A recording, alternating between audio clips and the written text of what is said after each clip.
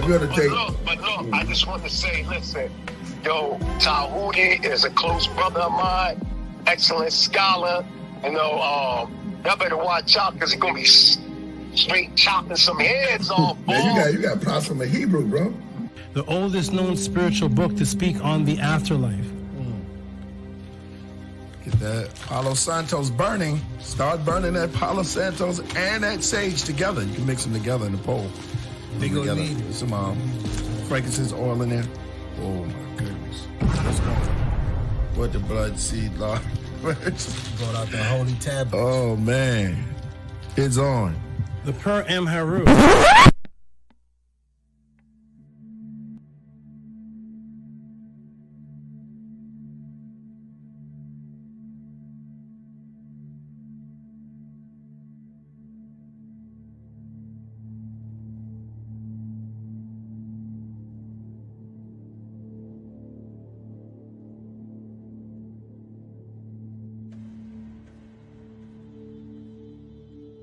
Coming to you live. He has been teaching for over 20 years. A 9-0 record in official public recorded debates.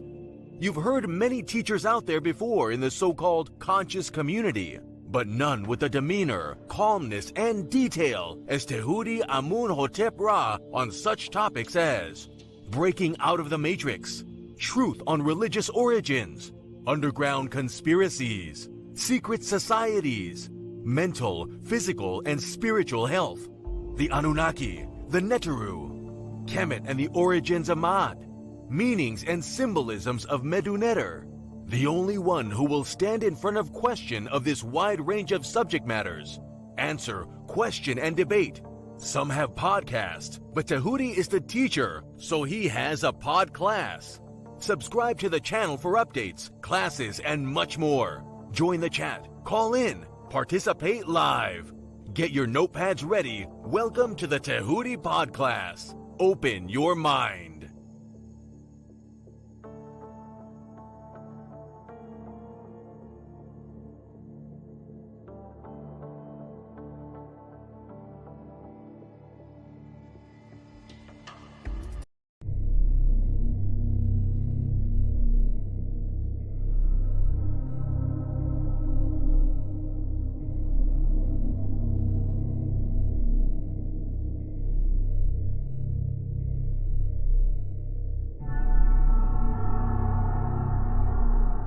And my point is simply this.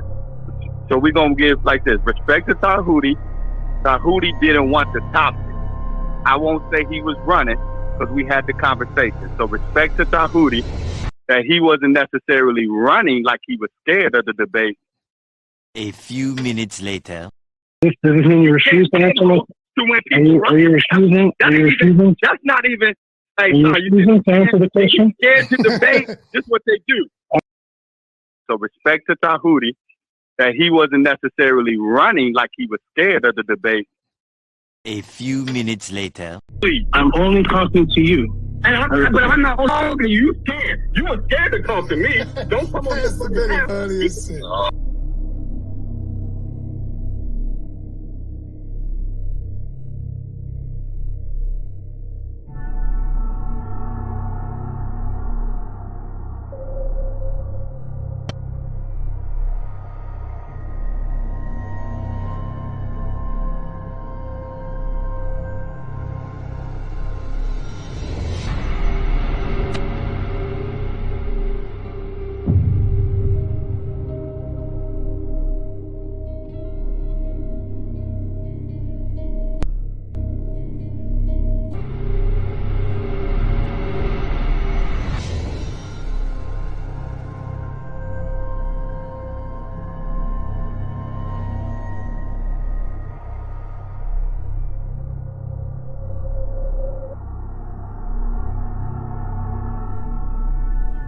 So he is God, the most high God.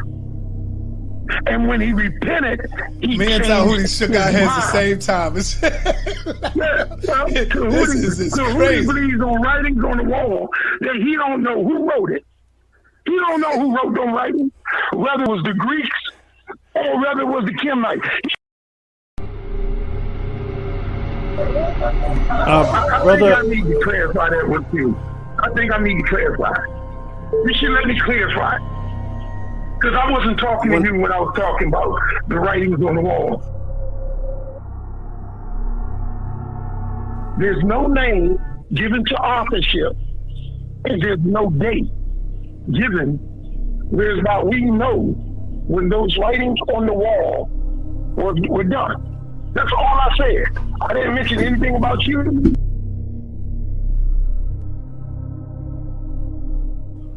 So, he is God, the most high God. And when he repented, he Me and changed Tehuti shook his our heads at the mind. same time. This is Tehuti crazy. believes on writings on the wall that he don't know who wrote it. He don't know who wrote them writings, whether it was the Greeks or whether it was the Kemites.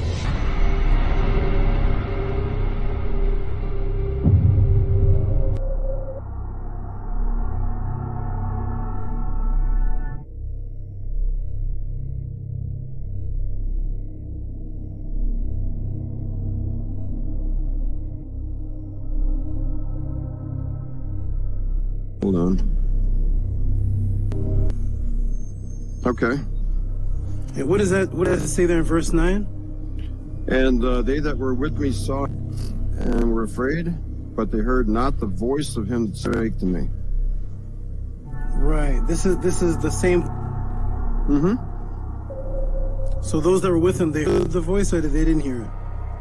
Now, according to what he's saying here to, who's he talking to here? Felix or Agrippa? Yeah. According to this, he says they heard the voice of him that spake to me.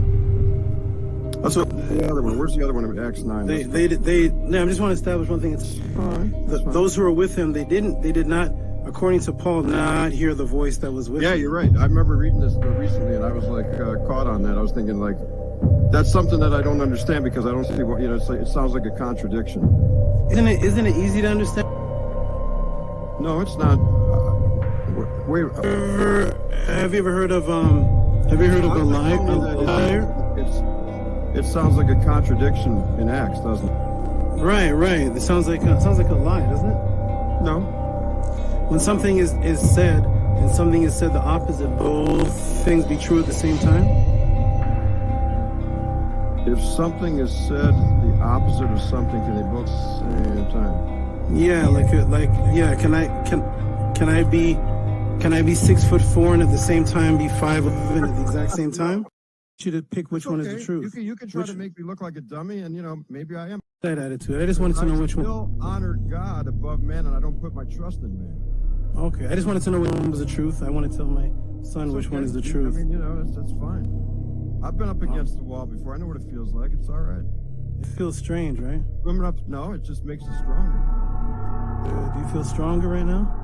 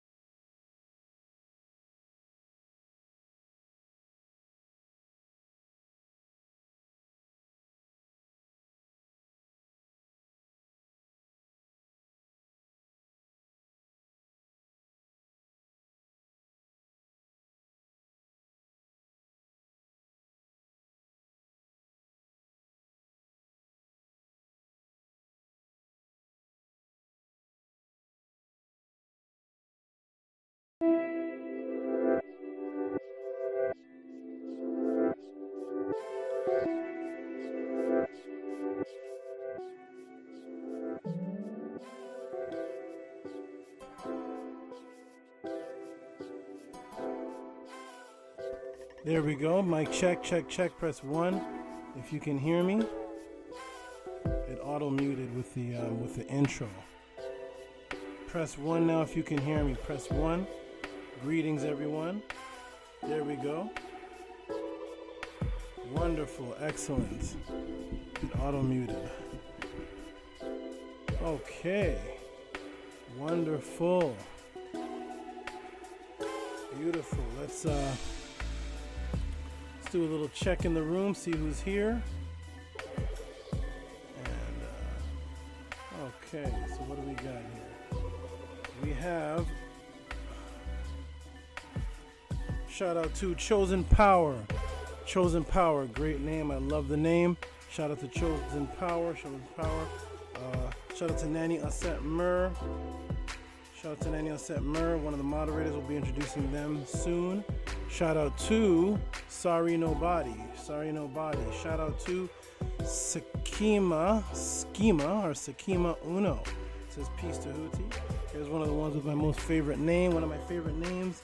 The intros though. 7 concentrate, 7 soul, 7. All right, wonderful, wonderful. This is great. Shout out to, who else is here? Ed Ren. Shout out to Ed Ren. Shout out to the other moderator, Anki Ma'at. Shout out to you. A lot of people are in here today. We got Casey Coogan. Shout out to Casey Coogan. We have, here's a nice name. I like this name. Kamishan. This is interesting. Kamishan, Tehuti, then there's the Bay there. Shout out to you. Haven't seen you before, but greetings and welcome to the room.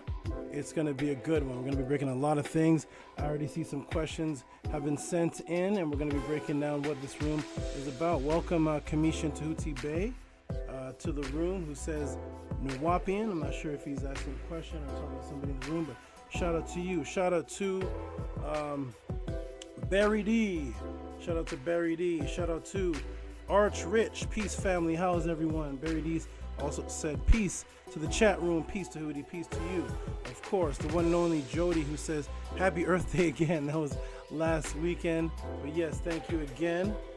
Shout out to everybody in the room who's here. Hotep, Unk, Uja, family. Best place to be on a Friday night. I do agree with you. I agree with you. I agree. Wonderful. We can't have this chat room and we can't have this class without Netter, the greatest, who says Tehuti, the thorough Amenhotep Ra. Thank you, my brother. Thank you. We have a tribe here from the sneaker tribe. Get 'em, Meth and Redman voice. All right. Shout out to you. We have Reggie PS5. What's going on? Okay. Shout out to you. We got everybody here. A lot of people in the room here. Shout out to, of course, shout out to the highest supporter and donator for a one-time donation, who hit up last week with $127 with a donation and a question. And I have a question from last week that was a part of that donation that I'm actually going to cover today. You're going to love it, Kamit.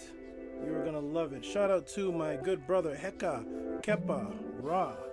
And of course, everybody here should be like this person who is a truth seeker. And here's my rhyming name, Horizon of Zion, Robert Williams. Shout out to you, Robert Williams. I'm not sure a couple weeks ago if you were in the trying to get into the back chat room on the video. I didn't know if it was you or not. But shout out to you, brother. Shout out to everybody. We got a lot of people in here. Here's a nice name, Hybrid Cypher. I like that name, Hybrid Cypher. Maurice Walker. Shout out to everybody in here. Here's another name here, Sony Nyaniso, meaning good Tokoza, meaning good vibrations in Zulu, all the way from South Africa. We have people all the way from South Africa. All right, here we go. We have RPM. Shout out to you. Shout out to you. We have Bernie Pete Sunlight Black. Hey, that's the name of the snake. Black Light, Archive it. We'll get into her in a moment. But yes, we have Andromeda Miserabilis. Interesting name. All right, shout out to everybody. I see, I think I see one of the people from Trinidad. Trinidad, there he is. Trinidad's in the house. And here's my oldest student thus far, as far as consistency. Golden 1999. Shout out to you. Going on 29 years of knowing me. Shout out to you. And Daniel Salinas. Shout out to you. Peace to the gods. Peace to you. Peace to you. It's gonna be a good one tonight. We're gonna get right into it. Right into it. It's gonna be good. I think that's everybody, but it's not, because we have big vapes, of course. Big vapes, big vapes, big vapes. And of course, we have one of the awesome moderators. I'm just seeing now, Seneti Amun. Everyone, thank you for joining the Tehuti Podclass. Okay, speaking of which, we are going to get into who those people are. Why I keep saying moderators. It sounds like I'm saying moderators, doesn't it? But it's actually not moderators. It is the moderators. Let me move this off the screen here. Boom. All right, Rich says Tehuti. So we have the moderators here. And they consist of Unki M. Mayat, Nani Aset Mur, and Seneti Amun. These are the people that you ask questions to as far as the maneuvering of the room. Where you can contact me, how the room may be run, if you want my email, if you want to know about books, if you want to know about past debates, classes. These are the people in the room that are moderating. They have the wrench, and because they have the wrench, they do have the ability to boot you out if you're disrespectful. We're going to get into that, but shout out to the moderators. Shout out to the moderators. Okay, wonderful. Okay, and Jody says, Tudi, will you please send me a few pictures when you have a chance so I can make a few banners? Okay, we'll talk about that. Wonderful, awesome. Nathaniel Turner, shout out to you. Shout out to you and welcome Nathaniel Turner.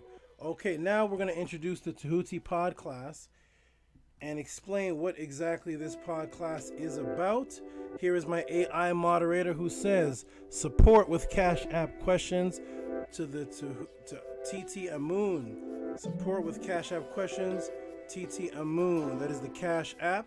And speaking of which, we're going to get into what this chat room is about, how it works, what this class is about, and who is this man in front of you with a spider on his hat and a snake in his hand. My name is Tehuti. I'm in Hotep Ra. I'm a teacher. I've been teaching for over 35, I've lost track. Several decades, going on 4 decades, 3 decades or so. I've been teaching all across America, all across Canada. Live, I used to teach anywhere from 40 to 500 people at a time. And then I went silent for a bit. I went silent and I focused on business. And I started just teaching inner people that I knew, close people that I knew to me.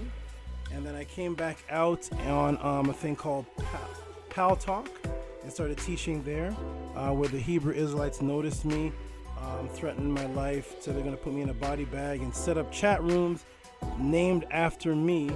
And those were good times. I was converting people. I was converting Hebrew Israelites at a rapid rate, and they weren't too pleased with that. Okay, after that, I went back silent. And I only taught my inner circle and my inner family until one of the brothers that I taught in person, his name is, one second, let me move this. Okay, there it is. One of the brothers that I taught personally, Ahati Ma'at, said he was scanning through YouTube and he sees a lot of teachers, so-called teachers out there, and he said he's not impressed. He said, I need to get back out there and teach the public because a lot of misinformation, and he said nobody out there is teaching as thorough as you, Tehuti, and there's a lot of souls out there that need to hear this type of knowledge the way that you teach it. And so he talked to me for about 5 months, and finally I came back out public again. I did an interview with this group called the Lion's Den. I did an interview with them. In the interview, the champion, I guess he was a debate champion. I didn't know much what was happening. I was just there for an interview. Debate champion challenged me to a debate. I said, okay, I don't know what's happening. Ended up beating him, and then I went on a succession of a winning streak, one after the other, and then I went on Sonnetter and went on another streak there, and continued to teach and continued to debate. And then I went on the Killer Priest podcast. Ahati got me on there as well, and continued to teach on there. So what happened is, as I got more popular on the internet, because I was popular in real life, but in the internet YouTube world, people started asking me for one-on-one classes. So I started one-on-one classes with people. They were about an hour to an hour and a half, and people were showing reciprocity, meaning that they were paying for the classes, but it became too much because there was like 15 people that wanted 2-hour classes, and there's just not many hours in the week. So I told them, instead of paying me for the classes, they were giving me, anywhere from 30 an hour to however. It was free will donation.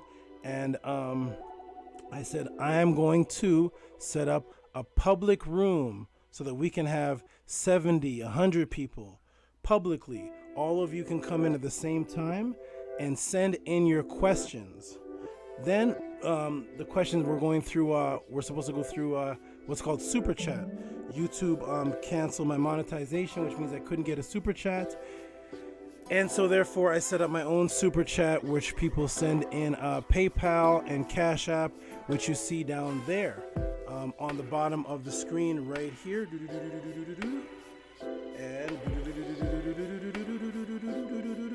And right over here. That is how you send in your questions. And because I answer questions extremely thoroughly, your question may take 20 minutes, 40 minutes to answer. It may take 10 minutes, but you're going to get articles, translations, archaeology, anthropology, science, language, how to teach, because I teach people how to teach. And this is called reciprocity, because if I come on here and I'm on here for sometimes 4 hours straight teaching, that is 4 hours of my life that I'm giving up to educate the masses. There's no drama, no insults to anybody, no raising of voices to people, no slandering people's mothers, talking about this channel, talking about some other person. This is the only channel where you're gonna come and get straight, factual information, and asking me random questions that I don't know you're going to ask. You could pre-send me a question the day before, or you can send me questions right here live by sending in a Cash App right there in the corner, and you can type in your question.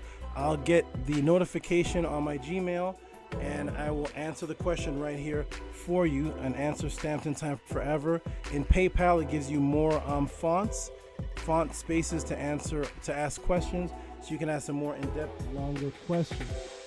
You can send in donations and support to support the mission that I'm on, which is to educate and uplift people. I've educated and uplifted thousands of people all across the world. This is what I do, and I do this for a living. So I appreciate all the support that I am going to get, and I hope you appreciate the answers that you are going to get. And this is how the Tehuti Podclass works, which means that if you're typing in questions in the chat at the bottom there, wherever that is, I'm not going to see them. More likely, I'm not going to see them.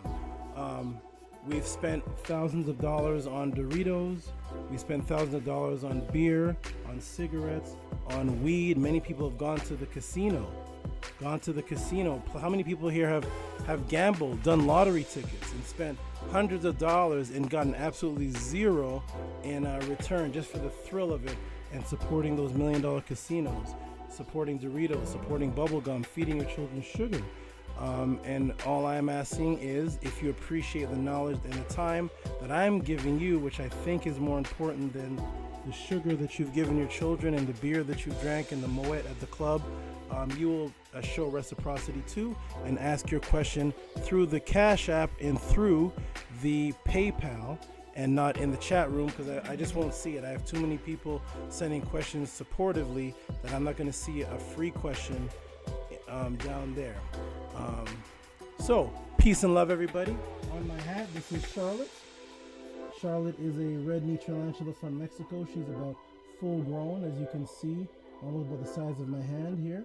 That is Charlotte. She represents weaving, and she represents the goddess Neith, the goddess of photonic entanglement, and weaving in Kemet, weaving the energy of the universe together, which we can get into a conversation if he has a question. She's all the way from Mexico, all the way from the Philippines is Kaibet, Black Light, I call her. She is a extremely rare snake from the Philippines, all the way here now in California. And you will never see this you should not see this at Petco or any pet shop. She is called Black Light because the screen here doesn't even do her due justice. She's actually a black snake, and when the light reflects, you can actually see it right there.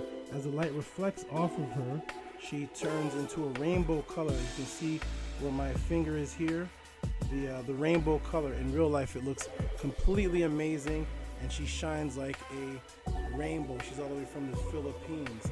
The snake represents many things to me, which I can answer if you send in a question on it.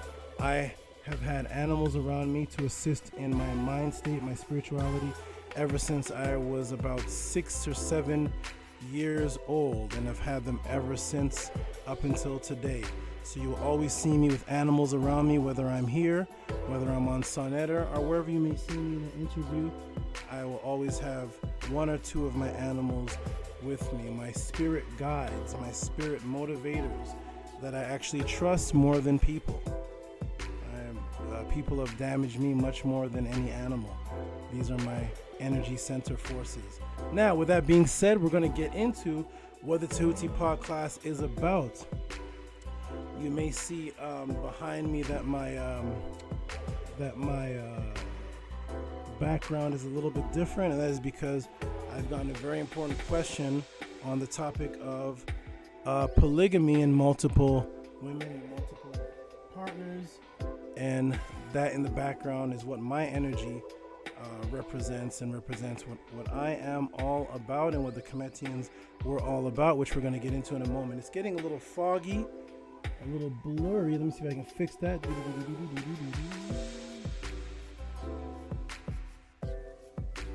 let's see if that worked a little bit. It may autofocus. Very strange. But okay.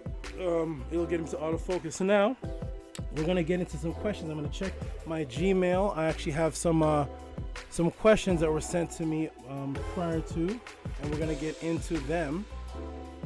And I'm gonna put black.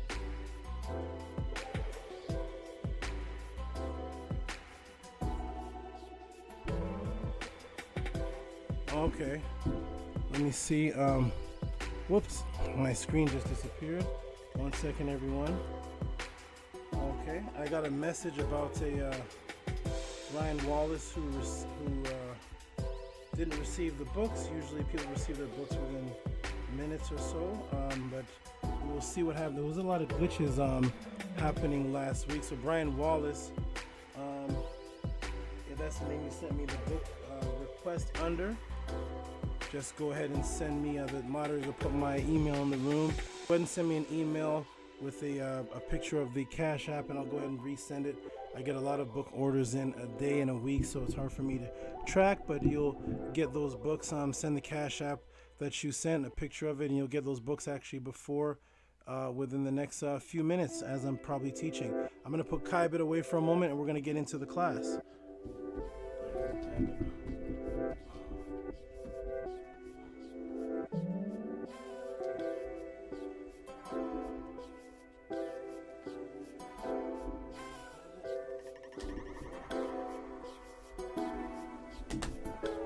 Okay, I am back. Let me see if I can fix this blur here.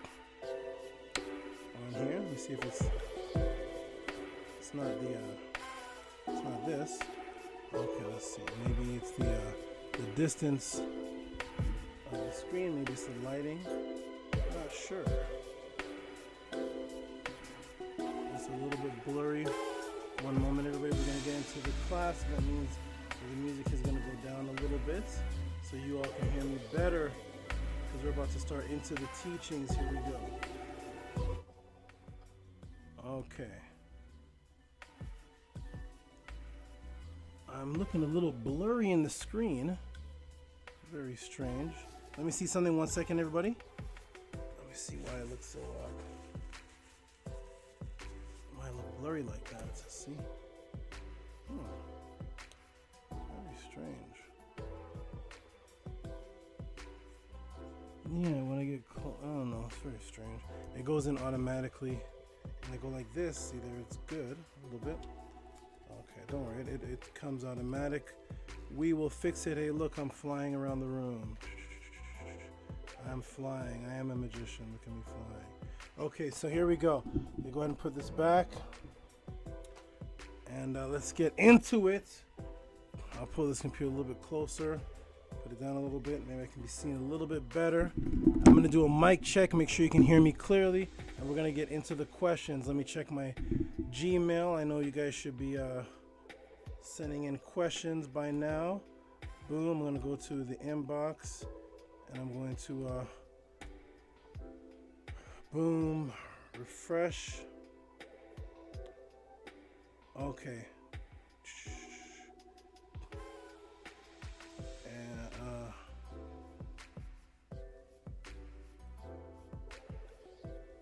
Okay, let me okay, I know. Okay, so we're gonna get to past questions. So everybody, if there's anybody that sent in a Cash App or a PayPal so far, I don't see them yet. So maybe they're sometimes they take last week there was a glitch too, so it took a little while for them to come in. So what I'm gonna do, we're gonna get into the first question here that I already have in. Oh, I got a lot of stuff on my screen. Okay, let me get to the first question. Here we go. Welcome everybody to the Tehuti Podclass. We're about to get into the questions here. And the question is from Lola Mu'ow-T Lola. Let me go ahead and see if Lola is in the room. Are you in the room, Lola? Let me check the room. I like it when the people are in the room so they can hear the answer live and fresh. If not, I'll still go ahead and answer, and she'll watch it back later. Watch it back later. Okay, let me do a mic check, one more mic check before I go into it. Oh, I see there. Yeah, there's Lola. Okay, peace, Lola. Greetings. A mic check again. A mic check again.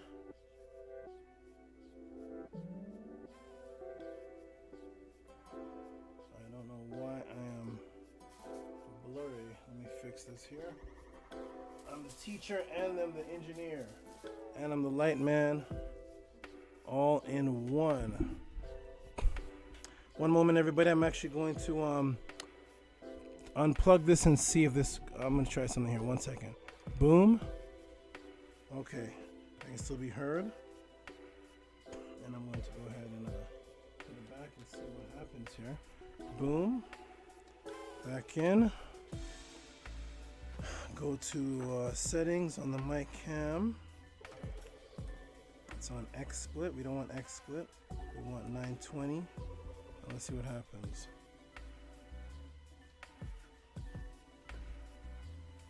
920. One moment, everyone. I'm just doing a troubleshooting the camera.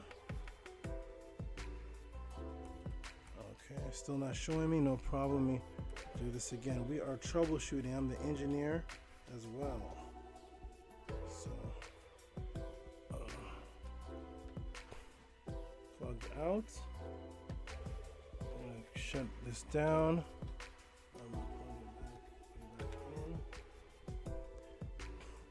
Moment.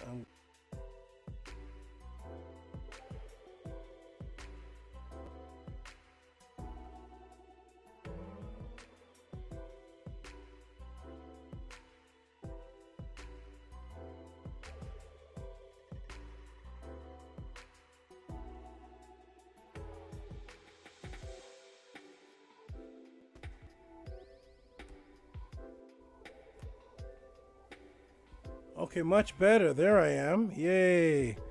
There I am. Nice and clear. There are the ladies behind me. Everybody's here. I'm gonna move the AI moderator from the screen so everybody can see clearly. And we're about to get started. So boom, I'm going to there at the bottom there, please support and ask your questions. And I'm gonna put this. Okay, I'm gonna go ahead and put it as a ticker so it doesn't take up too much space. Let's see. And I'll take off this. Okay, boom, ask questions. Here we go. Okay, great, everyone. Everyone can see me clear now. I do a little bit of troubleshooting, and I am back. Wonderful. Okay, here we go. This is going to be a good class. We're going to get into, go ahead and do this here. Boom, boom, boom. I'm going to go ahead and put Lola's question and her support on the screen so everybody can see. That's what I do, everybody. Once you send your Cash App and you send your our PayPal, it pops up. I put it on the screen as a super chat, and we read it together, and then I answer the question. Okay, let me go ahead and delete. And go ahead and delete. No, not that. That's the wrong week. Delete. Okay. And let's see if we can get Lola on here. Boom. Get Lola on here. There's the right one. Boom.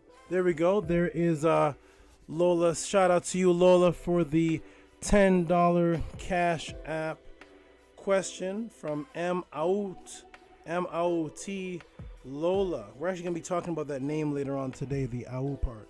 It says, Hotep Saba, Nechimu, and Tua for your existence.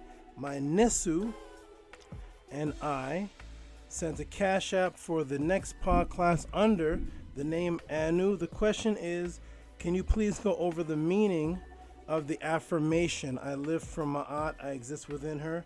I do not speak in the place of Ma'at. Every day advance towards Ma'at. My being is surrounded in darkness. I come forth as conscious light. How is it written, as well as where can it be found, and where can it be found, and how it can be used to help people? Wonderful question. That's a great question. So for those who are wondering what she's asking about, actually at the end of each class, I say an affirmation. I say it with my goddesses here and my children. We say it when we wake up in the morning. I actually say it throughout the day, and I'll go ahead and show it, and we'll walk through it, and we'll see what it is. Very, very important question, because a lot of people ask me how can they apply some of the knowledge to their daily life. I actually have another question that came in about applying Ma'at. And another question about polygamy, which actually is going to help answer this. The question about polygamy is going to answer the I exist within her part of the question. Let me see something really quick. Let's see what I can pull up on the screen. And 1 second.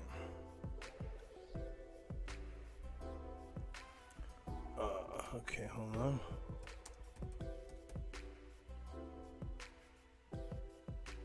One moment. Oh no.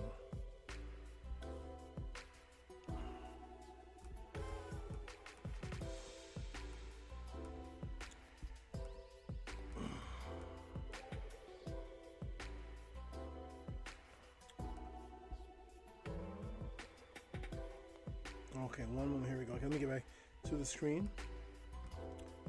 1 second.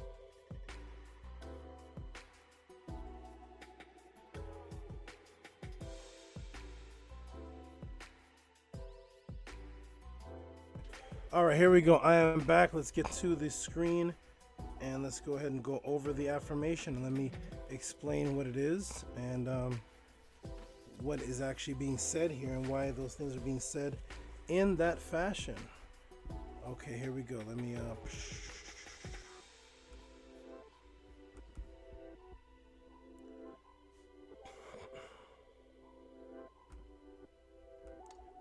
Okay, everybody, here we go. Screen share for the first question from Lola. Great question. Let's get into it. Let me know if I'm screen sharing, everyone. I should be screen sharing. All right, so as you see, I'm going to hide this. As you see on the screen, this is for Lola. Beautiful question. Here is the affirmation. What I did is I put the affirmation in the transliteration. That means that's in the Medu, the way that it's said. And then underneath it is the English. Okay, so Ankh-i Ma'at. Right? Ankh-i Ma'at. And there's one part I didn't write. I exist within her. We're gonna get into that. So Ankh is the word for life. It is the word for life binding. When you add the E to a word in Kemet, it is a possession. It's I. E is a way to possess something. So Ankh-i is I am living. Ankh-i Ma'at. The interesting thing about this, which I'm going to show after this is done, is that a very important question has to be asked to everyone who is seeking their ancient culture, and that is, once somebody comes up to you and says they're presenting to you ancient culture, whether it's ancient Hebrews or whatever they claim they are, ask them to show you where anybody is saying first-hand person, singular, an individual is saying that they live a particular lifestyle. That means that anybody could say that there was a group of people called Hebrews in the past, and they followed the Torah, they believed in a man named Moses, they read the 10 Commandments, if you believe in the Talmud, the 613 Commandments. Anybody can say that. Anybody can say Islam was our ancient way of life. It goes back to Adam and Eve, and that's our way of life. Because remember, the goal for everybody, most people in this room and most people that are seeking the truth, is what were we doing prior to invasion? What did we say ourselves that we were doing? And ladies and gentlemen, what we said ourselves, which I'm going to show in the writings of Ptah-hotep, that the people along the Nile Valley said themselves, I live for Ma'at. I, singular. It's a person speaking from themselves. It's nobody being superimposed a religion. You can't find anybody in ancient Hebrew time. This is what I was going to debate Mighty Hebrew on, and I was debating Zion Lex. I debated Zion Lex on. Who in any ancient times ever said, I am a Hebrew. I believe in Moses. I follow the Torah. Where can we find this on any ancient writings that go back to the time of the so-called prophets? We can't find it. So, thank you. Thank you, sit out here. So, the Ankh-i Ma'at is I live for Ma'at. Ma'at is a word. It's a word that means several different things. It means consciousness. It means to be aware. It has the word ma'a in it, which is a conscious perception. It also means truth and reality. And there were codes written by the scribes in ancient Kemet, which were the laws of Ma'at that we're actually going to be going over for the next question that was asked, if the brother is here in the room. So it is the way of life that was mentioned by our ancestors. That means that none of our ancient ancestors mentioned any way of life that any of the people are presenting to you today. All the religious debates, Jehovah's Witness, Seventh-day Adventists, Pentecostal, Catholics, Hebrew, Israelite, Muslim, Moor, there's nobody in ancient history that said that they were any of those things. These are all names that are given, superimposed upon people, whereas we said ourselves, we live for Ma'at, we live for truth. The Un-MS, Un is a word that we're going to get into today because somebody sent a question in about Easter. 3 people sent a question about Easter, actually. And we're going to get into Un. Un was actually one of the names of Osar. it was a word that meant existence. And it was a word symbolized by a rabbit that we're going to get into, because rabbits are one of the fastest reproducing mammals. And so the rabbits represented fast reproduction and fast existence, the hare. So the Kemetians would look at animals, and they would actually receive guidance and messages from the way that animals lived and present it to their own lives, and look at nature and see how they could live through nature, how they could see nature within their own lives. So Un was a rabbit. It meant to be existing. M was an owl. M was an owl. It's actually the word for Ma'a. Ma'a is an M, and it's actually the letter that's inside of the word Kemet. It is an owl, which represents vision again, because owls have the ability to turn their heads 270 degrees because of the rods in their eyes. There's so many rods in their eyes actually can't move. They have to move their head, and it almost looks like they're looking 360 degrees, and it's a nocturnal animal that can see very well at night and move its head almost in a complete circle, and it represents wisdom and thought and sight to the Kemetians. Now today, an Illuminatus Masonic symbol that you find on your dollar bill. That was an M, and it meant to go through something or to be within something. And then S was her. S is the reason why the Greeks add the letter S to almost every word that they translate from the Medu Neter. So instead of Aset, it becomes Isis. Asar becomes Osiris, even though Osiris is a word you can find in Medu Neter. But most of the words in the Medu Neter, when the Greeks take them, they add the letter S onto it. S was actually the shape of a cobra in a striking position or in a defensive position, which represented female protection. It was the letter S, and that's why the letter S got incorporated into Freemasonic language, which always associated with of course, a snake, which starts with the letter S. Slithery, slimy, sneaky, whisper, hissing. And they add the letter S to words now to make it feminine, because in ancient time the serpent represented the woman. So of course religion came and they had to make the serpent evil. So the serpent, which represented the letter S, which became S in English, was a letter now added onto English words to make things feminine, such as actor becomes actress. And you can continue to go on with adding the letter S to the end of words, and that Mr. becomes mistress. But because of female hatred, they've actually have a different definition for the word Mr. than the word mistress. This is mistress. This is a part of the matrix. So Mr. is actually from the word master, and when you call somebody a Mr. in this society, this Masonic society, it's actually a form of respect. Excuse me, Mr. such and such. That's how you apply it. That's how you speak to people that are teachers. Mr. such and such, Mr. such and such, which means master. Mr. and master is the same word, but yet the exact same word made feminine, which is supposed to mean a female ruler, a master, now becomes a woman on the side of a relationship. You see what happens in the Matrix? This is the insulting and degradation of women, that you can take the exact same word, master or mister, but then a mistress is usually implied as somebody you're cheating on. Like, this is my wife, and then I have a mistress. You see? So mistress becomes something negative. When actually mistress just means a female master. So make note of that. So we said we existed within her. And I'm going to get into why the Kemetians said we existed within her.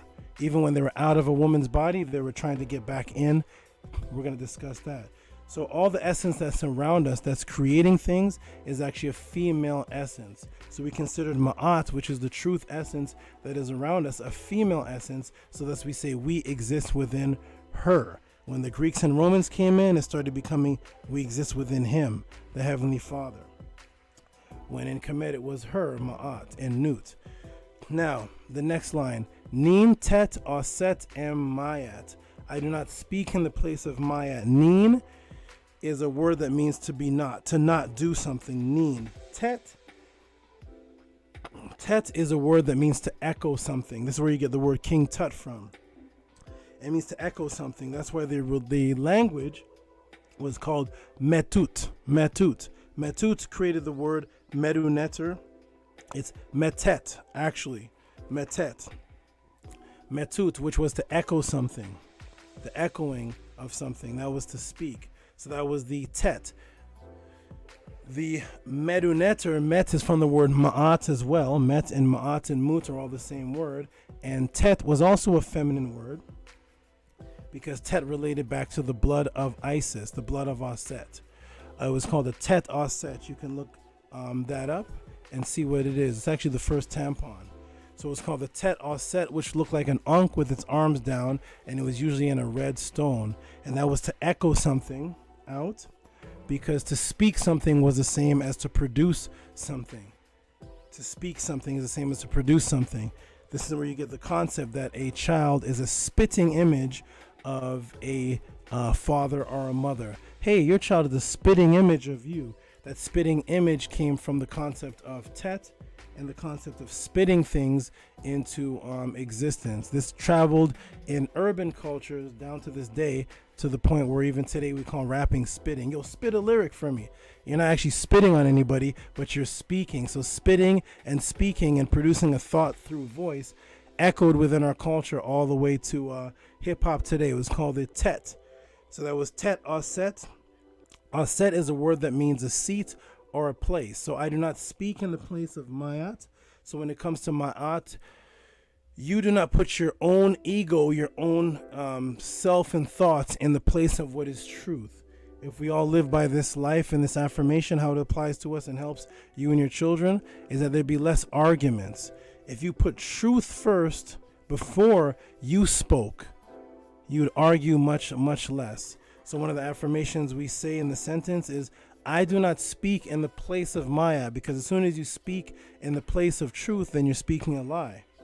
You're speaking what's called isfet, which is confusion. So Mayat comes first. Next line, Min hapapet em Mayat.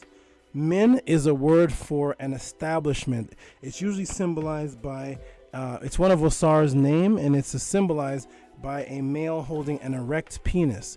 The erect penis was the min, and meant to be firm and established, and something that is continuous and forever, because through the erect penis comes everlasting life in the physical form. Through the erected penis and the ejaculation becomes the min, which is something that's continuously going on. Min is also established or symbolized as a stone, something that's firm, that goes on forever. So the min is eternity or every day. Hapapet is from the word happy. Happy is the original name for the Nile River. It was called happy, and it meant to flow. The actual Medu Neter glyph of it is an arrow pointing in a direction. That was called a happy. So every day I advance, I'm moving like the Nile River, smooth in a current. I'm advancing M towards Mayat. So I'm moving closer to the truth every day, because no man or woman has mastered the truth. As Ptahhotep says, no man or woman has mastered the truth. Every day you get closer and closer and closer to truths, because you learn every day. Every day is a learning experience. Therefore, there's no such thing as a grown man. There's no such thing as a grown woman, because you are constantly growing. Once you're grown, you've stopped growing, and then you cannot receive any more information. All right, next line, Kur, which is said sometimes Kur. It's a soft K. It's Kur and Hu Kiyui. Okay, so this is my being is surrounded in darkness. Kur is where you get the term Neter Kurt from. Kur, which means within something, in a state of darkness, because once you go inside of something, it gets darker. So we're surrounded in a state of darkness. Our Kiyui, our self, is Anhu. It's surrounded in a state of darkness, right? Which symbolizes that you're inside of a world that you are striving to seek light. You are constantly seeking light and truth in a realm, in a world that seems to be dark, because in this world of the Matrix, you can't see things very clearly. This is where the owl symbolism comes from, an animal that can see in the darkness. So even though you're surrounded by darkness, you want to per em heru, or per e kut. Per means to come forth, I come forth, per e, and then kut is light. Kut is light. So you're coming forth as light, even though you're surrounded in darkness. And that's why the oldest spiritual book on the planet is called the Per Em Haru. Per, which means come forth, Em, coming forth from, and then Heru is daytime or light. So you're always wanting to come forth as light, because that is your Ba, or your light energy, your inner soul, coming forth in a realm that is full of darkness. So you come forth as a conscious light. So that is the affirmation. Now you have a better and clearer understanding of it. Let me see something here. One moment. My eyes are a little blurry, but we're going to get to it. Here it is.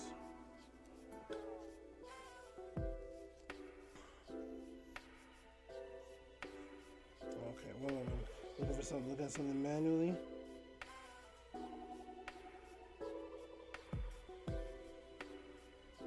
Okay. So I'm going to go to page 176. So here is how the affirmation comes about.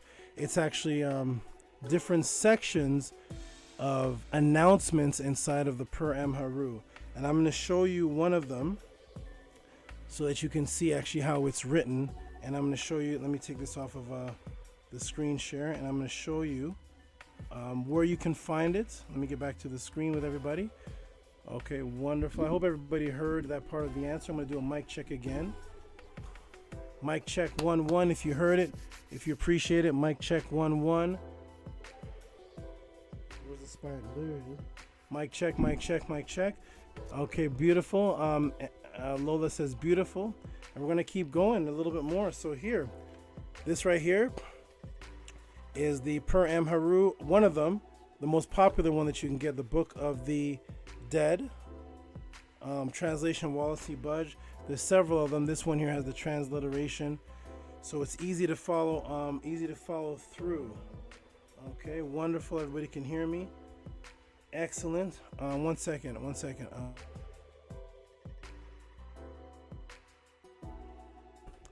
Okay, wonderful.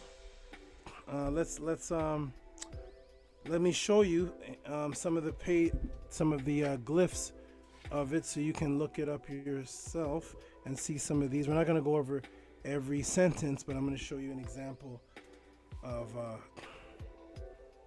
Thank you so much. Let me get a little water break. Let me shrink this down. Boom, boom, boom.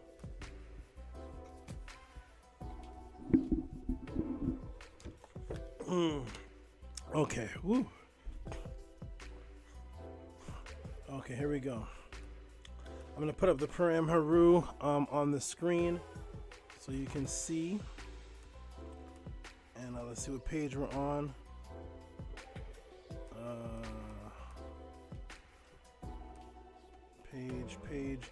Page 179.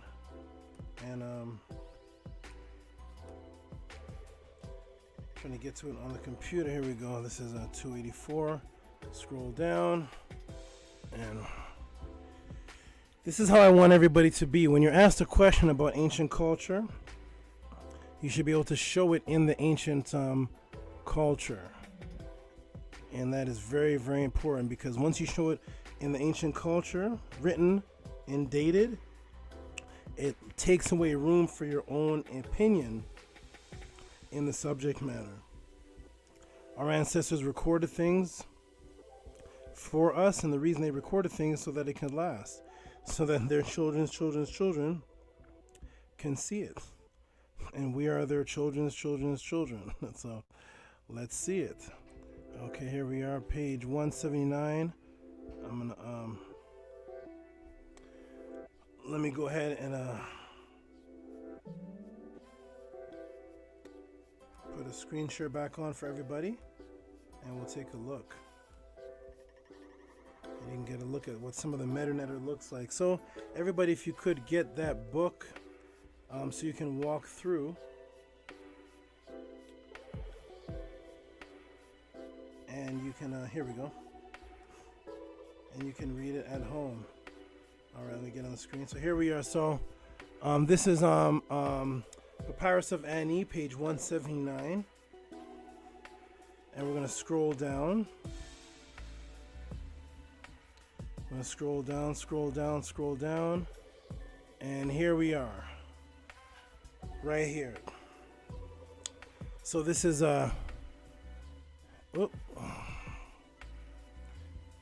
this is a neen or an een. When you see the dot on top of the A, it makes an E sound. So teti, tet, there's the tet, the chet, speak, een, to chet, E, that's I, that's the I. Neen tet, M aset, there's the aset in the place of right and truth, and there's the word ma'at. Every day I'm advancing towards truth. Here it is right here. Mean, that's every day.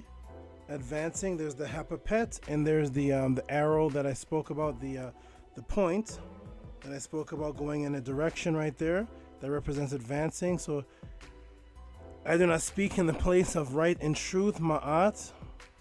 I do not speak in the place of right and truth. Every day I'm advancing in right and truth. And her and who, there's the her and who, my being is surrounded. And kaui, my being is surrounded in darkness. And this is sailing, keeping the festivals, and that's another line there. So these are sections of where the affirmation is coming from. So the first step I would say, Lola, is yes, pick up that book, and then we can walk through different sections where all these words and sentences are and how the affirmation all comes together. And that is, so there's your Medu Netter there. That is the answer to that question. If you want to know more, of course, just contact me directly. And we're actually I'm going to get into more for the next question that's asked, because somebody asked me on polygamy, which is going to get right into more explanation of what the I exist within her. So yes, wonderful. So we see the ancestors themselves talking about living in Ma'at, not speaking in the place of Ma'at.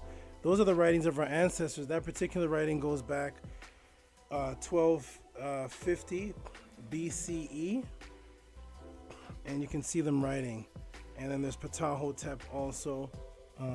I may show that later, but you understand the point, that you can see our ancestors are the ones that say what they believe in. We don't need anybody to tell us what the ancestors believed in. They wrote it themselves, what they believed in. All right. Wonderful. Let me check and see. Boom. Oh my goodness. A whole bunch of questions and a whole bunch of cash apps and such has come in. We're going to get to them. We got to get to the next question that was asked. And let's see if is let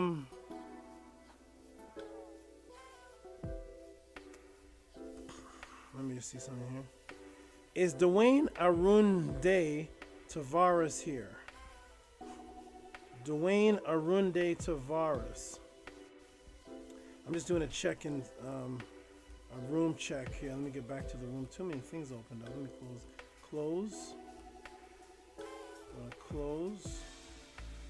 I have a lot of things open up here. We're gonna get into some deep things. Peace, Dreamwork. Peace. I don't know if Dwayne Antunde Tavares is in here. If not, we're gonna get back to him. No problem. If Dwayne is in here, Tunde Tavares. If not, no problem. We're gonna get to you. I'm trying to get to everybody. So I know Kamit is in here. Kamit, press 1 if you're in here. And as soon as I said his name, he's comments. Tehuti's knowledge flows like angel falls in Venezuela. Man, I'm blown away every week. I'm gonna check out Angel Falls. Yes, the knowledge flows through me because Nintet Aset Amayat. So let's go on. I'm gonna break down a little bit more, and then I'm gonna take a break. This is gonna be good. Actually, wait a minute. Oh, the Easter breakdown is gonna blow everybody away. I got asked about Easter. Wow.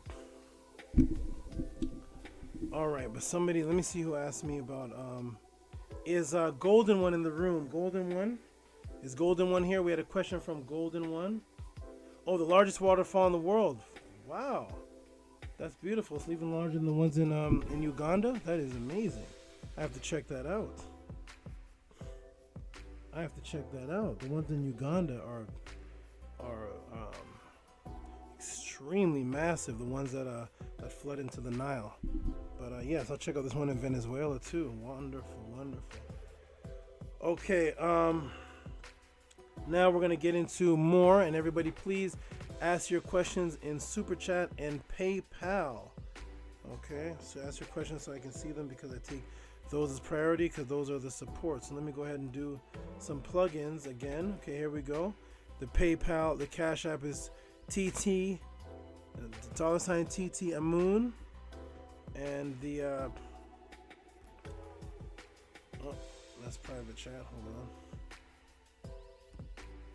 And there's the PayPal is Rocky SV, and there's the Cash App. Everybody please support. And let me go ahead and put this up in the corner, and then we're going to get into the next question. We're going to get into the next question here is boom. All right, we see 93 people setting up in here. This is beautiful, beautiful. 93 people. Let's keep it going. Let's get up to 200 people. I know if I was on here ranting and raving and slandering people, I'd have about 500 people in here. So let's see if we can get up to 200 with just pure knowledge. You see the spider on the hat?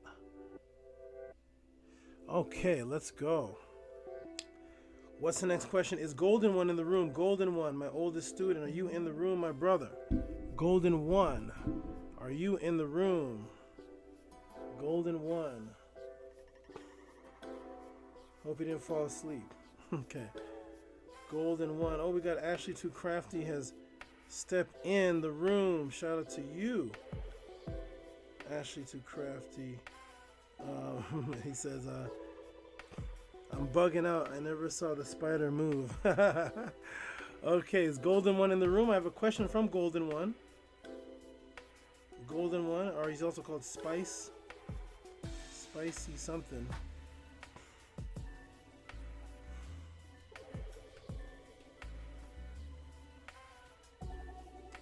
Okay.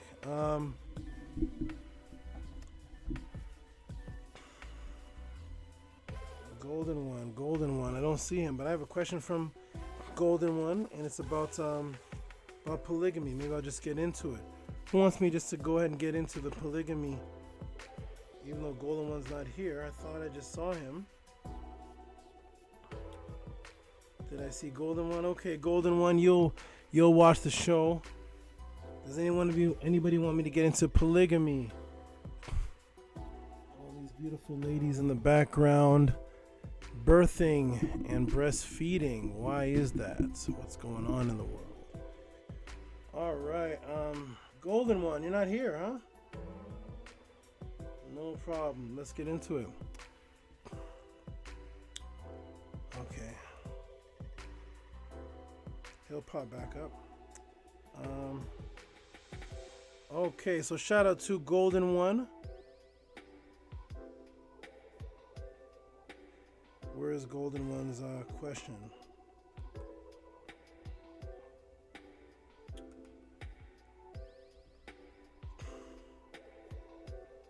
Okay, let me go ahead and put this up in the room here. Do a screen share. Let's go, somebody says. Nice. Oh, nobody said. Somebody said. Nobody said. This is getting confusing. Okay, somebody said. Here we go. Here's the question. Shout out to Spice Island Sea Moss. How does polygyny correlate with the teachings of Ma'at? He sent me and corrected. He corrected the sentence and said it's supposed to be Ma'at. So the full question is, how does polygyny correlate with the teachings of Ma'at? And there he wrote it at the bottom.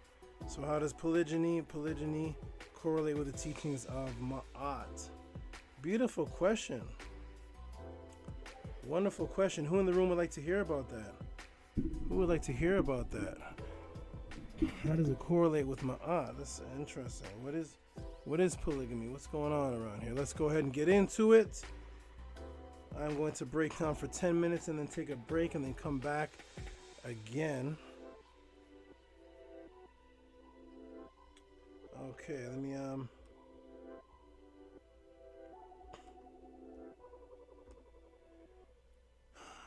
this is actually going to be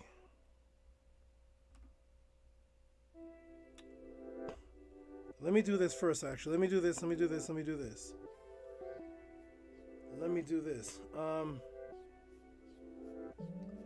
Brother Kamit, a lucky shot. Tehuti about to go in. Oh, here's a nice name. I like this name. I haven't seen this person before. This name. Look at this name. Amun Ra Unk Atun Patah Ma'at. That just blew the whole. That's the most powerful name right there. Amun Ra. How many deities? How many? Amun Ra Unk Atun Patah Ma'at. This name is. The room's about to blow up. Peace and shout out to you. First time I'm seeing that name in the room. I love that name. That name is great. That's a lot of names. Okay, is Kamit, are you able to come in the room? I'm actually gonna take a 2-minute break and then get into it because I don't wanna chop this up. I wanna go one big flow into the polygamy and right into the Easter question. Kamit, are you able to come into the room? If not, I'm gonna take a 2-minute break. Put on my Bible cartoon. Take a little break for about 2 minutes. And he said too many. Too many names. He's at work. Okay, no problem. I want to be totally revived and refreshed when I answer this question. So let me take a 2-minute break, go refresh, and let's get into polygamy and Easter question. Let's go. Give me a moment. I'm gonna put on my favorite cartoons for you all.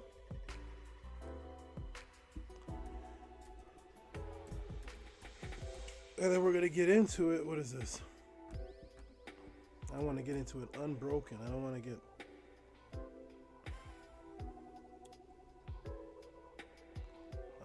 broken up here with this. Okay, let's see if this is it.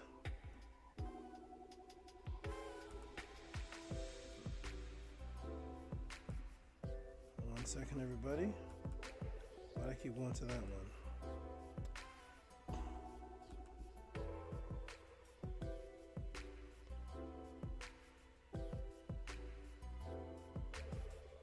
Okay, here we go, everybody. I'm going to put this on, take a couple-minute break. And thank you. Senator Moon put up recommended books. Thank you. Everybody can click on the link if it's clickable. Okay, here we go, everybody. Let me go ahead and put this on because I gotta have energy for this.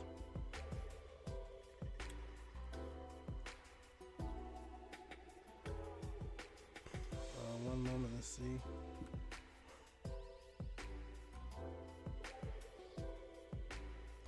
This is gonna be an action-packed night tonight. Okay, hold on. Let me put this on for you guys, and I'll be right back in just a moment. Screen share. I want to do entire screen.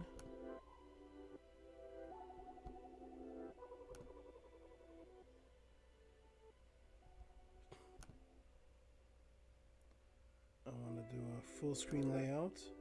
There we go, everybody. Okay, everybody, enjoy. I'm going to put on a couple of these, and I'll be right back.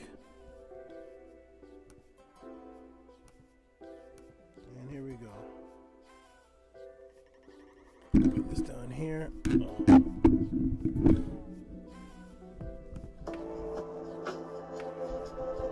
Whoop, one more thing, everybody. Hold on. Get me out of the screen.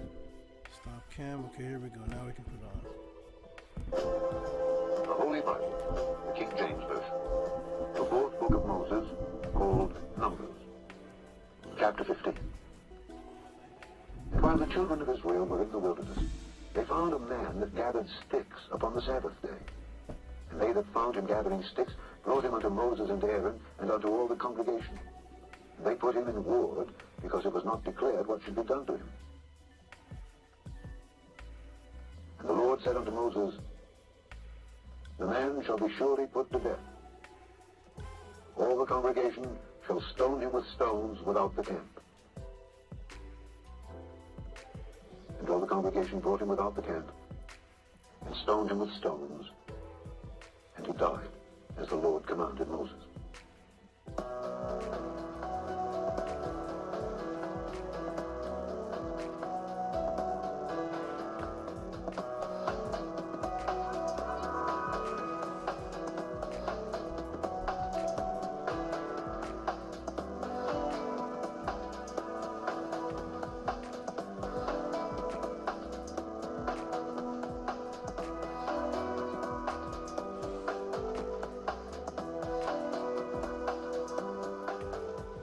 Spake unto Moses, saying, Speak unto the children of Israel, and bid them that they make them fringes in the borders of their garments throughout their generations, and that they put upon the fringe of the borders a ribbon of blue, and it shall be unto you for a fringe, that ye may look upon it, and remember all the commandments of the Lord, and do them, and that ye seek not after your own heart and your own eyes, after which ye used to go a-whoring, that ye may remember and do all my commandments, and be holy unto your God.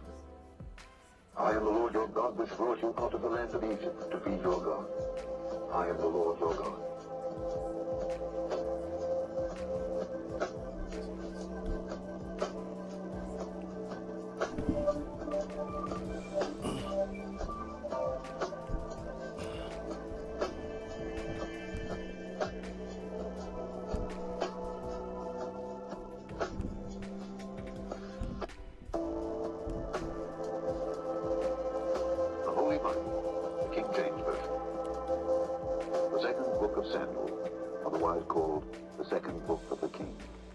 Chapter 24.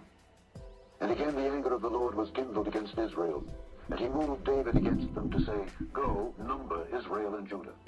For the king said to Joab, the captain of the host which was with him, Go now through all the tribes of Israel, from Dan even to Beersheba, and number ye the people, that I may know the number of the people. And Joab said unto the king, Now the Lord thy God add unto the people how many soever they be, 100-fold, and that the eyes of my lord the king may see it. But why doth my lord the king delight in this thing? Notwithstanding, the king's word prevailed against Joab and against the captains of the host. And Joab and the captains of the host went out from the presence of the king to number the people of Israel. And they passed over Jordan and pitched in a rower on the right side of the city that lieth in the midst of the river of Gad, and toward Jazer. Then they came to Gilead, and to the land of Tatim-Hadshai, and they came to Dan-Jayan, and about to Zidon, and came to the stronghold of Tyre, and to all the cities of the Hivites and of the Canaanites, and they went out to the south of Judah, even to Beersheba. So when they had gone through all the land, they came to Jerusalem at the end of 9 months and 20 days. And Joab gave up the sum of the number of the people unto the king. And there were in Israel 800,000 valiant men that drew the sword, and the men of Judah were 500,000 men. And David's heart smote him after that he had numbered the people. And David said unto the Lord, I have sinned greatly, in that I have done. And now I beseech thee, O Lord, take away the iniquity of thy servant, for I have done very foolishly. For when David was up in the morning, the word of the Lord came unto the prophet Gad, David's seer, saying, Go and say unto David, Thus saith the Lord, I offer thee 3 things. Choose thee one of them, that I may do it unto thee. So Gad came to David and told him and said unto him, Shall 7 years of famine come unto thee in thy land?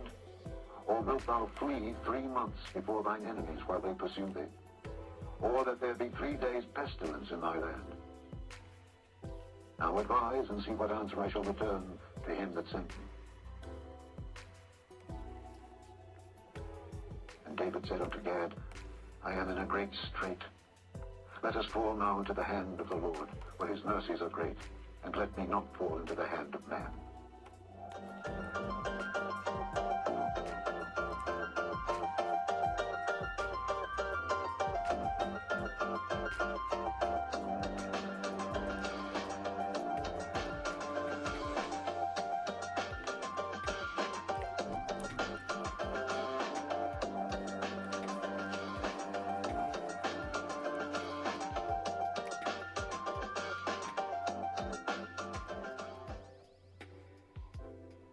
So the Lord sent a pestilence upon Israel from the morning even to the time appointed. And there died of the people from Dan even to Beersheba 70,000 men. And when the angel stretched out his hand upon Jerusalem to destroy it, the Lord repented him of the evil, and said to the angel that destroyed the people, It is enough, stay now thine hand. And David spake unto the Lord when he saw the angel that smote the people, and said, Lo, I have sinned, and I have done wickedly. But these sheep, what have they done? Let thine hand, I pray thee, be against me, and against my father's house. And Gad came that day to David, and said unto him, Go up, rear an altar unto the Lord in the threshing floor of Araunah the Jebusite. And David built there an altar unto the Lord, and offered burnt offerings and peace offerings. So the Lord was entreated for the land, and the plague was stayed from Israel.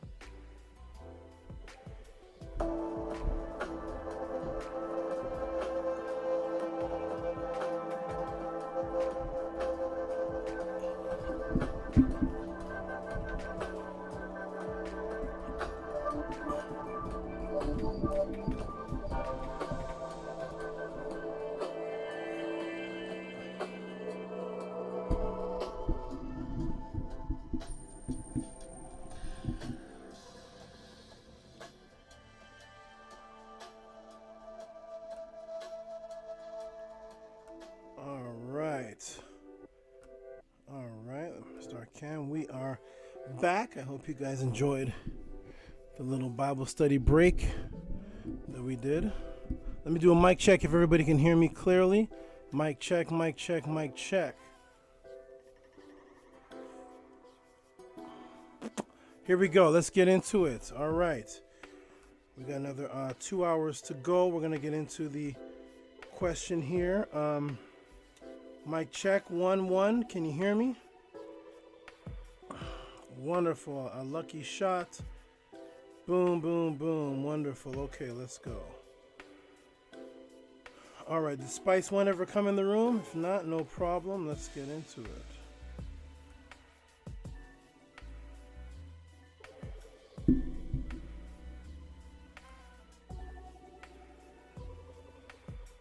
Where did, hold on.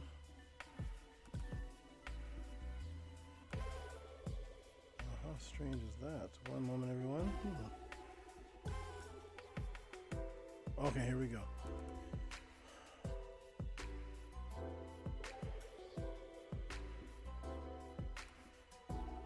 Okay, so let's go into question. Okay, here we go. So the question was asked about polygamy. How does it pertain to Maya? Can I explain it? So first, I want to say that about maybe 2 years ago? 2 years ago, I actually attended the polygamy. It was a polygamy council or meeting that had taken place. I'm going to show a couple pictures of that, and then we're going to get into that. It was very beautiful to have a bunch of sisters and brothers actually discussing this awesome topic. And let me get to the room here, and I'll show a couple pictures there. And there we go right there. This is good memories, breaking down some things over here. And here is the front panel right there, the beautiful sisters to the side here. And we're actually in a beautiful mini mansion, breaking down these topics, which are topics that aren't really discussed openly in the conscious community with references. Mainly, it's just with modern day opinions. But this is just bringing back some memories of these. So, anyways, let's get into it. This is an old picture here. That was a nice one. Okay, so let's get into it, ladies and gentlemen. We're gonna actually break this down. Well, here's the actual whole. Oh, this is beautiful. This is the whole. This is one side of the whole room, and I was breaking some things down here, and people were looking mesmerized because there was no personal, emotional drama attached to the questions, and it was good to have this live conversation. It was called the Polygamy panel. Wonderful. Okay, so here we go. Go ahead and close that out. Let me go ahead and do this here. Boom. And okay, so here we go. Let's get into it. So the question was asked about polygamy. We're going to get into the answer and break it down. What actually is it? What actually is it about? Okay, so in actuality, monogamy is a strange thing.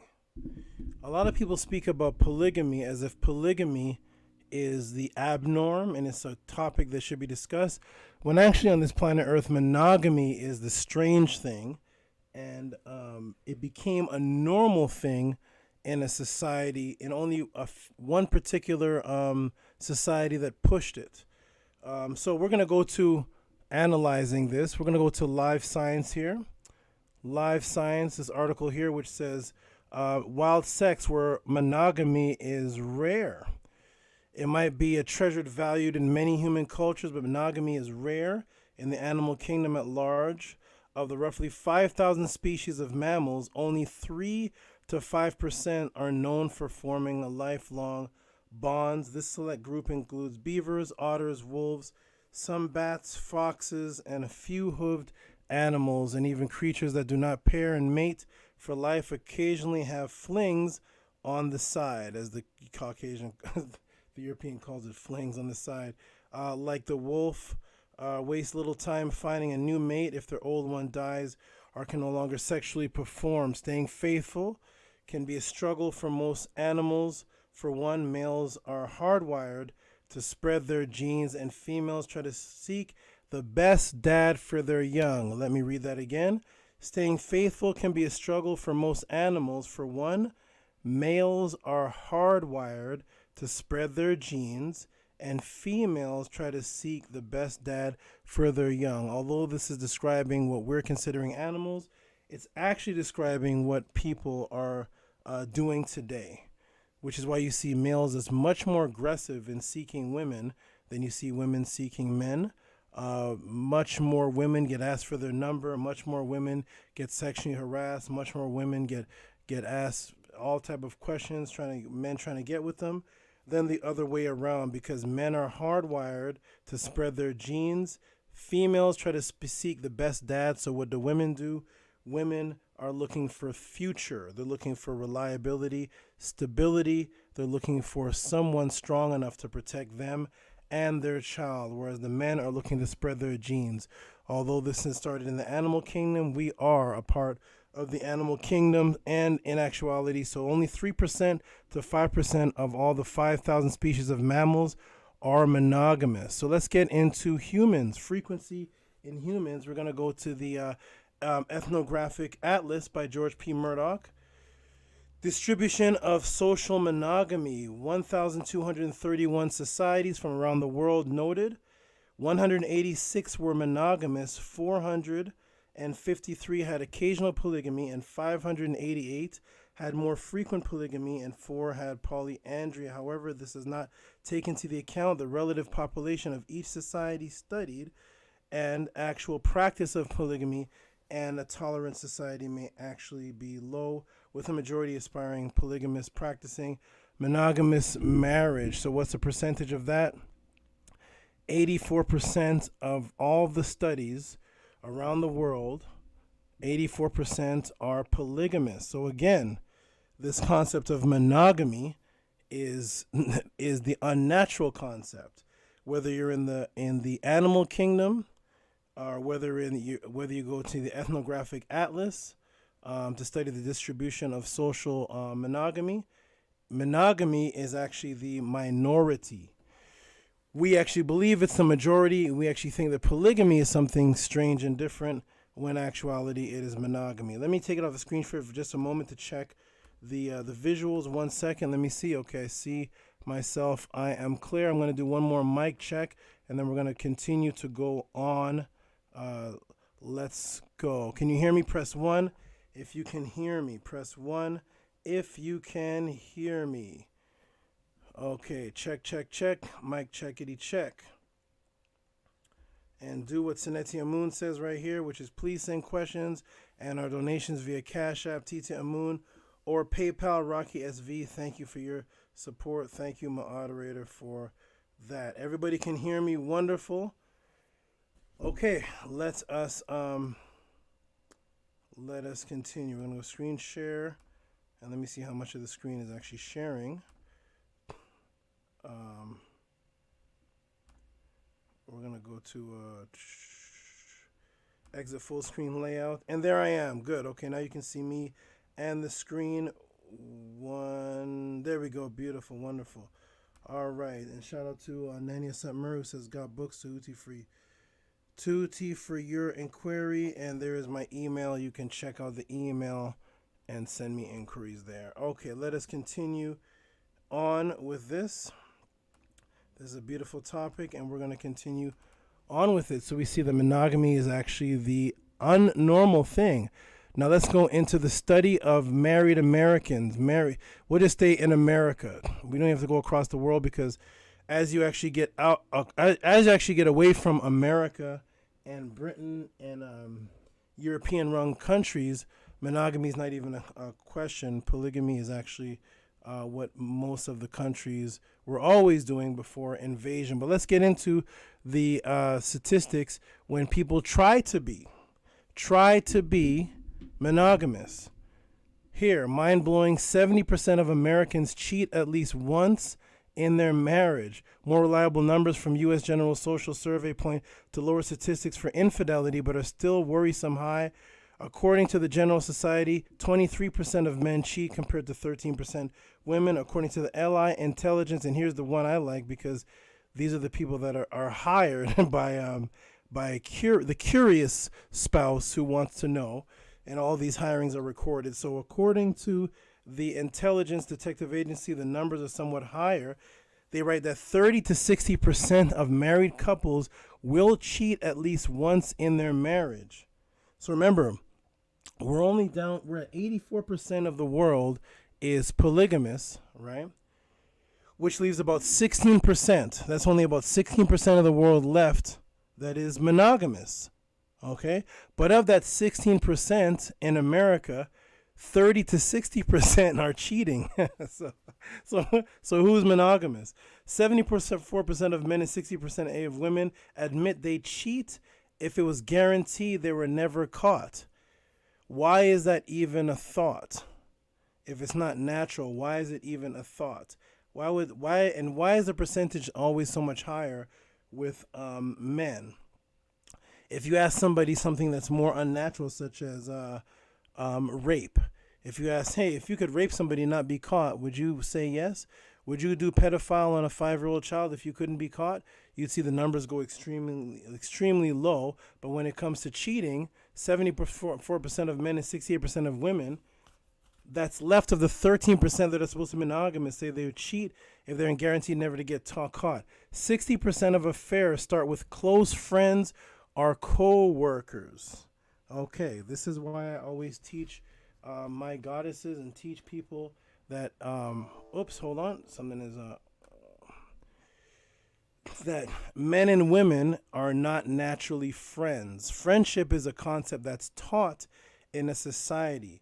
For over 3 million years, and over 250,000 to 350,000 years that Homo sapiens have been on the planet, the reason why men and women attract and come together is for repopulation from all animal species to so-called human species. The concept of friendship, supposedly diffusing that, is unrealistic in your genetics. That means that friendship is a concept that's taught to you. Reproduction is not. So if I put two people on an island, a man and a woman, I never have to teach them to have sex. If I put two bats on an island, I never have to teach them to have sex. If I put two dogs on an island, I never have to teach them to have sex. They naturally have that hardwired, the movements, the motions, the sexual positions, the ejaculation, the orgasm, hardwired in their genetics for over 3 million years, or 250 to 350,000 years. And then you enter a society, and then something called friendship is taught. Friendship is taught to you that friendship now overpowers the hardwired genetic coding that you have had for millions of years, and now friendship is supposed to cut that out. This is why most people that cheat on their companions cheat with so-called friends, because men and women are not naturally friends. Friendship is a concept that was taught to us, and different people have different concepts on friends. And whenever I quiz, I do this all the time, I quiz men and women on, can men and women be friends? I always address married couples, and I say, okay, wonderful. So if your wife has a bunch of female friends and she goes over there, she could do a sleepover, right? She could do a sleepover with Anne Marie and Katie and Shaquanda. She can do a sleepover, right? And the man says, yes, of course, of course. I say, some women sleep in their underwear, some women sleep in their pajamas, some women sleep nude. Is that a problem? Yeah, they're all friends. Okay, she wants to go over to Tyrone. Here, she has some male friends now. She has Tyrone, she has Denzel, Tyrone, Craig, and she wants to do a sleepover at her male friend's house, and they're all going to be in bed in their underwear and naked. How's that, brother?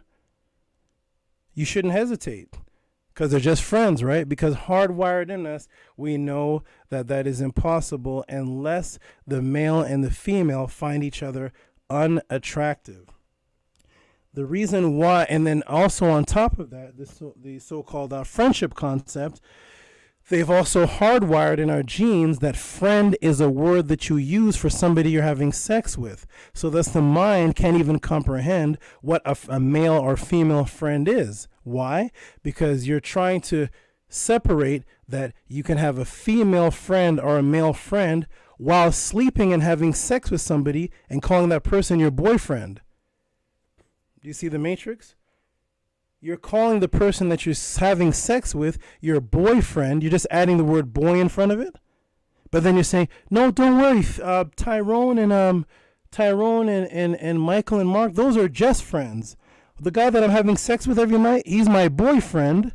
These ones over here, they're my just friends. Your brain is hearing the word friend, so your brain can't even separate or distinguish that a friend is somebody you don't have sex with, because you're having sex with somebody that you're calling a friend, but you degraded him down to a boy. He's not even a man. Those guys, those are my men friends. Those are just men. Those are my men friends. But the one that I'm having sex with every night, he's my boyfriend. So the brain becomes confused in this matrix of chaos, and every relationship starts off as a friend. So whenever somebody says, no, don't worry about such and such, me and that person are just friends, I say, okay, the last person you had a relationship with, when you met them, did you just bend over? Did you meet the person and just start having oral sex on the spot? No. What did you do? You went out on dates. You went to a basketball game. You discussed your personal life. You discussed personal secrets. What were you doing at that time? You were building a friendship. Unless you go have a one-night stand with somebody, or unless you have a prostitute, every married couple has started off as a friend. Who have you been in a relationship with that you didn't start off as a friend first? That means that as soon as you met them, you just pulled your panties off and had sex. You didn't get to know them at all. You don't know anything about what they like, their favorite color, their foods. No. Once you start to get to know somebody, you start to like them before you have sex with them. Is that not a friend? That is your friend. You're developing a friendship before you decide that you want to go all the way. And that's how all dates start. all continuous state starts as a friendship. Yeah, I think I can trust that person. I can go to that person's house, and so if somebody says, well, who's that guy that you just met last week? Is that your husband? You say, oh no, that's just my friend, but you're dating him. So the brain doesn't comprehend the difference of that because that's not what's hardwired, and the matrix actually creates that term for you to become confused. So you don't know what this word friend actually means because you're literally having sex with somebody that you're calling your friend. You just call this person your girlfriend, your boyfriend. Oh, that's just my man friend. And those girls, those are just my girlfriends, but this girlfriend I'm having sex with. So it's completely confusing, and that's why none of these terms existed in our ancient cultures. You will not find the term girlfriend or anything boyfriend or anything equivalent to it in ancient cultures. The matrix goal was to distort your concept of relationship, fertility, reproduction, and how you coexist with what the European calls the opposite sex. By calling the female your opposite sex is one of the first parts of destroying your concept of what a woman is, because she's not your opposite. She doesn't oppose you. Opposite means to oppose something. It's the other side. It's an opposite. You're opposing people. So they say, no, she's not the opposite sex. Who's this? Oh, this is my counterpart. Counter means to block something. Like you do a punch and then you counter it. That's a block. So all the concepts are disrespectful in today's relationship. The word wife means bitch. We'll get into that in a moment. But this society was designed, the way this matrix that we're in was designed to destroy your concept of relationships. So you're not even qualified to judge concepts such as monogamy, polygamy, and all these concepts, because your concept of a boyfriend is unexplainable to somebody in another culture. If you met somebody in the Polynesian who doesn't speak the English language, and you try to explain to them that this is my friend, but this is my boyfriend, but my boyfriend I sleep with, and my man friends I don't. And he says, isn't a man above a boy? You'd be tongue-tied and riddled because you're caught up in the matrix concept of relationships. But back to this, the 14% of people that are so-called monogamous are really still polygamous, because 74% and 60% of them are cheating anyways. So they don't even want to be monogamous anyway. 69% of marriages break up as a result of an affair being discovered.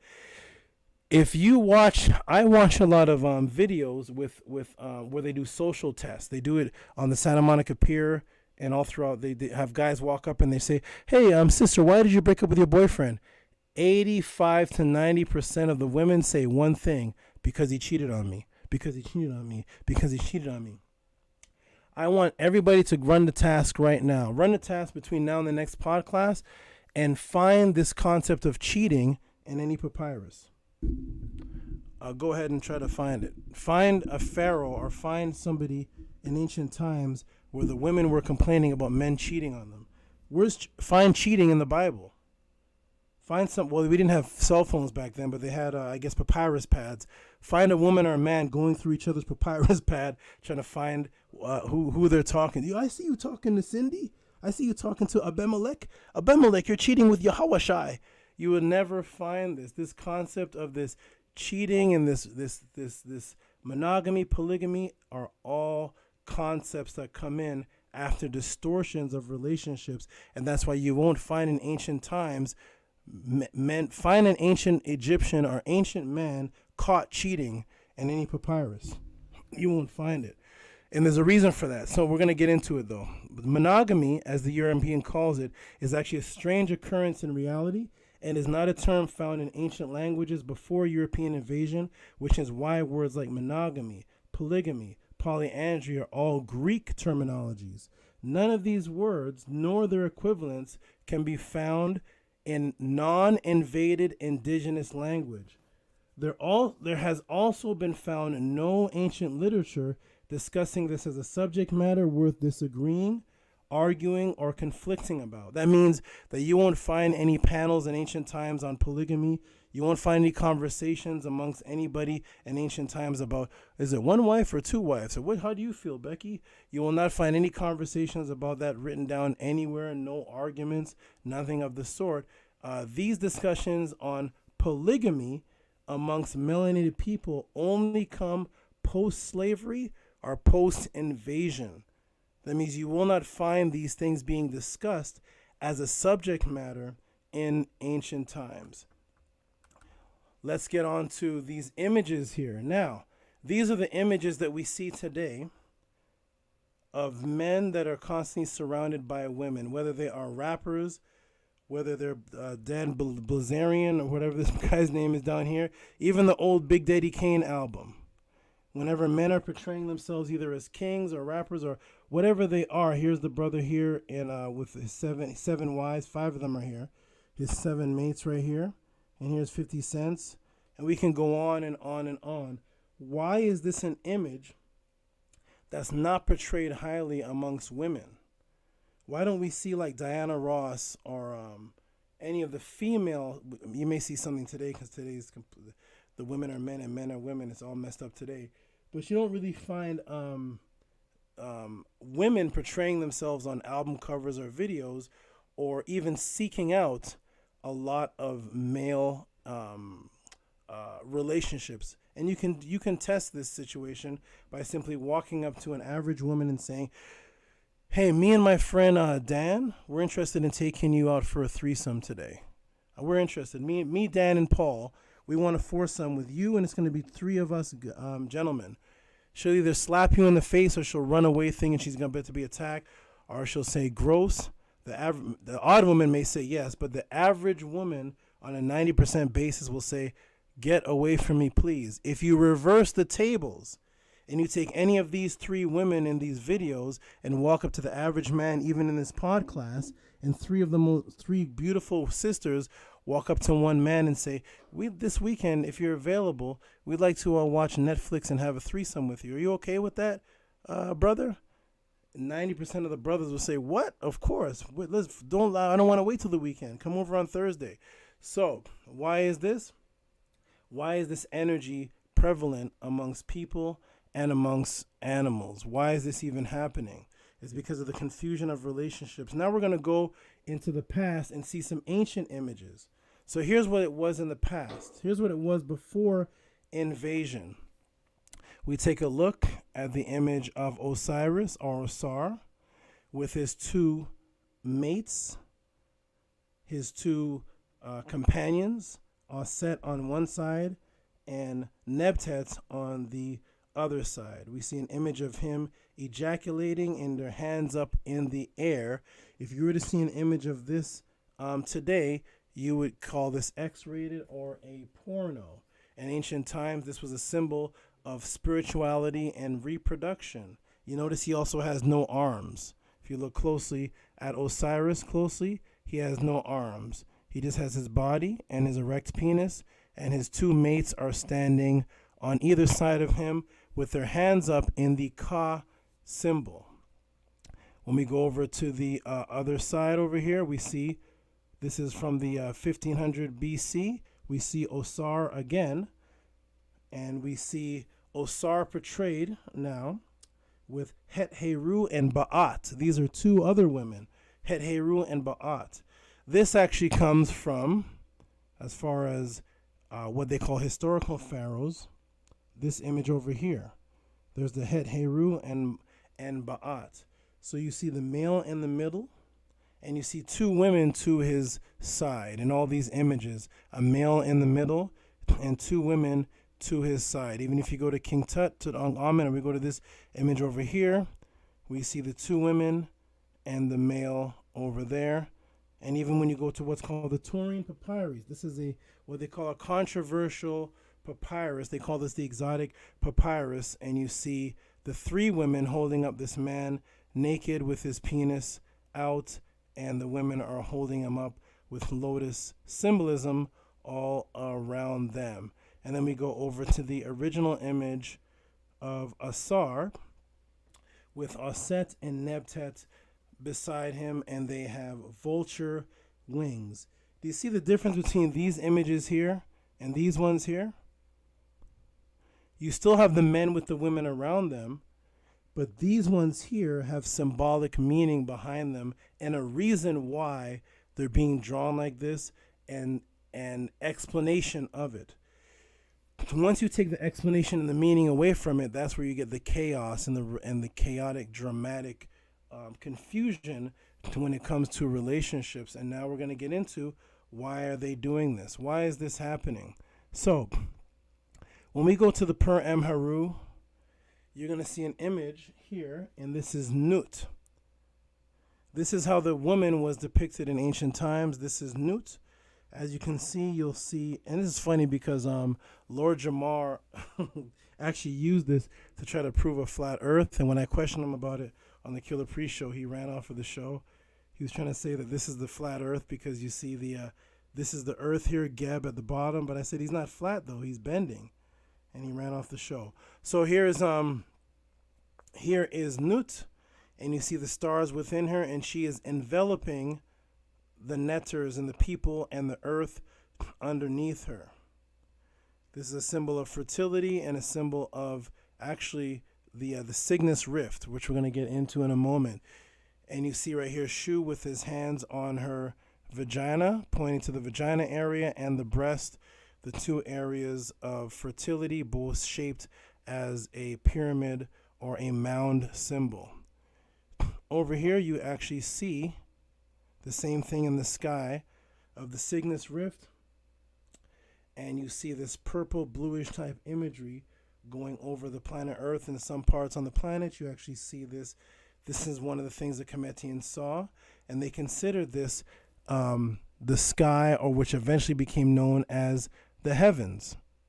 Now we go over here, and we have here this symbol right here. This is a symbol for the heaven or the sky, and it's called the Pet. And I'm going to blow it up here and move it over here.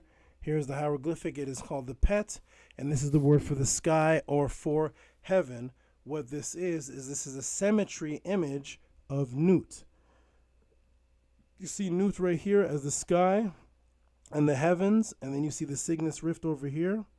Over here, this is the symmetry version, and it is the heavens. And you see it over here in the Medu stone right here over the Suten symbol, and that's this right here. This is Nut.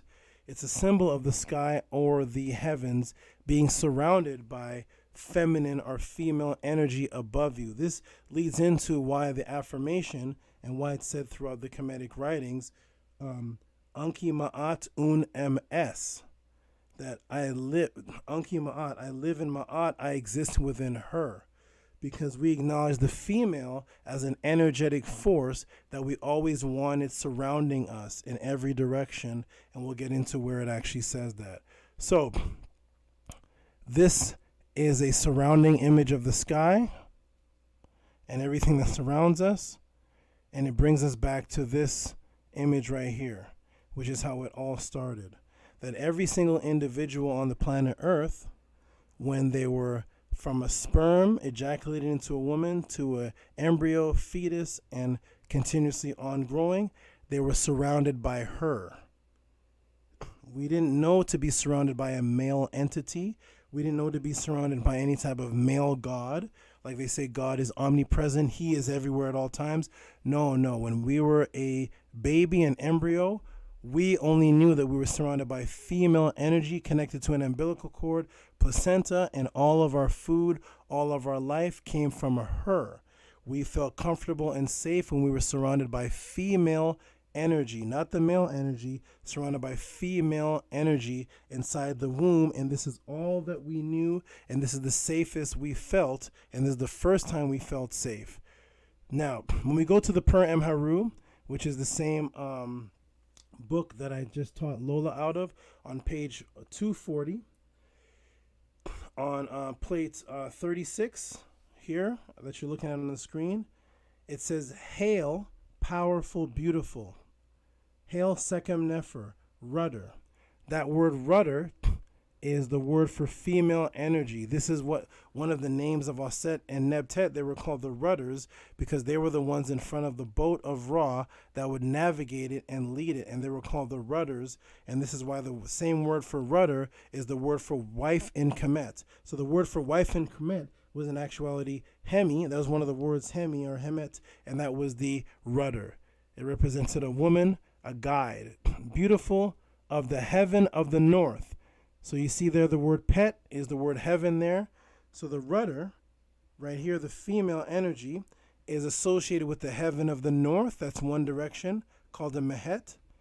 And then it goes on and says, hail, revolver of the heaven, pilot of the two earths, rudder, beautiful heaven of the west.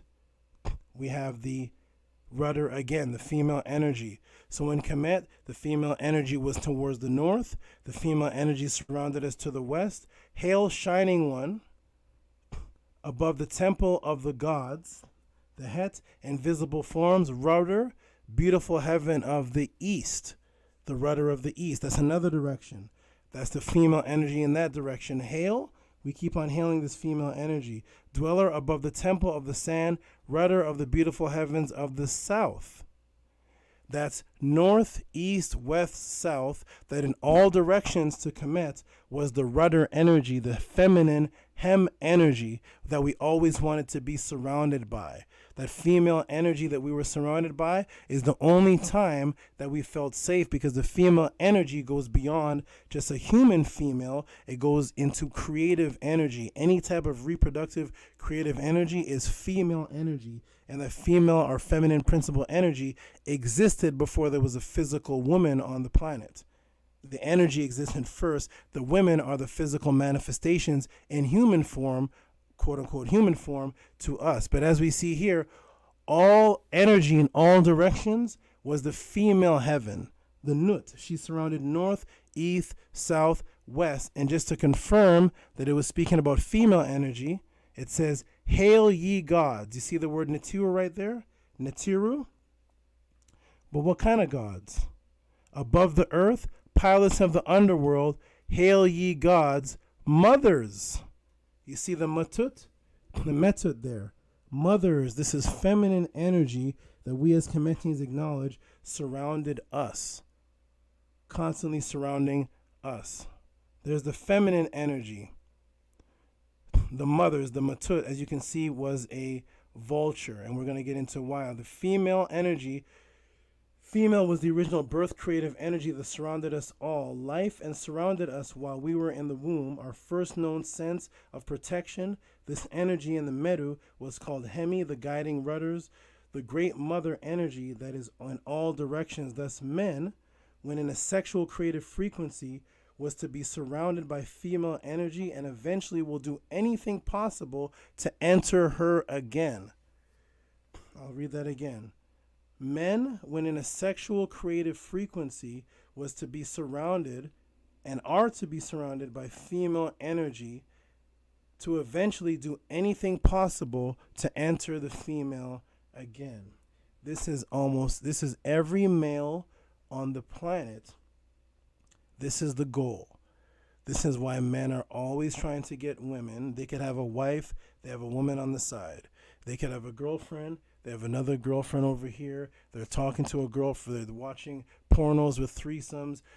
This is the male energy that constantly wants to surround himself by that same mother female energy that he was surrounded by when he was in the womb. And even when he came out of the womb, he went back to the breast. And his goal, when he's sexually stimulated, he wants to go back into the woman again. And if you ask any man if there's any feeling on the planet as good as entering a woman, he'll say no. The best feeling a man can have is when he enters into a female. And you'll notice that in this society, because certain things trickle over, when you walk down the street and you have a bunch of women on your arm, they'll say, yo, man, yo, you're the man. You ever notice that? Yo, that guy, you're the man. You're the man. You have all these women. You can walk down the street with your wife and you're never called the man. You can walk down the street with anybody, with your male friend. Nobody say, yo, man, yo, you're the man. But as soon as you have multiple women around you, you're called the man. And that is because in ancient times, that was extremely normal for our ancient ancestors to have ever since the time of Osiris, which is why they wanted to tell you that Osiris and the Netters, one of the reasons why they wanted to tell you that Osiris and the Netters were myths. Because the story begins, the Kemetic story begins, as far as relationship-wise, begins with a man and two wives. The European had to kill that and say, oh, those are just myths. They were not really real. But most of the pharaohs had multiple women. Now, this is an article that came out, The Secret of Regeneration, actually a book in 208, 210, Grey's Anatomy, and it says it's possible in some cases of human parthenogenesis involves self-fertilization rather than true virgin births, as they are the cause of the sperm being produced in women by vestigial, usually non-functional male reproductive glands known as eophorin. So there's a vestigial aspect inside of some women that are being found that sometimes become active, the epophorum or the parovarium, which corresponds with the seminifluous tubulus of the testicles in males. In some instances, magnetic influence and nervous excitement occasioned by attempted sexual intercourse may rouse into activity the latent rudimentary male sex glands so that they secrete semen, resulting in impregnation. So by becoming sexually stimulated, some women have aroused this vestigial aspect inside of them, the parovarium, and by arousing that, they produce from their vestigial small amounts of seminal fluid. Okay, you can look this up. Peter Tompkins, Christopher Bird, Secret Life of Plants, New York, Harper Row, 1973. It says, however, in Loeb's experiments showed for fertilization to occur, neither the sperm nucleus nor spermatozoon itself need to enter the egg, or even the proximity of the egg. Let's read that again. However, in Loeb's experiment showed that for fertilization to occur, neither the sperm nucleus nor the spermatozoon itself needs to enter the egg, or even the proximity of the egg. He replaced the sperm by alkaline solutions, ultraviolet rays, and other stimuli. Alexander Gershwin discovered that in 1920 the cells emit weak ultraviolet mitogenetic radiation that can cause cell division at a distance, finding still resisted by mainstream scientists. So in other words, they did a test where they pierced the zona pellucida area, and when they pierced the zona pellucida area, mitosis began without sperm involvement. I'll leave that there. The power of the sperm to cause fertilization is distinct from the capacity of the hereditary transmission. In the experiment, of fertilization enzyme, oxidase, was isolated from the spermatozoa and added unfertilized sea urchin, caused them to develop. This substance present mammalian blood, since the addition of ox blood to the unfertilized egg produced the same effect.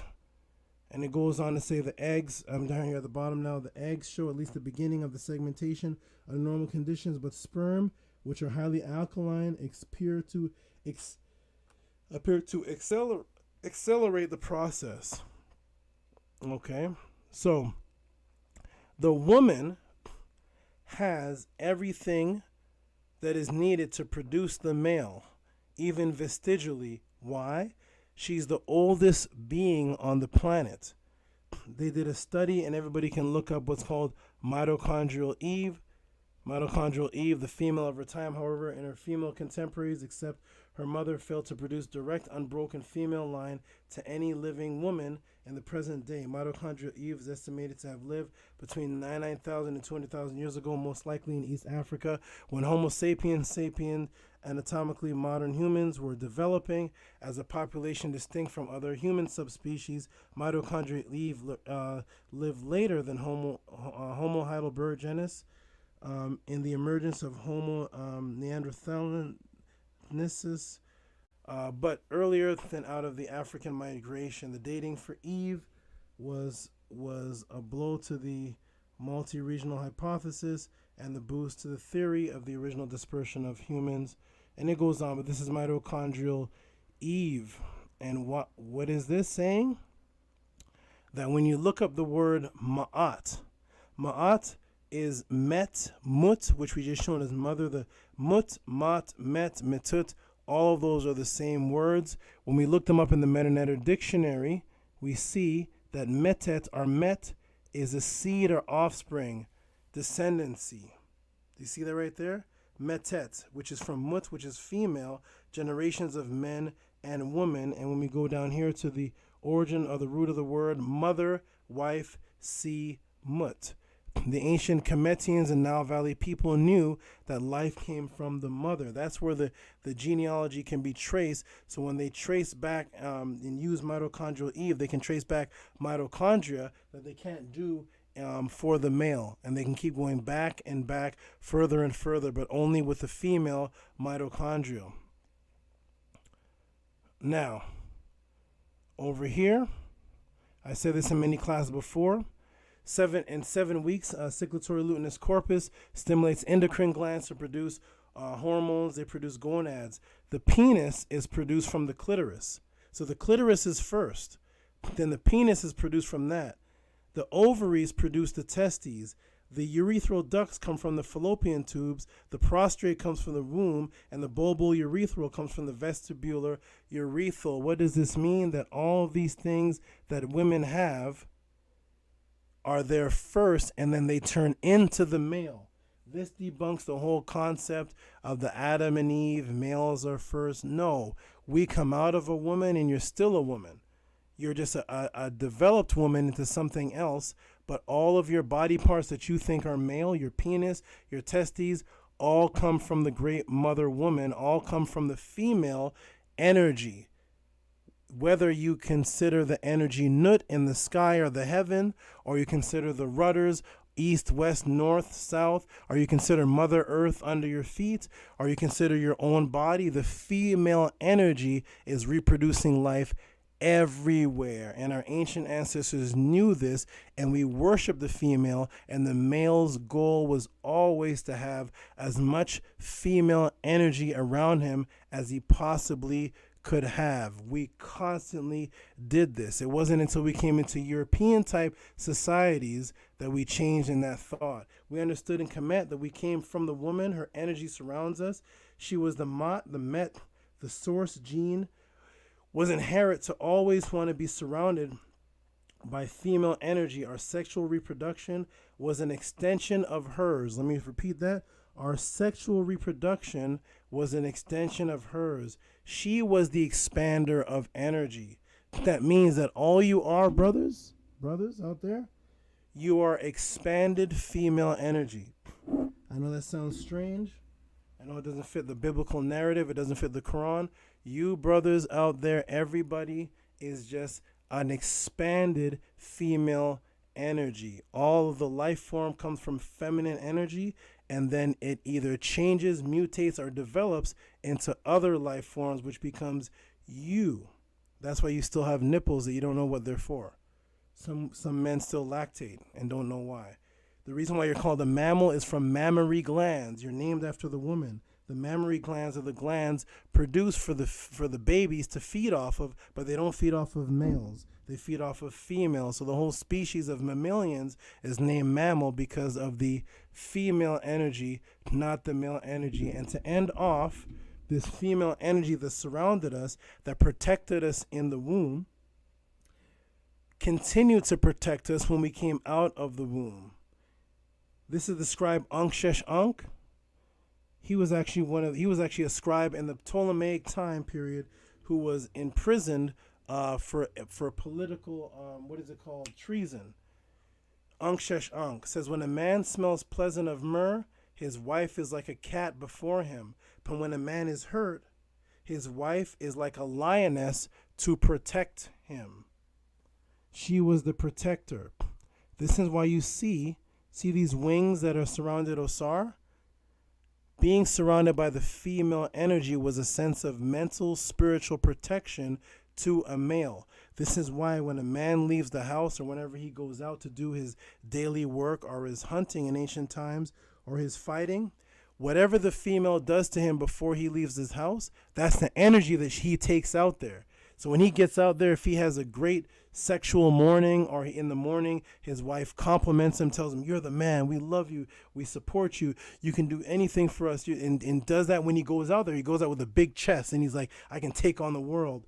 Once he has the argument, once he feels his woman is not supportive, he goes out there with his head down, he wallows back and forth, and he doesn't feel protected, because that protective energy is the energy that gives a man his confidence. And I'm going to tell you that every single thing a man does is to get a female. Men are the worshipers of women and live their life daily to impress women, and that's all men do. It's the reason why you have a haircut. It's the reason why you have new shoes. You don't have new shoes because you can't. The reason why you put rims on your car, the reason why you dress in Versace or whatever you're doing, the reason why you want to look fresh and fly. It's not looking fresh and fly for the brothers. You're doing it to impress the woman, because a man's whole goal ever since he reaches puberty is to impress a woman so he can have as much female energy around him as possible, because she is the protective energy that keeps him going. That's why she has these vulture wings. Here is the ancient vulture. Did you all know a vulture was this big? This is the Kemetic vulture. That's a dog. Do you see the size of the dog compared to the vulture? The vulture, to protect its babies, will use its wings, and animals can't even get through the vulture's wings. And then it uses its beak to tear this dog apart. That is the vulture. Those are the wings you see protecting Osiris and protecting Heru. Our women were great spiritual protectors, as the Ma'at, Mut, the extension of the womb, and that's why the word for mother was a vulture. Here's the word for mother right here. You notice that every time you see a Kemetic woman with wings, the wings are always spread open, either vertically or horizontally, but they're always spread open, because it represents these wings of protection that the ancient Kemetians would see along the Nile, that this bird will destroy this dog. This dog can't even get past its wings. This is why when we go to the Per Amharu, page 299, it says, "Thus saith Aset, Isis, I have come that I may be thy protector." Sa. That word sa, the same sound is the same word for son. That's where you get words like sa neter, sa ra sut and seti. Sa is a protector, because when you were the son, you were in the womb being protected. That became the sa, and sa became the same as the word protector. Protector, I waft thee winds to thy nose, the north winds to the nostrils coming forth, Tem. I have collected for thee thy lungs, I have granted that I may be as God. That's Aset, the protector, and that's why one of the words for protector is this word right here.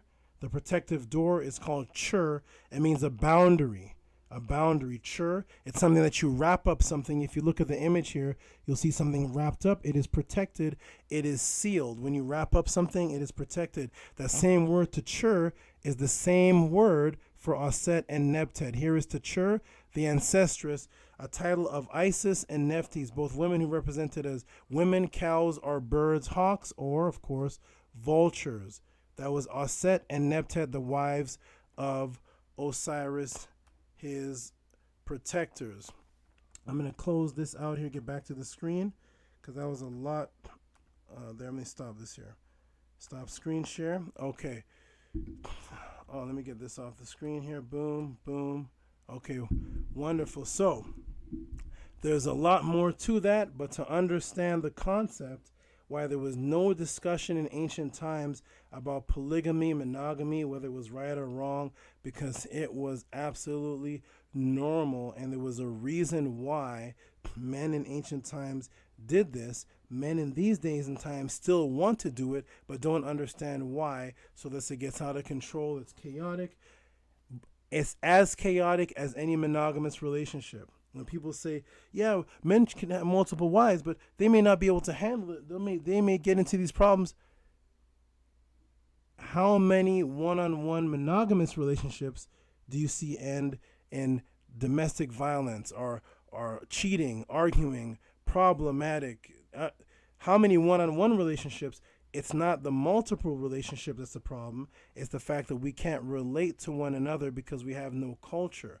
We don't follow anything. We're just out there wild, not only are we not following anything, but we're actually following in the footsteps of another person that oppressed us. And when you add his concept of sex, which is dirty, right? Sex is dirty.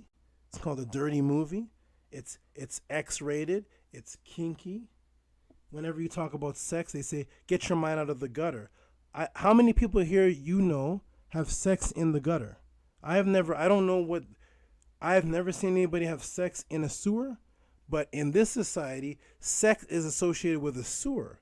So if somebody says, hey, your breasts look gorgeous, they look very attractive to me, get your mind out of the gutter. But nobody has sex in the gutter. What culture associates sex with gutter? It's not in Kemet. I can't find that papyrus where men and women are talking about sex and people are associating it with dirtiness, filth, the gutter, X-rated. Cover your children's eyes. Don't let them see sex, but they can watch National Geographics with two lions having sex, but don't let them see people have sex. We are completely confused about sexuality, relationships, responsibility, how to conduct ourselves, what are the moralistic views, and that's why most people in this room, most people when they have a relationship with someone, when do they ever sit down to discuss if their moral values are the same? They usually only find out through an argument. Why are you talking to that dude?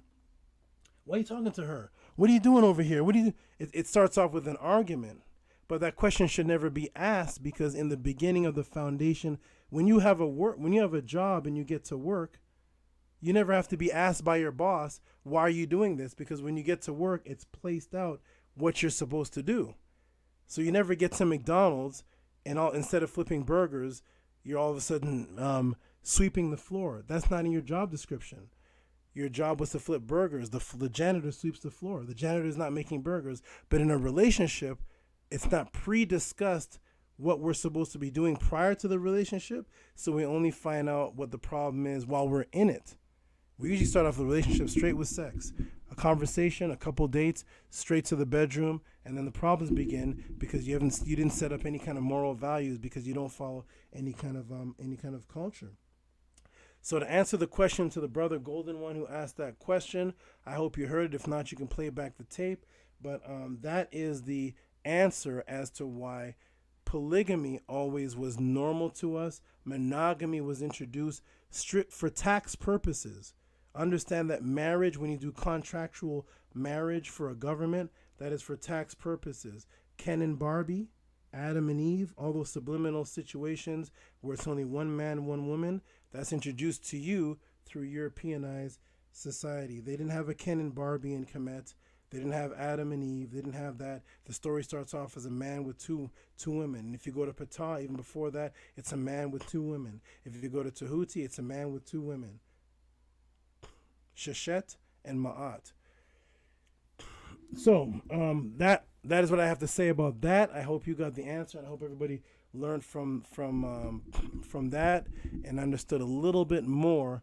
And it's a very important topic, which is why I went on about it for so long, because if you don't understand the sexuality between you and the individual and how you relate without the European soap operas, without the R. Kelly songs, without the R&B music, without the Ken and Barbie, without the Cosby Show watching and the Uncle Jesse and the Powerpuff Girls and everything that's in your brain, it will always be disaster and chaos, whether it is polygamy, monogamy, polyandry, polygyny. It will be chaos because we have no culture associated with our relationships. Our concepts of sex are completely diluted and warped, and it doesn't come from any ancient culture. It comes from a group of people that tied you up and raped you, which is why some people in the room like to be tied up and had sex with. Some people go out and buy handcuffs for their sex partner. I didn't see that in Kemet. Tie me up. I've never seen that in ancient cultures, but your concepts are completely warped and we have to clear them up by studying our ancient past and stop watching the TV, stop the R&B songs, stop the foolishness, get all that out of your children's brain and out of your brain, and start fresh and clear your mind and understand a woman for what she is, or I'll say a female, because a woman actually means a hussy. That's a whole other conversation. A woman means a hussy. Wife means a bitch. You can go look all these things up. But anyways, thank you for that question. That question was awesome. It's one of my favorite topics. I'm actually supposed to go do a lecture on that on Sonnetter. That's actually what I was going to break down, so we'll see if that still happens. But let's get on to the next, because we got a lot of other questions to go. Welcome to the Tehuti Podclass, where your questions will be answered, broken down through, as you just saw, scientific journal articles, per M. Haru, Medu netters, archaeological finds, anthropology, scientific test studies, everything under the sun, multifarious information. And I teach you all this way so that if you're talking to anybody, you can just take one piece of the class and give it to them. So if there's somebody that's listening to this and they don't want to hear anything about Egypt, then just give them all the scientific stuff. Give them the vestibular that I broke down. Give them the parthenogenesis studies under Loeb. Give them those. If somebody just wants to know about Kemet and they don't care about science, give them the Purim Haru. I'm trying to break it down so that you all have the ability to reach and bridge to everyone. Wonderful. Let's get on to the next question. Shout out to this is gonna be good. We're gonna go till about 10:40. I'll go till 11. I'm gonna end off at 11. But let's go on. I got 8 more questions sent in, and here's one right here. Let's go on to the next. Oh, thank you. Tehuti is easily the best teacher on the internet. Thank you, and I want you to be the best teacher. Saneti Amun puts fire. Let me go through so I can see. I like to see if people appreciated the answer. Did I answer good, or maybe I should go back? Let's see if people are. It looks like people appreciate it. Speak on it, Saba. Thank you. That's interesting. Loam says gems. Thank you. Hold on, everybody. One second. Lohim. That's a nice name. Lohim says gems. And wow, getting many answers tonight. Thank you. So it looks like everybody appreciated the answers. Wonderful. And thank you, everybody, for your support. Rebirth, I like this. Where's Shannon? Rebirth of the Goddess. Let me get back to the screen. Rebirth of the Goddess, exactly. That is right. Rebirth of the Naturt. Okay, let's go on to the next. I got another hour and 10 minutes to get as many answers as I can. Let's get to the next one, and the next one is coming from what's this?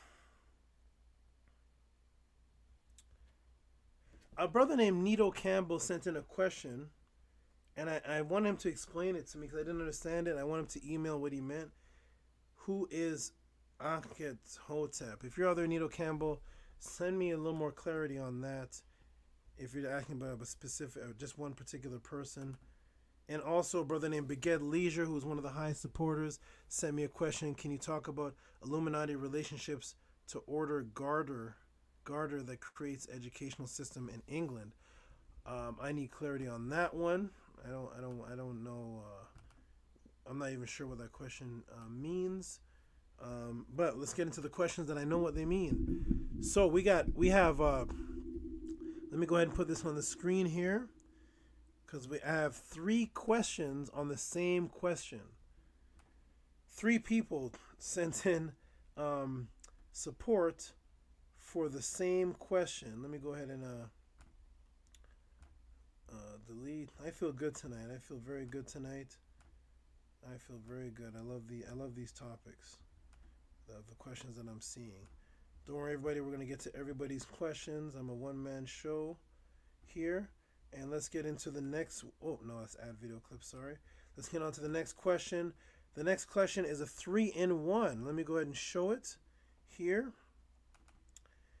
And here is the 3-in-1. Boom. And boom. And from Kamit, boom. Kamit, you're about to get blown away again. I know you love it. You love it.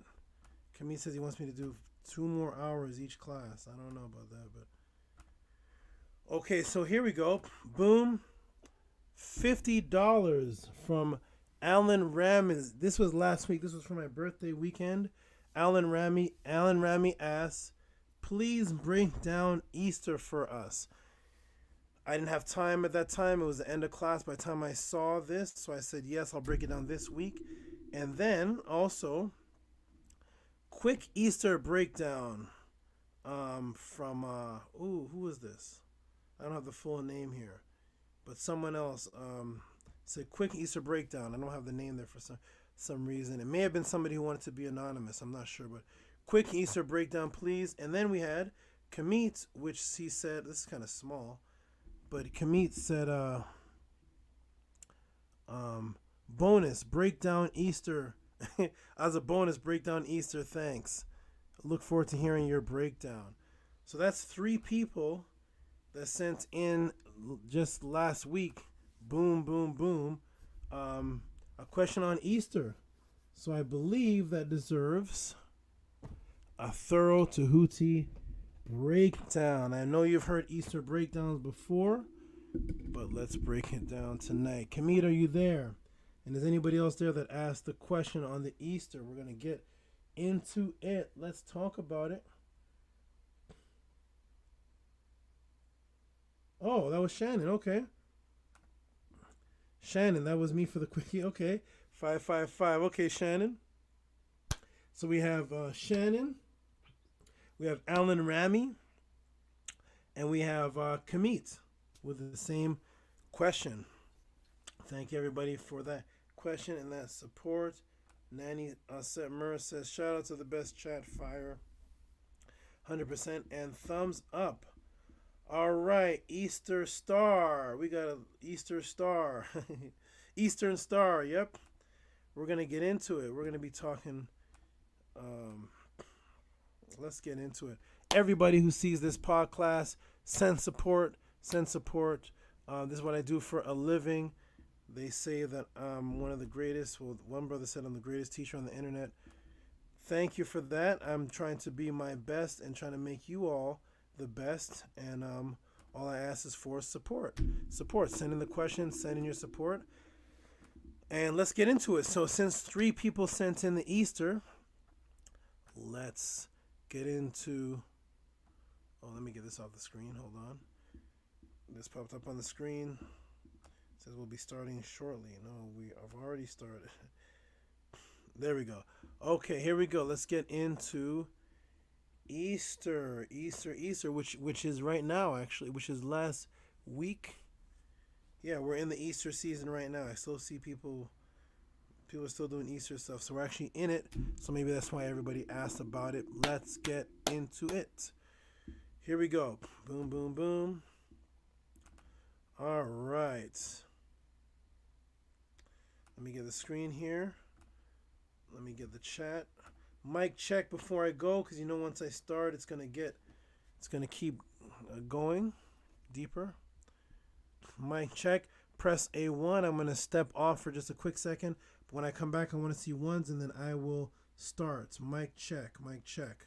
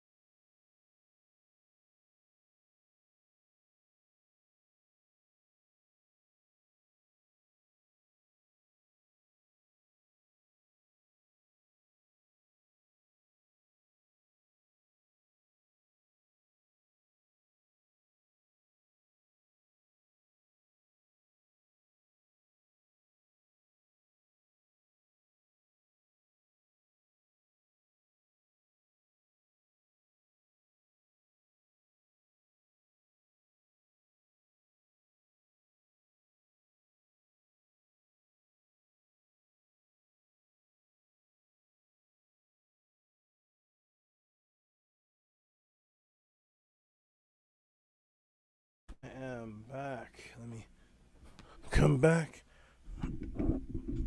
Easter it is. The festive seasons. Okay, I'm back, everyone. Let's get into... I see all the ones, so that means I'm ready to start. Let's go into Easter. Boom, we're going to go right into the screen share. Let's get started. See how the screen share looks. And boom. All right. Let's look on the screen already. Already we begin. So, when we look up Easter in the etymological dictionary, here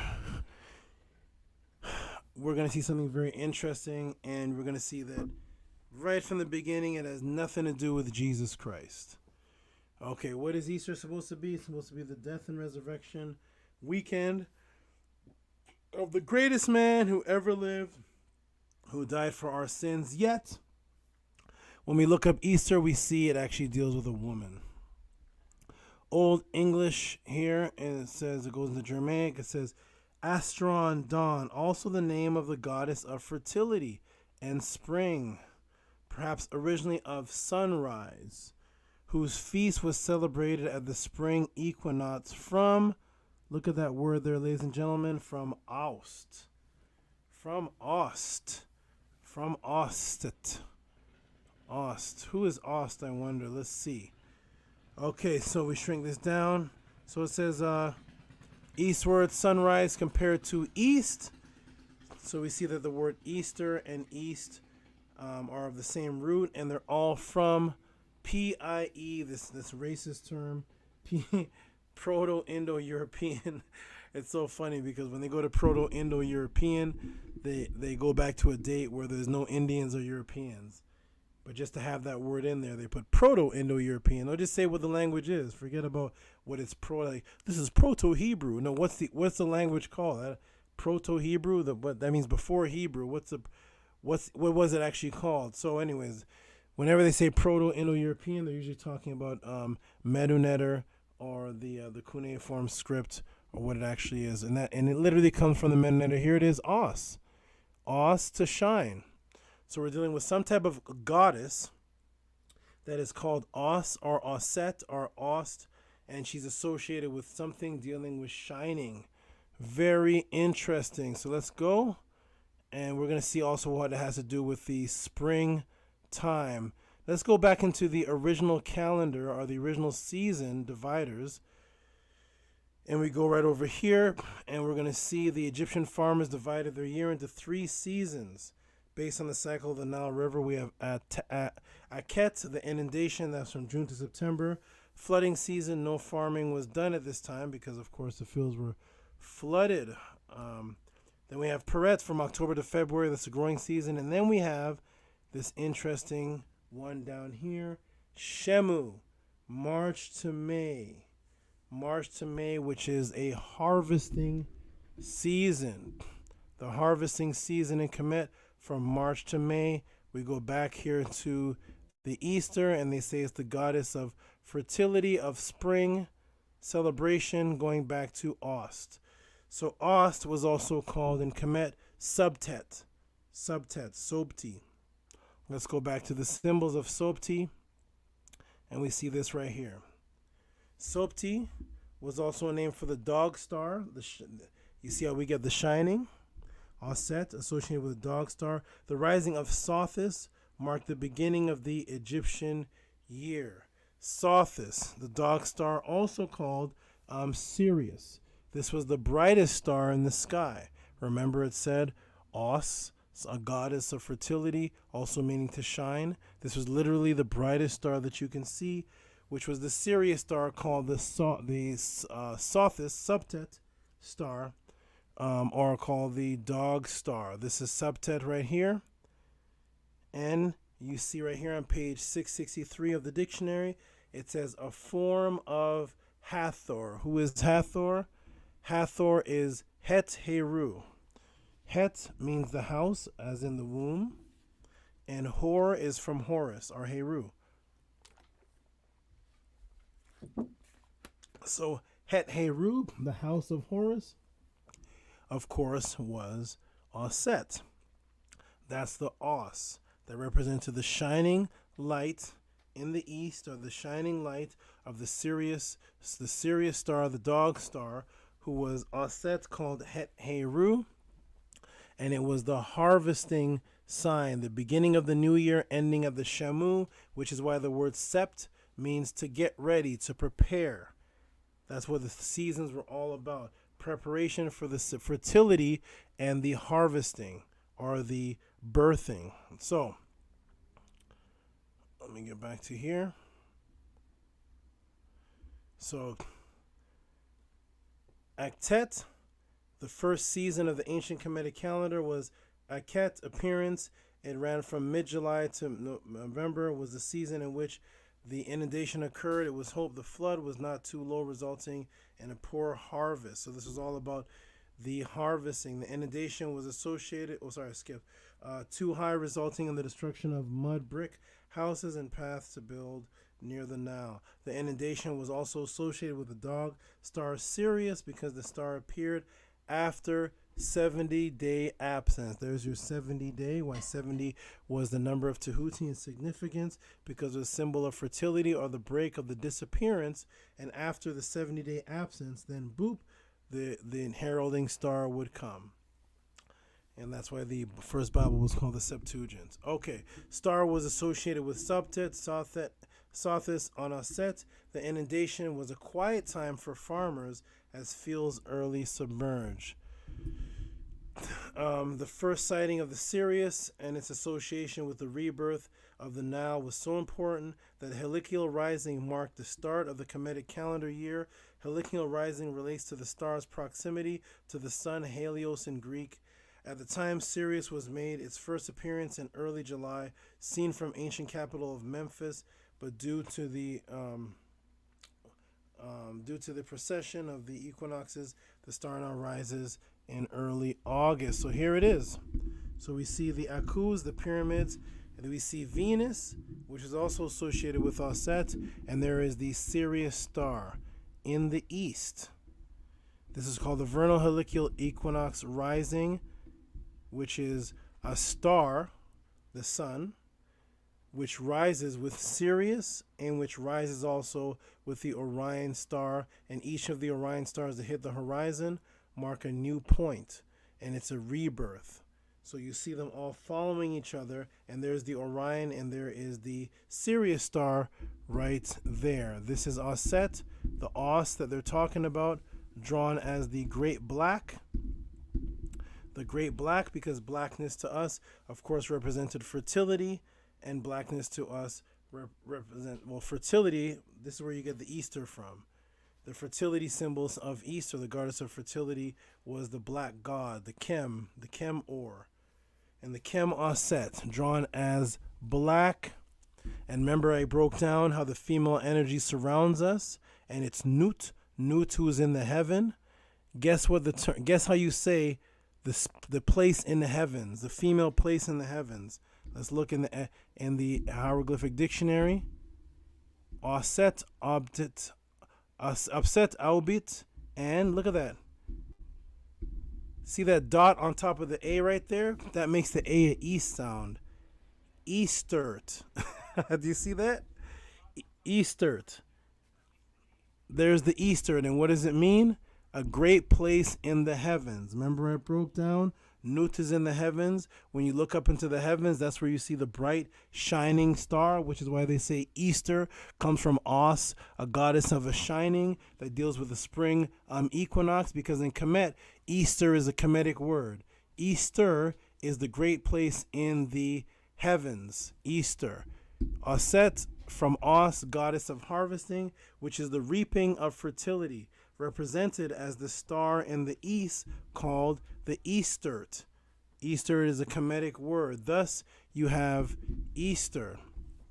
I could literally end right there, but of course, you know the Tehuti Podclass, we're about to get into rabbits with big penises and all type of interesting things that you will never hear anywhere else. Welcome to the Tehuti Podclass. Now, we get into a section in Easter called Lent. The period between Ash Wednesday and Easter, the 40 days of fasting before Easter, Christian calendar, right? That is the springtime, the fast of Lent, right? Which is from Lagatinez, long days, but it deals with 40, the 40, okay? All right, now we're going to get into the 40 symbolism. Why do they have 40 symbolisms in Easter? Because 40 goes back to the Kemetic meme. Meme is assumed to come from the Egyptian hieroglyphic symbol for water, which had been simplified by the Phoenicians, named after the word water. Meme, Mayem. This is where you get terms like Moya, Maya, and things like that. Modern Hebrew, and then of course Hebrews come way late and take it. And here is the meme right here. The meme. We see right out of encyclopedia that the meme has come out of the word for water. Water. We're going to get into that. Now, why is it the water? Because when we go down over here, here is the meme. This is what created the English letter M. The English letter M and the English letter N both come from the Medu letter of meme. Development letter M probably started off with the picture sign of water, its waves, Egyptian hieroglyphics. Very early Semitic writings, which is no such people as Semitic, but Semitic writings used about 1500 BC, and the Sinai Peninsula about 1000 BC in Biblios. Where does it come from? It comes from the water god of primordial waters, which was Nun. You see the Nun right there? See the Nun? Because the waves that represented Nun created the meme, and of course the seed of life, fertility, which is the Nun. And you have the meme, which creates the letter M that you have in English. But how does this tie into water? Why is the 40 associated with water? Because where was Asar? For those who are familiar with the, let me see if the chat knows these questions right here. Where was Asar's body cut up and put? Well, I have the answers here actually. It was put in the Nile. So Asar, the god of the goddess of fertility, he was cut up, and where was his body parts put? Right in the Nile. What was he placed in? He was placed in a box or a coffin. What is the number equivalence? 40. So why is 40 being used in Easter, and how does it tie into water, and how does it tie into Set's husband? Is because when you look up the word Fet in the Medu Neter, Fet is Nile water. This goes back to the fertility and goes back to the Sirius and the flooding of the Nile. The sweat of Happy, that's a Hepapet, which is Nile water. But what else does Fet mean? It means box or coffin. Osiris was thrown into the Nile water. He was tricked and put into a box or a coffin. But look what else Fetu means. It means 4 or 40 or fourth. So the same word that means box and coffin and the Nile where Asar was thrown is the same word that means water, and it also means 40. Thus you see the term 40 continuously echoed all throughout the biblical narrative. And this goes into Osiris, who was called Un Nefer. Remember in the beginning in this class when I broke down the affirmation and I said Un MS and I said Un, that's the word for the rabbit, which was Osiris's name. Here it is right here. This is Un Nefer, the great god of Abydos. And if you look at Osiris as Un Nefer and we blow it up, we see the water symbol underneath him right over here. The water symbol, the symbol which became 40 in the Hebrew, 40 in the Phoenician, thus the 40 days of Lent, thus the 40 days and 40 nights of the flood. And above you see a rabbit. That rabbit symbol there is a sar, and it's a sar over the waters. A sar was un, the fertile rabbit, growth, fertility. The water was the key of life, whose waves became the letter M, which was the number 40, which was Fatu and Kemet for the words for water, which also means 40 or fourth, creating the words marine and maritime and things like Marina del Rey. And of course, we're going to continue and go on because I'm not going to end right there, but here we go. All right, so that is the length. Now we're going to go into all the 40 days. Look at this. So there's the length, the 40 days. So now 40 gets placed in the Bible. Jesus fasts for 40 days, Matthew 2:4. The resurrection appears to the disciples in 40 days, Acts 1:3. King David reigns for 40 years, Samuel 5:4. King Solomon reigns for 40 years, 1 Kings 11:42. King Saul reigns for 40 years, Acts 13:21. Prophet Ezekiel lies on his side for 40 days in Ezekiel 4:6. Noah's flood is 40 days and 40 nights, Genesis 7:4. The punishment to not exceed the lashes, 40 lashes in Deuteronomy. Moses remains on Mount Sinai for 40 days. Moses 40 years. All these 40s echo throughout the Bible, and the Hebrew Israelites and Christians can't explain the root of why, and it all comes from 40 Fatu and the waters of Asar and Aset and where he was thrown into, and 40 was also the number of Enki's name, Enki, who was called Ea, which is another whole story. But here's what's interesting about it, is that the number 40 echoed throughout Easter, and the whole Bible is a celebration of the resurrection. In order to be resurrected, if you are an important figure, you have to have died and been embalmed. So in order to be resurrected, if you're any kind of important figure, if you're a king, if you're a Messiah, if you're anybody important, you have to die first to be resurrected, and you have to be embalmed. Who was the first in Kemetic history to die and be embalmed? Osiris, right? So guess what the rule is in the Bible of embalmment? Let's go right to the Bible and see where they copied this 40 to make the embalmment rule. So here we have, this is Osiris on the screen right here. Osiris, the embalmed Osiris, in his so-called mummification. Okay, and guess how many days mark the fulfillment of days of those who are embalmed in the Bible? It's a Bible law. Let's go down to Genesis 53. What does it say there? 40 days were fulfilled for him, for so are the fulfillment of days of those which are embalmed. So the fulfillment of days in biblical culture for those who are embalmed is the number of Osiris, 40. The god of embalmment, the god who died and resurrected. This is Osiris Mummification Museum of Luxor in Kemet. There it is right there, ladies and gentlemen, and we're gonna go on because you know that there's more. You know that there is more because we're gonna go to some churches, and remember, Osiris is Un the rabbit. Un the rabbit.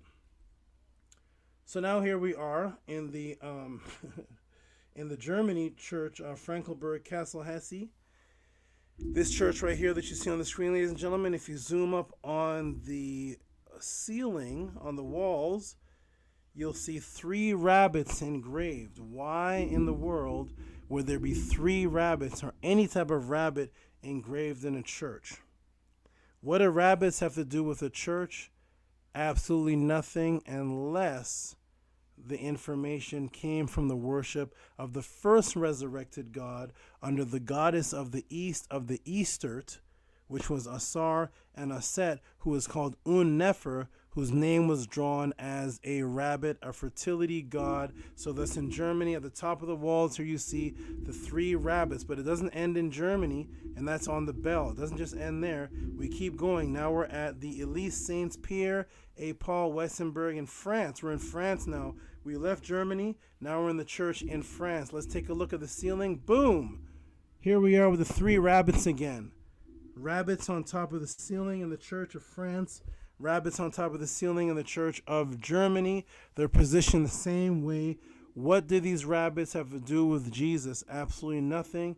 They have to do with fertility of Osiris and Osar. So now we go to the Holy Trinity along Melford, Suffolk. An example of 3 hairs designed in the medieval stained glass has long been known from the Holy Trinity Church of Melford and Suffolk. It goes back to 1400 CE. And we go to the old church right here. Here it is right here from 1400 CE. And we look up at the walls and we zoom in and we have 3 rabbits. Went from country to country. These places are nowhere near each other, but yet all of these ancient, old, medieval churches seem to have rabbits all throughout them. So let's go to the Lincoln Cathedral, the Blessed Mary of the Lincoln Cathedral, and let's look on the top of that wall. What is this? There's the rabbits. The rabbit again. Why are there rabbits drawn and carved on the top and inside and on the walls of churches? What does this have to do with Jesus Christ? Absolutely nothing, unless Jesus Christ is a copy from Osar, who was Un, who is known as the fertile rabbit, who had a mate, a consort named Osset, whose symbol, when you draw her name, you have to draw an egg underneath her name. You draw an egg underneath a star and a seed. Oh, this is St. Mary's Church, and this is all the way in Tamil Nadu. Mighty Hebrew always talks about Tamil Nadu. Tamil Nadu. So here we are in this Indian area. We have this church. We've been from France, Germany, England. We're in India now. And all of these churches, for some reason, these medieval churches, have rabbits on them. St. Mary's Church. Here we are right here. Let's zoom in on the wall. Look right there, ladies and gentlemen. There is your rabbit again. Why? Why are there rabbits all over the churches? The rabbit was a symbol of Osar. The fertile Un, that was the rabbit. So we have all the way from Germany, all the way to France, all the way to Melford, all the way to India, all over, all the way to Lincoln, all over, all these churches, rabbits throughout them. Rabbits throughout them. Now, we're going to go to page 28 of the Per Emheru, and it goes on to say, I'll start from the bottom actually. Is it he Ra, the beginning, who rose in Sutan Henin, the king, in the rising up? I want everybody to look at the screen, and you see that term for rising up, und, that is the rabbit. Why? Because the rising up represents fertility. Why? Because what has to rise up in order to be fertile? A penis. A penis erects and rise. That is the erection. And every time it happens over and over again, it's the re-erection. And the re-erection of the penis became the resurrection of Jesus Christ. And it was simply talking about Osar and the fertility of the min aspect of Osar, which was associated with the fertility of the rabbit, which is why the word un also means rising up or erection, as we see on page 28 that I've circled in the Per Emheru. And when we go down to page 33, here we are again, rising up Osiris. See that right there? Rising up Osiris on chapter 17 of the Per Emheru, the word unin, rising up of Osiris, the resurrection of Osiris. The name Asar was erect, rise, fertility. It's a rabbit, and water. The word for penis is hen, and penis and water is and plow. Fertility, our set symbol was the egg. Fertility, here we see them all together. So let's take a look. We see the plow, that is the word for penis, which is the henin, and you see the penis, the plow, and you see the water. Those are all the things associated with the Nile that farmers had to use and be around in order to create a scenario to match with nature to have a harvest, and it was all associated with the resurrected penis of Osiris, because that erected penis shooting out the sperm was a symbol of fertility called the henin. This is again in the Per Emheru chapter 17. We move over again. Here it is. I circled it again. The phallus of Ra. We go down. Spreadeth thy hair to scatter it upon his forehead. Unen, and there's Aset. You see there? There's the Unen, the resurrection of Asar, and there is Aset. Let's blow up Aset and look at it closely, and what do you see? You see the symbol right here? That's an egg. That is Aset, who is called the Sirius star, who was Eastert, and that is the Eastert egg. And that is why, ladies and gentlemen, when you see the rabbit, you always see the rabbit in Easter beside the egg. The rabbit is Asar. That's the the resurrection, the fertility, the fertile humping rabbit. And over here you see the eggs. And you see Osiris's body was scattered in the Nile, and they had to find it. They had to go find those pieces and put it together so that he could be birthed again or reborn. The egg is a representation of fertility, of Aset. The egg is necessary for rebirth. And what is the most popular thing that children do with these Easter eggs? They scatter them all over the place, and they have to find them. It's called an Easter's hunt. All right. So Asar was also known as Myth-Ow. That's that owl word inside of Lola's name that I said I was going to get to. Myth-Ow, here's where you get the word myth from. Myth, when they say myth, means a story that's not true. In actuality, myth was a word for a legend or a story that was true. But Myth-Ow, myth was a large phallus. Myth-Ow. Ow is where you get the word August from. That's where you have the word August, meaning large. So it's Myth-Ow, phallus, who was shown as a rabbit. Guess what was carved in the early churches now? Remember I showed you all those images of rabbits, ladies and gentlemen? That's where you get the Easter from, why Easter is associated with the rabbit, because that is Asar. But let's look at how, I'm going to show you. Actually, let's go over here. Here it is right over here. This is Metenu. That's where you get the word the mit, Metenu, a written legend, a story, and inscription. And then down over here, if you scroll down, you see Meta, phallus, testicles. And then you see Myth-Ow, large phallus of Osiris. Myth-Ow. He was known as a large erected phallus. And that's why if you see the enigmatic depiction of Osiris as reclining in an ithyphallic figure associated with the sun Ra, the scene cannot be ascribed to a funerary book. It appears in the tomb of Ramesses the 11th, and in certain funerary papyrus, Egyptian Museum of Cairo. And what do you see? You see the black Osiris with the large penis, the erection, the resurrection, erection called the Unen, the fertile rabbit. I'll tell you right now, ladies and gentlemen, that what you're about to see may shock you, because the Christians didn't just end with having rabbits all over their all over their walls, knowing that it represented Osiris, but they actually had a rabbit with the Myth-Ow on their walls too. Let's take a look. Here we are. I called this church. I should have recorded the call. I'm going to call them again. I should have recorded the call, but I called this church Hartford Cathedral of St. Mary, the Virgin St. Ethelbert King. Location was in England. I gave it a call. This church does exist. What's inside of this church does exist, and I'm going to show you what's in their church, because they didn't just stop at the rabbit. Here's what's in their church. The rabbit with a long black penis. Do you see that, ladies and gentlemen? What is this doing inside of the church? A rabbit with a large dark penis. That is the Myth-Ow. They're open with what they're doing. They don't care if you see it. They're not taking this down.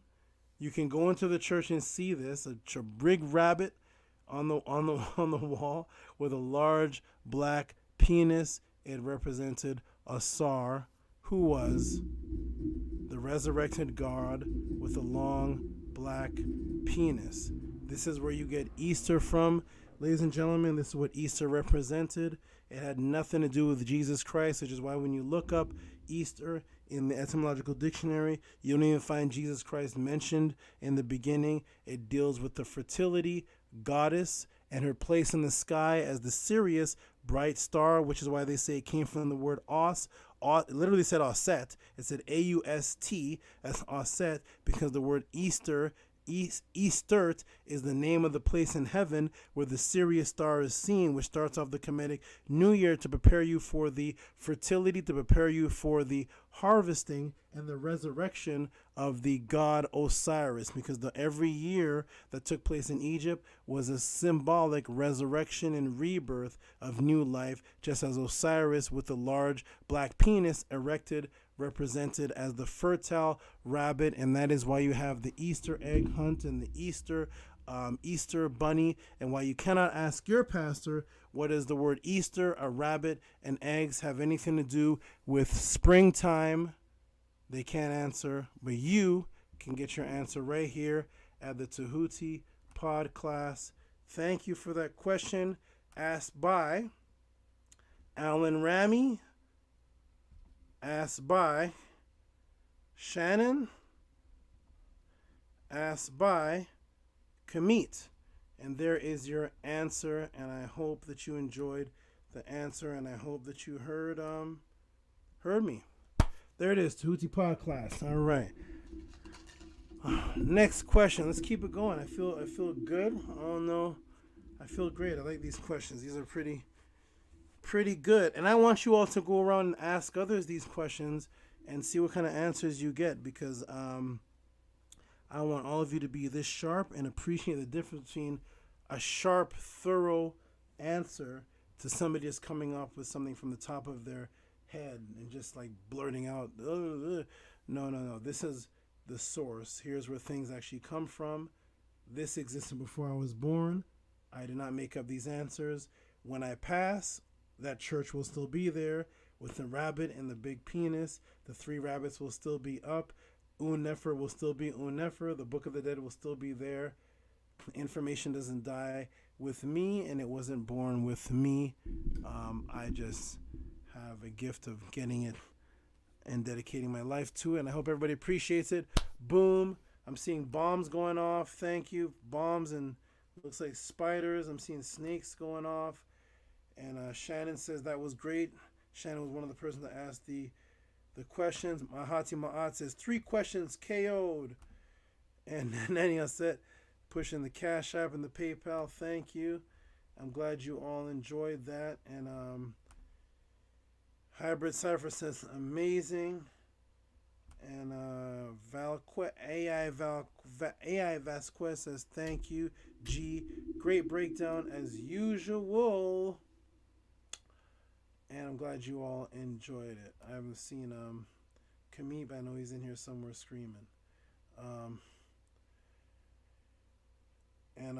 This person said something interesting. I always thought it was rabbit hole. I guess not. I'm not sure what that means, but that's interesting there. Okay, I know Kamid is somewhere in here. Kamid is somewhere in here doing the Running Man. I'm not sure, but all right, let's get on to the next, man. We got more. We are not done. And Nani Aset Mur says, thank you for such elaborate and concise answers. You are welcome. Jody chimed in and says, very wise man. Wonderful. Very wise man. ADA. Wonderful build as always. All right, let's go on. Thank you, Jody. Thank you, everybody. Thank you, Lohim. Okay, let's get on. We got more. I haven't even started with the newest ones. Let's go into it. Okay. You're welcome to Arcade Infinite. You're welcome to Bag Chaser. Okay, Bag Chaser, you're welcome. Chase that bag. Get that bag. Bag Chaser. That's like a rap name. I like that. Oh, What's Red is here. One of my oldest students. Great affirmation. Great answers. Always lead to more questions. I know. It never ends. It never ends. Speaking of which, I have more questions here. Let's go check them out. I have a bunch of more. We didn't even start with the new donations and new stuff here. We have greetings to Houthi.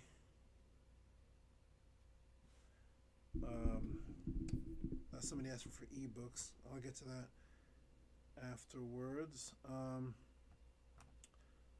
Okay, we have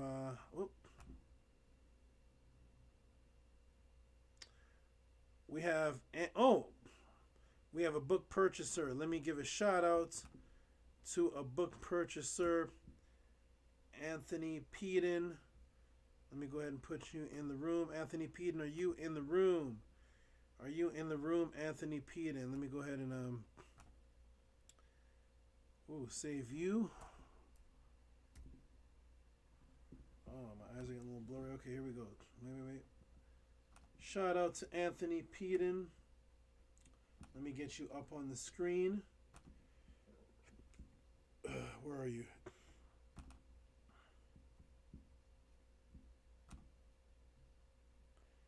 Anthony Peden from Melanin Dark Consciousness. Anthony Peden, shout out to you. Did you send me your email? Let me check my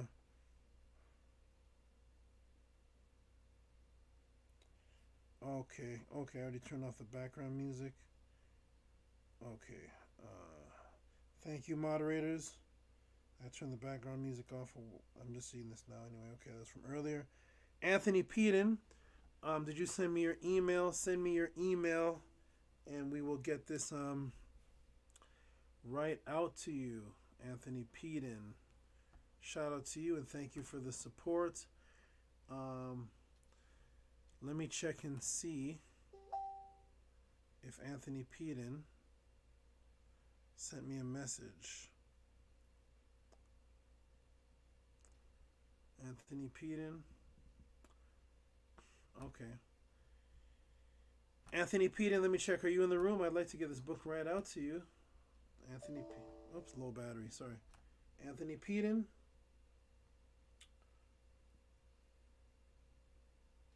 Okay, I'm sure you'll send me you will send me an email. Anthony Peden. Okay, thank you for that. Boom, boom, boom. We're moving on to the next. We have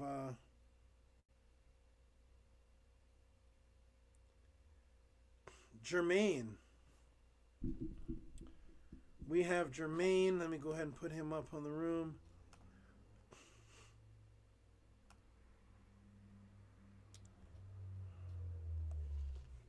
Everybody who sends me money for books, if you could, send me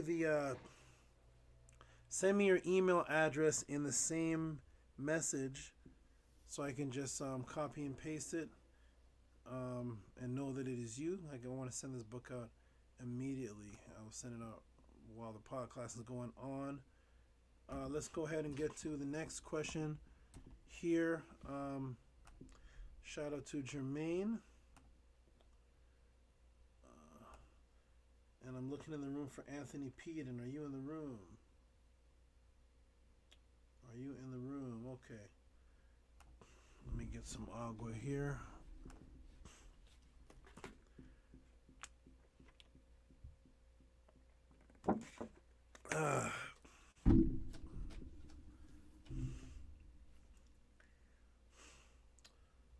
Okay.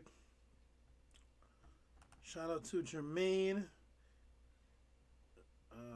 Jermaine, are you in the room? Jermaine, let me blow the screen up a little bit. My eyes are a little blurry.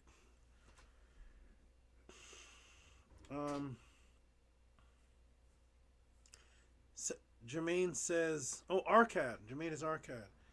Explanation of the origin of Medu language. Okay. Shout out to you, Arcad. I know you're somewhere in the room. One moment.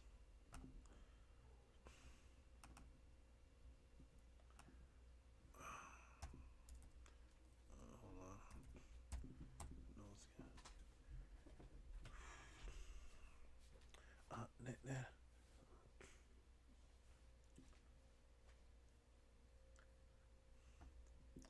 Sorry. Hold on a second. Having some computer My computer is dancing on the screen. Hold on.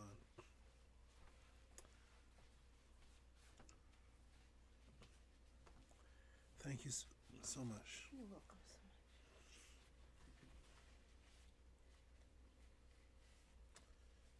much. Okay, 1 second, everybody. R-Cat, are you in the room? R to the CAD.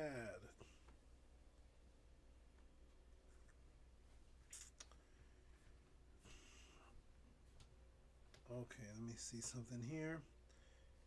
Here we go.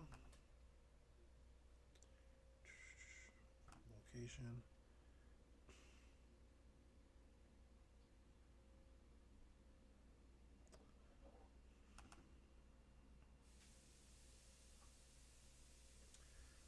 Okay.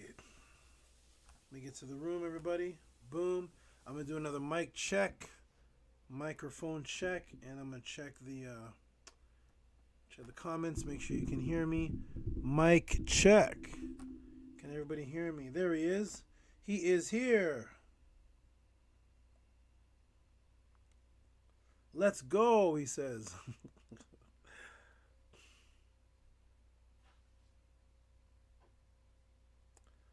Okay. Quick shout out to all the helpful moderators in the room. Let me give them a quick shout out before I get to this. Shout out to the helpful moderators, which we have here.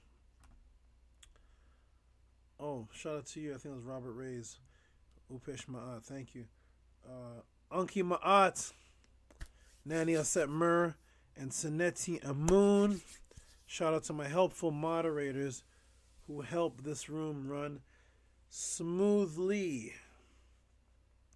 Okay, I want to give a shout out to you, and then we're going to get into origins of the Medu Netter. That is a beautiful question, family. That is a great question. Let me show you something on the screen here. Oh no, stop. Hold on. I was trying to do a no. Hold on, everybody. My screen is doing something weird. Okay, hold on, everybody. Get this off the screen. We're gonna stop. We're gonna trash that. Yes, trash. Okay, good. We'll start off like this. I'm gonna put a language in, and I'm gonna show you something very interesting.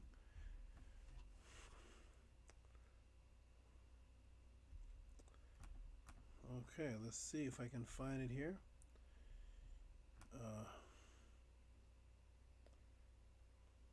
I love doing this. I love showing this. I don't know if it's on Wikipedia. If not, I'm going to pull it off my own file.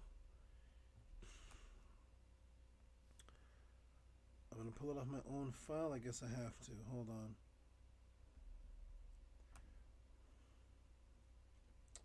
Thought it'd be easier just to go to Wikipedia and find it, but no, it looks not. Okay, I'm doing all this manually, ladies and gentlemen. You guys are asking me questions out of the blue. I gotta find things on the spot to show you all. I'm looking for here it is. I think this is it here. No, that's not it.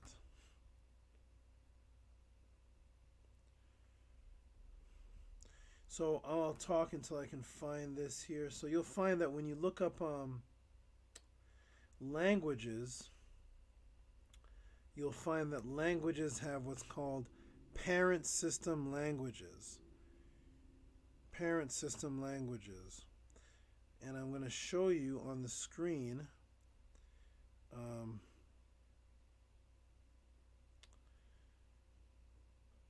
the parent system language here. It should be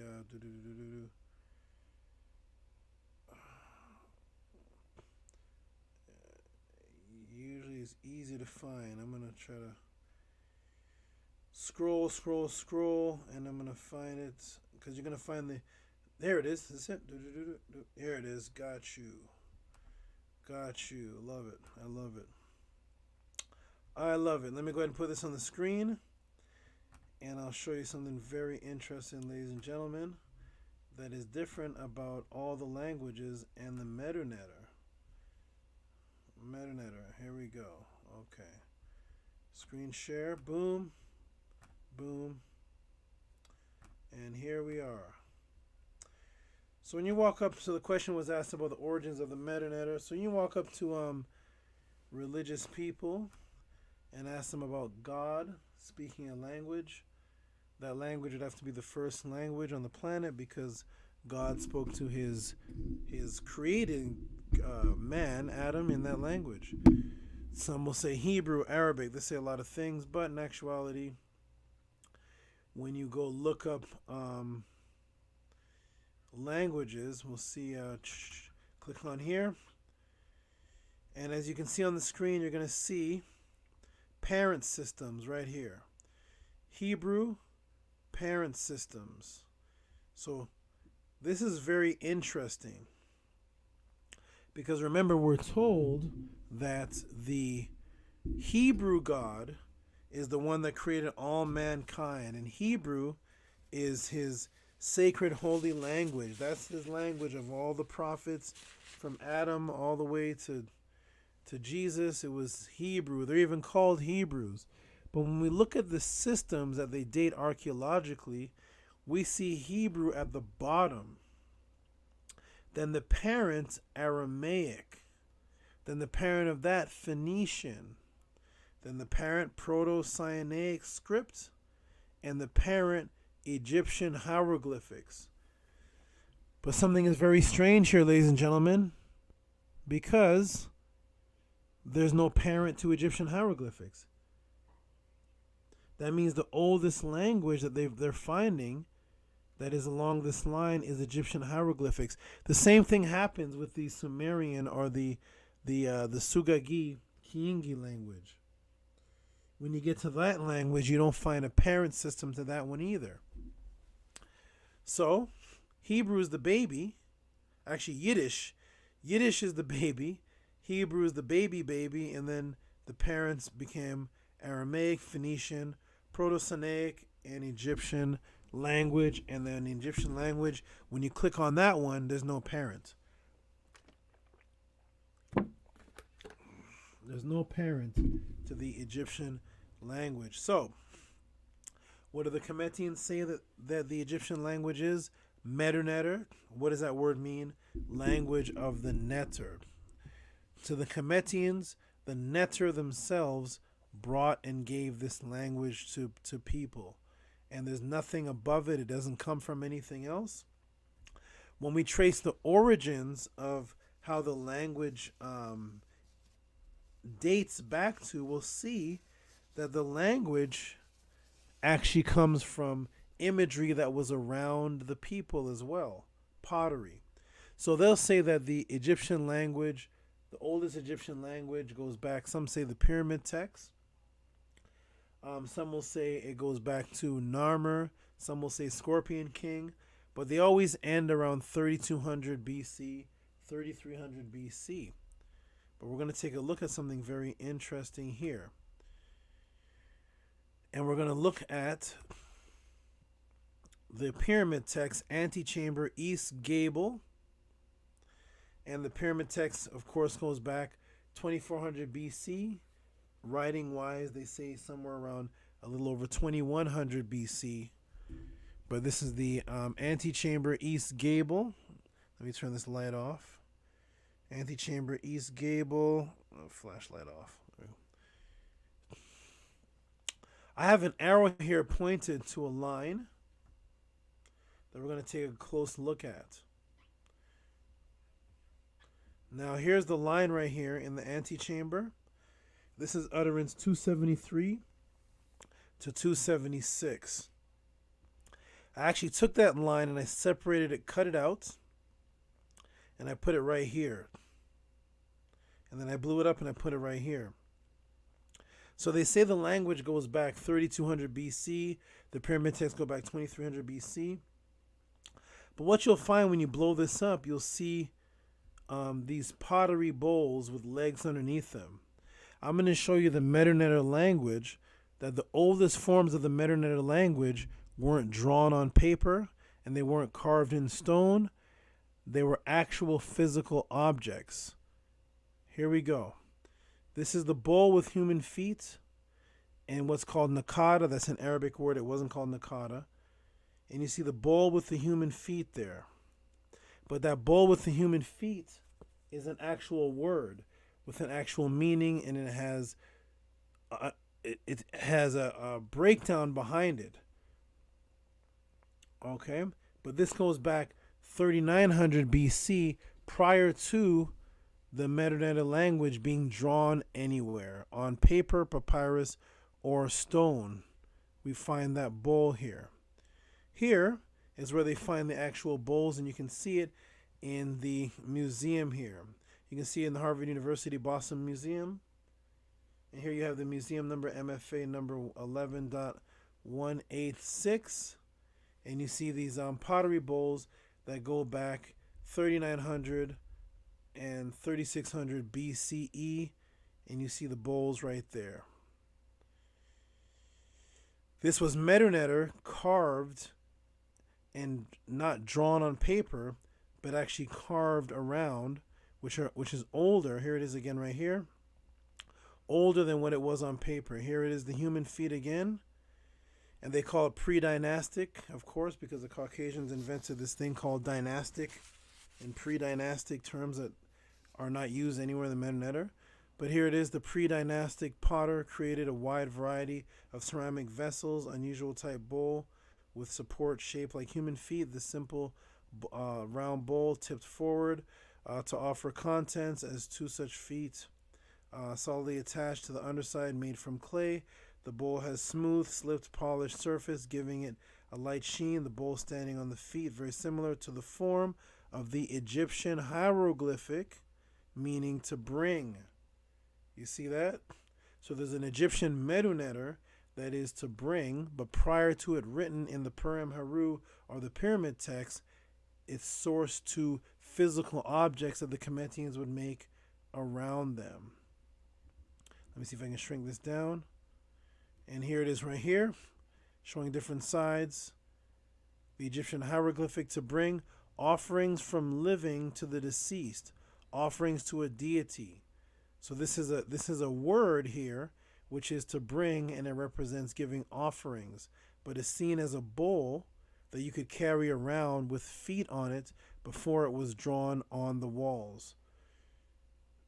Here it is again, 3900 BC. And now we're going to go to show that this is the Medu Neter origin, that the oldest Medu Neter carvings can actually be found not on the walls, not on papyrus, but in physical objects, meaning the same thing as the same word. We go to the pyramid text of Unas, to the same 273. And let me shrink it down. Whoops, sorry. All right, Unas, whoops, sorry. Unas, the bull of heaven, who once suffered want and has decided to live on the essence of every god, who eats their entrails when they come from the isles of fire with their bellies full of magical charms. Hika, Unas is well provided one who has absorbed the spirits. The Aku, Unas, appeared as this great one, Lord of those who are in the hand. He sits with his back turned to Geb. Unas, it is the judges of he who is named the hidden. On the day the elders, Shema elder is being sacrificed.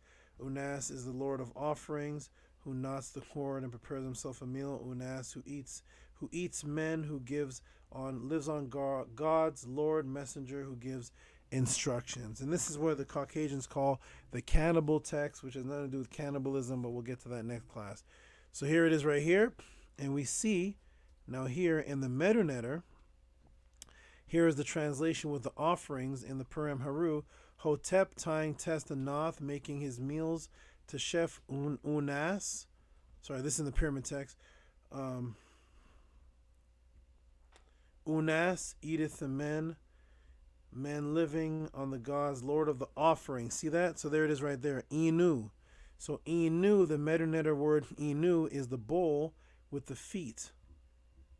You see right there? Number 9, offerings, which is the same thing as this, which is why they say the bowl represented the offerings and giving the offerings to the gods, because it was a word, it was a bowl, and then it becomes a word, but it represents the same thing. That's why in Medu all the words are actually images of things that people saw around them. There's nothing in the Medu that is not an image of what people saw around them. And that is why, and I'm going to stop right there because there's more. There's much more. But I'm not going to get into all of that, but I'm going to stop right there. But just to show you, let me get to the screen, just to explain to you and others that the Medu has no origin outside of the culture itself, and the origin of it stems from what the people along the Nile and the gods and the Neter saw around them, and they took images around them to create sounds and words. They associated an image with a sound so they could communicate the image and what the image represented to their subconscious and how it sparked their subconscious mind when they saw it. This is why the people of the Nile Valley didn't come from anywhere else, like the silly claims that the Mighty Hebrew and other people are saying they came from the Tamil Nadu, they came from India. So how come all the words are images of all the pottery and everything that's found right there in the culture? All the words of the Medu are images of things found along the Nile. They're not images of things found in India. They're not images of things on the other side of Saudi Arabia. They're not images like Cadimero says they started in the Americas and then they moved to how come the language, the oldest language of the people, are all just the images of the anthropology found around them? It's not. There's no pyramid. There's no images from South America. It's all from what's around them. So the origin of the Medu has no parent culture. There's no other culture that the Kemetians took from, like the people claim they came from India. So how come the Medu doesn't trace the Sanskrit? It comes from the people looking at their own environment and finding a way to synchronize with that environment and then making a tone which represents the image of that environment to stimulate the subconscious. And that is the origin of the Medu. It comes from images that are just all around the people themselves, going back past to the 4000 BC and even further, even further than that. But there's no parent system. There's no development of the Medu like other languages have origins and then they develop and become something else, like every language on the planet. The Medu doesn't have that. It just starts as it is. It starts right as it is, and it continues to go on as it is. But thank you for that question. Hope you appreciated that breakdown and that answer. We're going to move on to the next. Let me do a mic check. Mic check. If you can hear me. A mic check.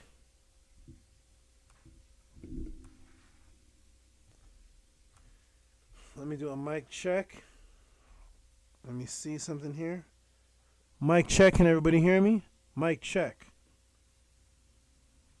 Mic check. Mic check. Mic check.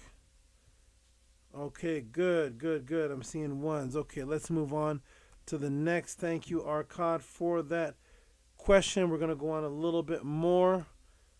I got, that was Arcad. Who is this now? Oh, not delete. Oh, that's the same question. Okay, we're going to go on to Black Alucard. Whoa. Black Alucard. Wait a minute. Oh, Black Alucard. I'm supposed to talk to Black Alucard. Talk to the brother. We have a diet thing to sort out. Black Alucard with the huge... Here we go again. Black Alucard with the huge donation and support. Thank you again, my brother. Every Podclass, Black Alucard pops up with support. He does more support than questions. He just does. Look at this. Hold on, everybody. One moment. One moment.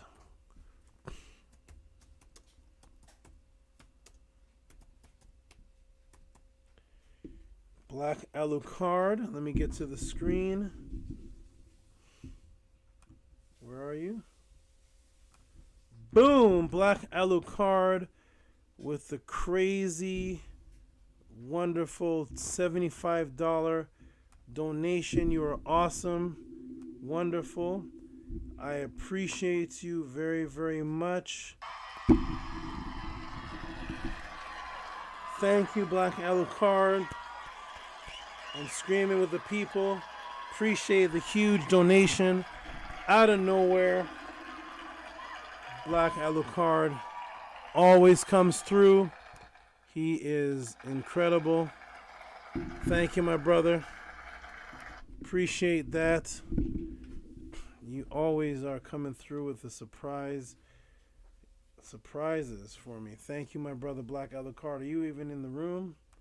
Are you in the room, my brother? Is it Boss Fee? Is Boss Fee in here? Nice. There's Boss Fee. Boss Fee's in there. Okay, thank you, Black Alucard. That's awesome. Let's go on. I hope the rest are just donations because I'm a little burnt out on the questions. I'm burnt, but I will. Is this another Black Alucard? No, that's the same one, right? Wait a minute. Hold on, everybody. This one is okay. That's Jermaine. This one is ooh, who's this? Oh man, Hicka is. Oh man, Hicka Kepara with Hicka Kepara coming through. Woo! Let me go ahead and put you on here. Hicka Kepara. Oh, sorry. Man, I love this. The donation is huge, and the answer is gonna be fast. But I appreciate the donation. There's no big breakdown to this one, but all answers and all questions are important. So I appreciate you, my brother. Of course you're here, my brother. Of course, he's awesome. Boss Fee. I gotta find out what that name means. Black Alucard, Boss Fee. We have a lot of names. Okay, here we go. Shout out to.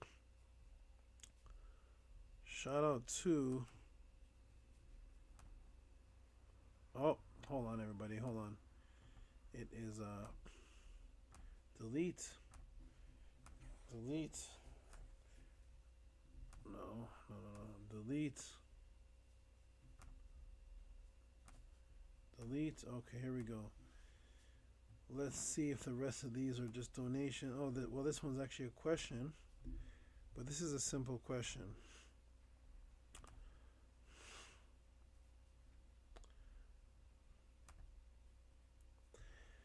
Anthony Jackson, which is also Hicka Kepara, who asks, what does this Ashe mean? Great question, my brother. So this is I don't have to do any visual demonstrations for this one, but I will just break this down.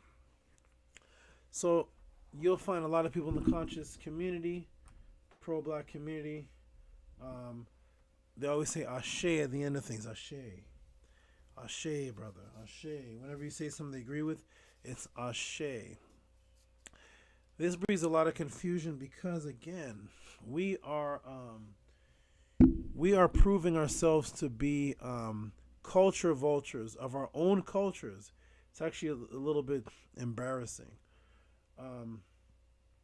that we just take from a piece of a culture. We don't investigate the root of it. We don't follow it, the culture. We just take a word, cool, Ashe, namaste. We all these different things, and we don't follow anything. So, in West Africa, you have a group of ancestors that are the Orisha. You have Ogun, Oshun, you have Shango, Obatala, Yemiyan, many different ancestors that I've dealt with and no longer deal with, but I have dealt with some of these ancestors. They were literally ancestors that are not too old at all. They're not too old at all, like in the years of 500s. They're ancestors that are part of a cultural line that believe in the supreme creative force called Oladamare. And so those ancestors in the western part of the motherland and those ancestors' descendants, to give tribute to the conglomeration of the beauty of the energy of Oladamare bringing things into existence, they would say the term Ashe. It was only about Oladamare, though. That's why people who say this term, they're if you ask them, what is this? What does Ashe have to do with any culture other than Oladamare? And do you follow any of the ways of the Ifa or the Yoruba or any of the things? Can you tell me about Yemi and anything? Or do you just grab the word Ashe and just say that, and you actually don't even care about Oladamare? You don't teach about Oladamare. You can't say any source of Oladamare. You know nothing of Oladamare, but you're saying something that attributes to the creative power and the connectivity of Oladamare, and only Oladamare. That means that the word Ashe has nothing to do with Quetzalcoatl. It has nothing to do with Ra, Ptahhotep. It has nothing to do with Brahma, Shiva. It is a tribute to the power of a particular family line and the energy that they acknowledge called Oladamare. Like I said in a conversation before, that if you're going to say these terms, take the time to study and see if you're in agreement with that which is of Oladamare. Are you in agreement with Shango, Obatala, Yemiya? Do you do any of the practices? Because if not, we're just becoming culture vultures. We're just taking a word, yelling it out because it's not in English, it sounds cool. In actuality, that word has a frequency and a vibration developed by a particular culture to protect and give reverence to a particular family line, which has nothing to do with Hindus, Sanskrit. It has nothing to do with Quetzalcoatl. It has nothing to do with Chinese gods. It's particularly designed for the tribute respect to Oladamare. And that is it. So I would suggest that anybody who's going to use that term Ashe follow through with it and do study on the Orisha, do study on Ifa, do study on the Loa. The Loa, those are the beings that I had dealt with. Very, very powerful. They're not to be played with. You're not to just yell out their names randomly. Extremely powerful. I've seen their power manifest in front of me. I've seen their power manifest at a distance. I've interacted, and there's no joke or game to be played with the Loa. So I would suggest that anybody who wants to just yell out Ashe or yell out any of these deities of the Orisha, take your time and dedicate yourself to them, or study them and see if that's the energy that you agree with. Because if you actually don't agree with any teachings of the Oladamare, Orisha, or anything, and you don't do any kind of ritual, it is a culture vulture type mentality to just grab one word out of the culture and yell it out, and you literally follow nothing. That's actually what the European taught us, and that's what he he does. Don't be dedicated to any one culture. Just grab in a big melting pot of Walmart stew, and you just blow out and just follow nothing. It's just a jack of all trades. You master nothing. When in actuality, the people that follow the Ola Damare, the Orisha, the Loa, those who follow that, it's a disciplined culture, and they only follow that. That means they don't worship any of the gods from the Shang dynasty. They don't worship Krishna, Brahma. They're studying that, and that is where their energy flows with that. But it is a word that deals with the connective power and the agreement of the energy of Ola Damare, and that's where it goes to. So thank you for that question, and I know that helped a few people who actually just, they say that word because they heard other conscious people say it, and they never asked what's the origin of it, who is it talking about, what is it. They just yell it out, and we have to be more strict than that. We have to respect other people's culture. Not every single family bloodline is your bloodline. So if there's a bloodline and they developed a particular culture, if they invite you in, then that's fine. But to just grab it, and that's why when I experimented with it, I will leave that culture to at least what I saw to them, and much respect to them, and much respect to their powers. But I'm not going to yell out any of the Orisha deities, like just yelling them out, unless I truly want to engage with them. I'll say their names in teaching, but I leave them be and let the chiefs of that culture deal with the all those words and all those terms and all the cultures and rituals.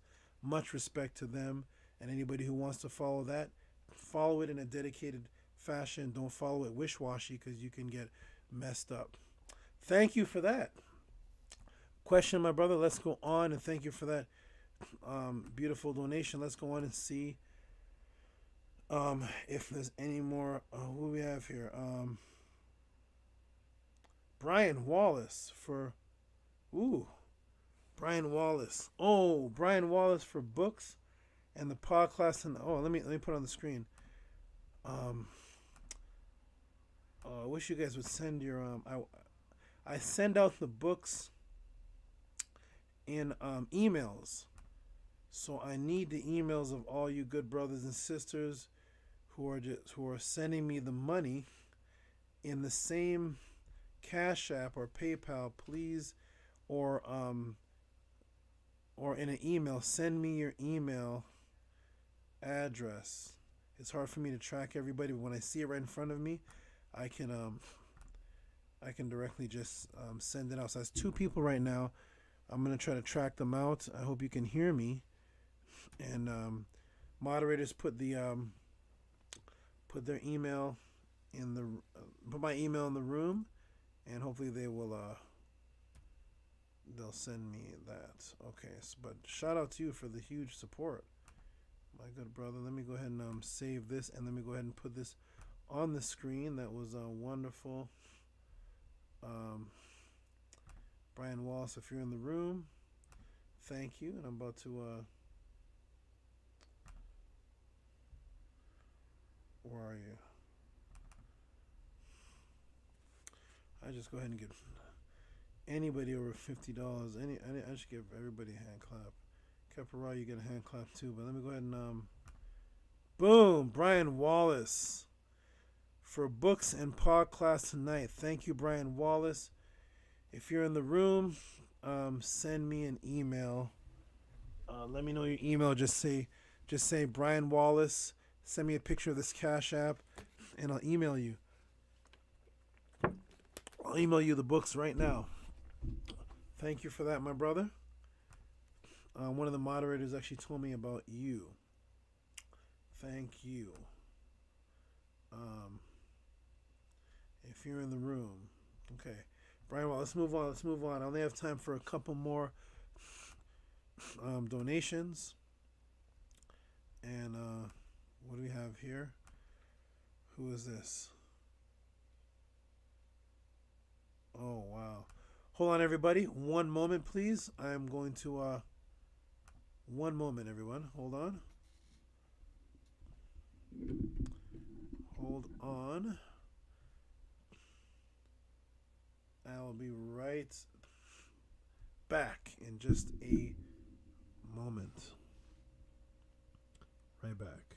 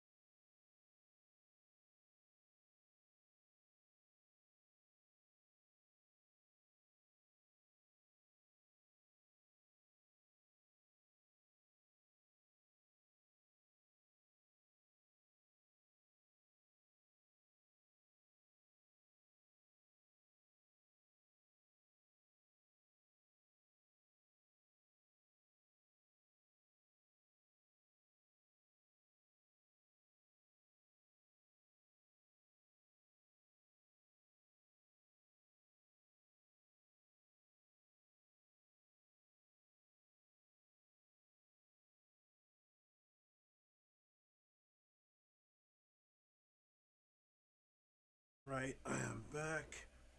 Move back into position here.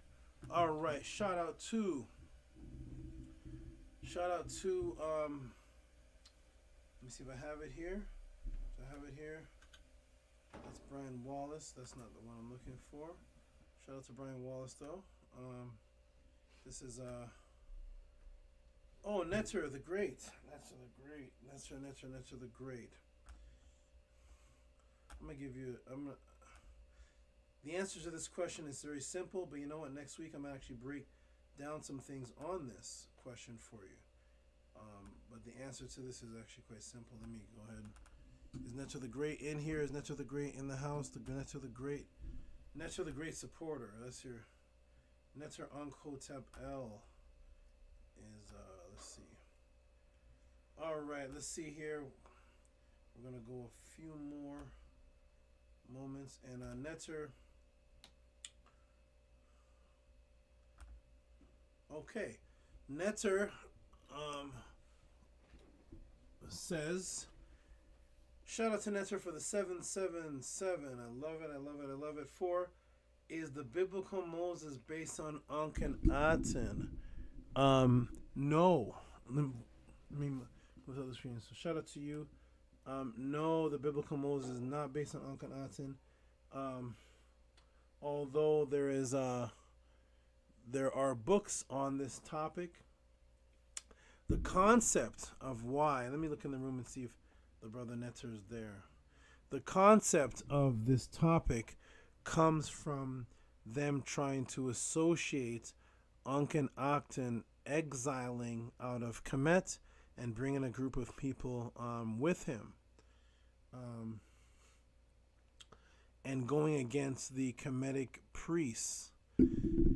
In actuality, the Moses story is not that at all. The Moses story is not that at all. And I'm actually going to, I may get into who Moses actually was, but definitely is not Akhenaten. There's actually not any similarities. So Akhenaten did not bring any new God, such as Moses brought Yahweh. There was no conversation between God and the Pharaoh of the time. Akhenaten at the time actually was the Pharaoh. So there's actually no. You'd have to really reach and stretch, and the only similarities that they've found is Akhenaten left Kemet, went against the Amun priesthood, and supposedly brought monotheism. The story of Moses is supposedly Moses brought the Yahweh God, and he left Kemet, but he didn't just leave Kemet. He was requested by his God, to the Pharaoh to let them go. Akhenaten was not held by any Pharaoh. He was not held by anyone. He left on his own because he had the power to leave on his own. Set up a capital, completely different story. But the Moses story is a conglomeration of bits and pieces of Kemetic stories, which maybe I'll get into next week. But thank you for that question. No, I would say absolutely not. Not at all. Next week I'll break down who Moses was, why he had horns. Moses in the old medieval images has horns on his head. We'll talk about that next week. Let me go ahead and put a note that I'm going to touch on that for you next week a little more. Is this you? Let me put a little note there. Okay, and thank you and shout out for the support. Where is the? Hold on a second, everybody. Shout out for the support, and let me see where did that question go to? Where did it go? Here it is. Oh, it's all the way over here. I gotta relabel it. Then I'm gonna touch on it next week.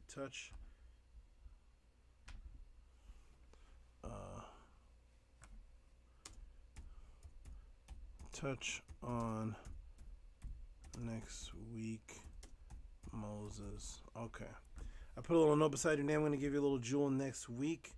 Although the jewel isn't related to your exact question, but I'm going to give you out a little jewel even though you didn't ask. Okay, let's get to the next. We're winding down, ladies and gentlemen. Let's get to the next. Oh, there's a lot here. Let's see. I hope these are all just donations because I can't. Is this? Iman. Is Iman Manifesto?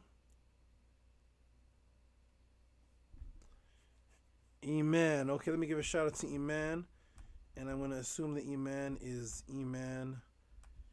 He has a cool name, Iman Festo. Okay, yes, I got a message from a moderator that a question was sent.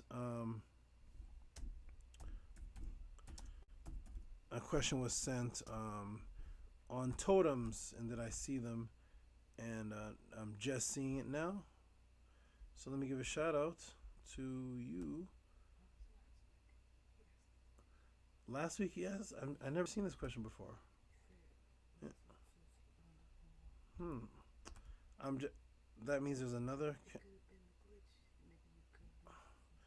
E-Manifesto, did you just hold on? First, let me give the shout out. Hold on a second. I'll put you as 8. Hold on, E-Manifesto. 1 second. What's going on here? Are you? Oh, E-Manifesto. Here we go. Let me get a clarity on this. Shout out to E-Manifesto, who says the importance of totems and how to find yours. Shout out to E-Manifesto. Thank you for this question. Let me just ask you a question in the chat room. I know you're in the chat here. I heard that this was asked last week. I never seen this pop up until now. So let me see. Is this Cash App? Let me put it back on the screen. It says today. So it says today. So this Cash App was sent today.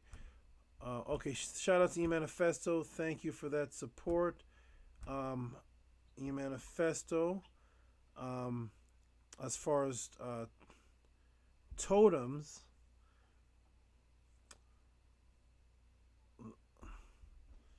Let me see something here. Hold on. Oh, you asked me how to find yours. That's going to be an elaborate answer. E-Manifesto, I'm going to start off with that next week. If you're still in the room, I put a little note beside, and I'm going to start off with that one next week because it is getting kind of late, and I'm just seeing that. But shout out to you and thank you for that.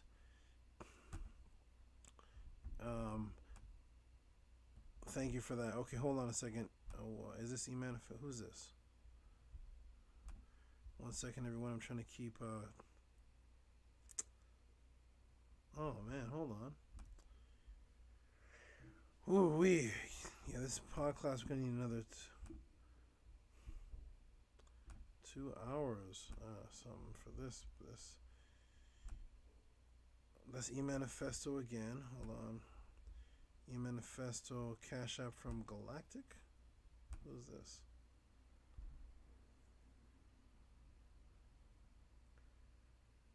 Oh, what is this? Shout out to Galactic. If you're in the room, shout out to you. This question, I don't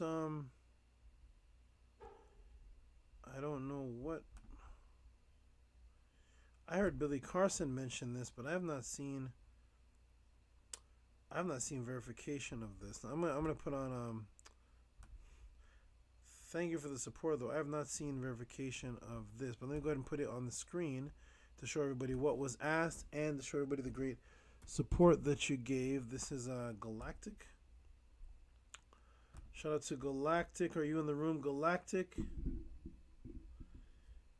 Peace. Thanks for the bills. Thank you. Galactic, are you in the room? This is something that I heard Billy Carson say. I have never oh, hold on, everybody. Hold on. Why is it doing this? Hold on. Let me go. Okay, delete.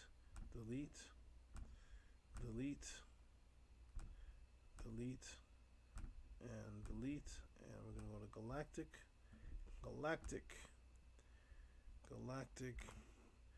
Shout out to Galactic who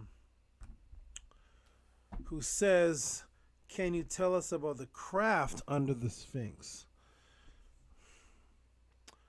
Shout out to Galactic. And this is something that I've only heard. I heard Billy Carson mention when he came on to the KP show. I have not seen. There are things under the Sphinx, but as far as a craft, I have not seen any information, evidence, factual that I can elaborate on there having been when you say a craft, I'm going to assume you mean a drivable object, a craft like something that you can get in and maneuver in, like a flying object or a hovercraft or some type of plane, car, cart, something that you can get in and operate that's under the Sphinx. I have never seen any archaeology on that. I've never seen anything factual on that. I've only heard it from the brother Billy Carson, and I was going to ask him about that, but the last time I was on the show, it's kind of like when as soon as he left is when I came on, or something to that effect. But thank you for that support, my brother. I don't know about any factual information on a craft. Factual. I've heard claims like the brother, here we go, like Master Case said, Edgar Casey claimed there was a craft under the pyramid. I've heard claims, but you know me. Let me for those who don't know me, let me go ahead and show you what let me go ahead and show you something. What one of our mottos is, you guys know what I'm about to put up, and that is ancestral artifacts over religious opinions. Ancestral artifacts over religious opinions, which means I discuss things that there's artifacts on, that there's writings on, that there's fact, and then I add to it with my wisdom. I don't do it in the reverse. So a lot of people do it. They hear something. Edgar Casey says something, then Madame Blavatsky says something, and then John Dee, and then it's passed on, and then you have the Book of Emerald Tablets, and then next thing you know, you have all these stories circulating, as opposed to find the archaeological anthropology first, research it, and then build upon that. So as far as factual, I've never seen anything archaeological on a craft under the Sphinx, but that would be awesome. That would be awesome. I do have some interesting information on the Sphinx and things that are underneath it, but your specific question, I don't have the information on that. But shout out to you, Galactic. That's an interesting name. Your name matches your question. Shout out to you for that, Galactic. Okay, and of course, Kamit is here with his interesting numbers of his donation numbers are so interesting.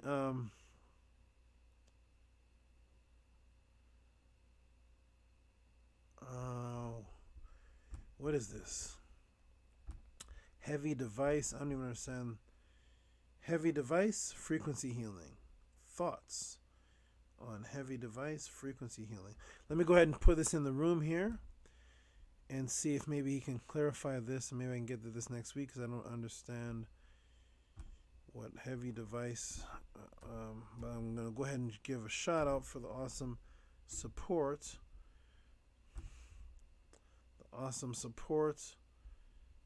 And maybe his question can be rephrased so I can understand. Okay, here we go. Shout out to you, Kamit.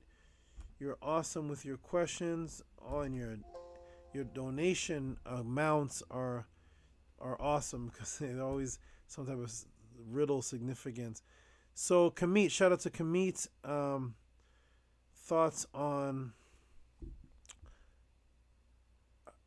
Haley device. Oh, Haley device, frequency healing. Kamit, you may have to send me an email to clarify this question. I don't know what thoughts on Healy device, frequency healing, but I appreciate the support, my brother. Maybe you can rephrase this, and I can get to the next Podclass when I can see what exactly is the question, what is Healy, and what is this, what the device is. I'm unfamiliar with that, but shout out to you and respect to that. Just rephrase it, and I'll go get into it next week. I'm gonna go and put a note by your name to say that you are going to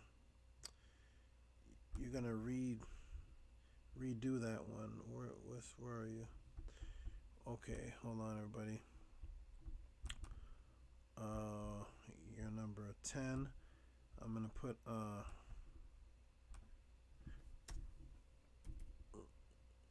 rephrase for next week,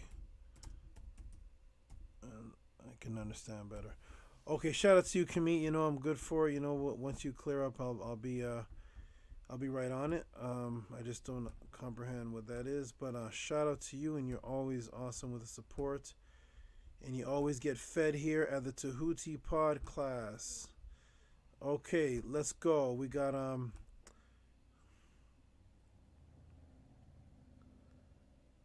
Sunlight Black.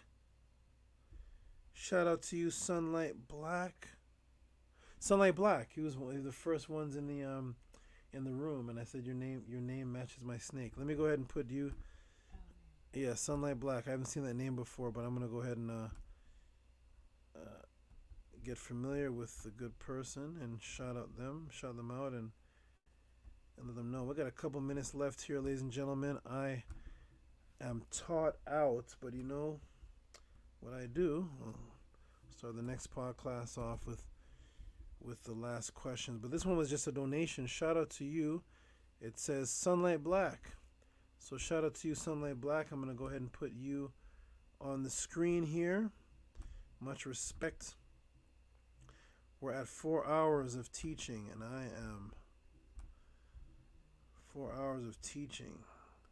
Where does this happen on YouTube? Shout out to you, Sunlight Black. I love that name. Same name as my snake, Black Light or Kybit. Shout out to you for the support. Thank you for being new and supporting the Tehuti Podclass. Or maybe you're old and have another and change your name. But shout out to you, whoever you may be. Much respect. You are awesome as everyone else. Let's see if we can wind down the last couple ones here. Who's this? Oh, this name here that I can never say. Apothecary. Apothecary.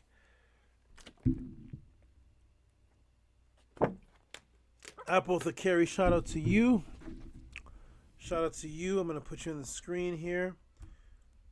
Who gave a $20 donation. Appreciate that. With PayPal. Apothecary. We're going to put you right there.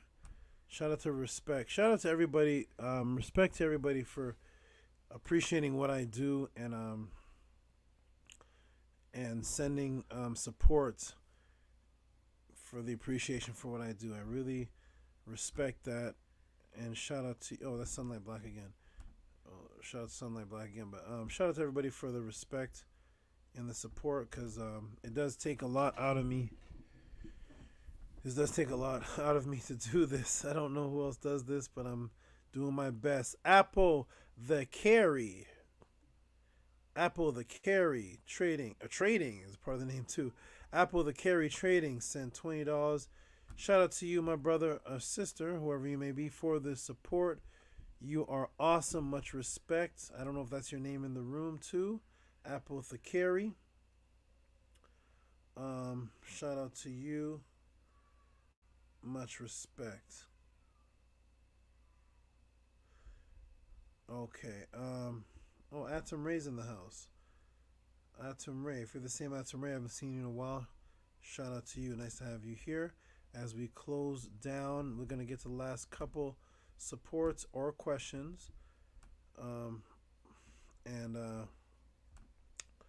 What's this one here? This is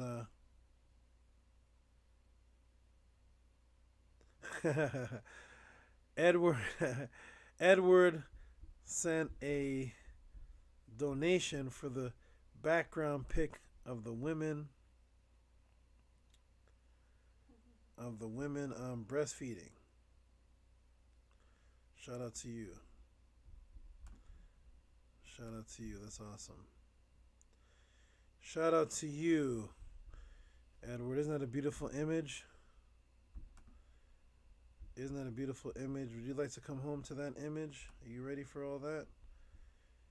Are you ready for that female energy? Okay.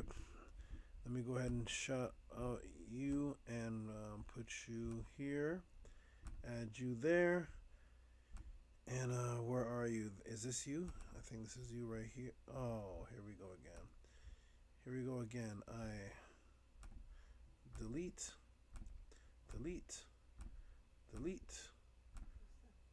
I have to delete these delete some things in order to put them to show things on the board. On the screen I have to delete other things. So here we go again. Let's go to is this you? Let's see if this is you, my brother. This is boom, Edward Latortui. Edward Latortui. Background pic, poly and breastfeeding power and love. Thank you for respecting the background pic and my breakdown on the poly, and I'm glad you enjoyed it. And I wish you the best in your future relationships in whichever direction it goes. And I hope I could inspire some of your decisions with the knowledge in your relationships. Thank you for that.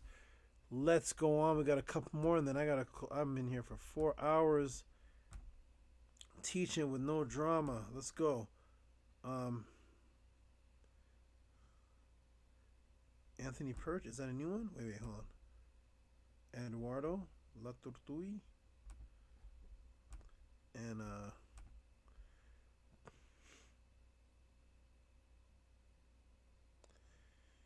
Anthony Perch sneaking in the 2 questions that I'm going to get to next week.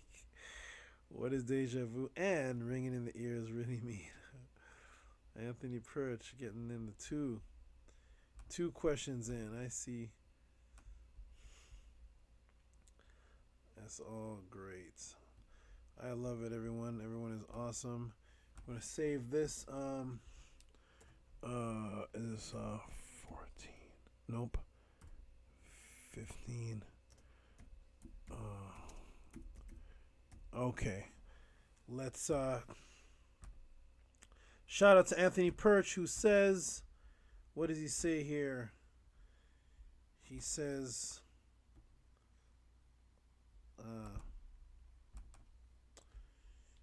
ringing in the, no, here it is, boom. Shout out to Anthony, a lucky shot, that's right.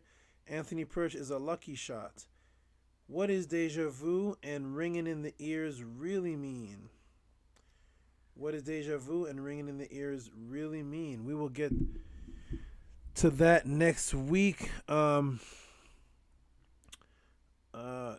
Anthony, a lucky shot. Are you even in the room? Maybe I could break some down now. Are you in the room? A lucky shot. Oh, Scribe is back. Kaaba practice. I remember this brother from Killer Pre-Show. Shout out to Kaaba practice. Praxis. I gotta say it right, not practice. Praxis. He says Tehuti is a G. Thank you, brother. I haven't seen you in a while since then. A lucky shot. Are you in the room, my brother? If not, we'll get to this. Oh, I'm going to start the podcast off right into questions next week. The good thing is, everybody, is that when you send your questions in and I get them late and I can't answer them, you know that the next week when it starts off with you, just like the Easter and the other things, you're going to get a thorough breakdown because I can actually prepare an answer. But I'm getting tired right now. It's almost 12 o'clock over here. So lucky shot. We're going to get to that one next week too. We're winding down, everybody. I hope the next ones are just donations because I am breaking down. Who's this? That's Kamit again. Who's this? This is Robert E. Williams Jr., who says, oh, he's given just respect for, he says your answers are worth more than this. Yeah. And thank you, my brother. I like these ones. I like this appreciation. I like this the appreciation of some of these. They're little notes inside here. This is great. Okay, so we got, is it 16? Here we go. Okay. So shout out to you, Robert, who says boom, boom, boom. He says, for your answers are worth more. I enjoyed the class. I'm going to move this banner from here. Oh, it just says today. Okay, yeah. Today at 9:39 p.m. Thank you. Shout out to Robert E. Williams. I appreciate you. Thank you for the support. You are wonderful. Everything counts. Everything counts, and it's all motivational. All motivational for me to keep going, even though I'm tired. Okay, Anthony Peden. I thought I already got this one. Okay, fine. Anthony Peden for Melanin Dark Consciousness. I thought I already had that one. And we have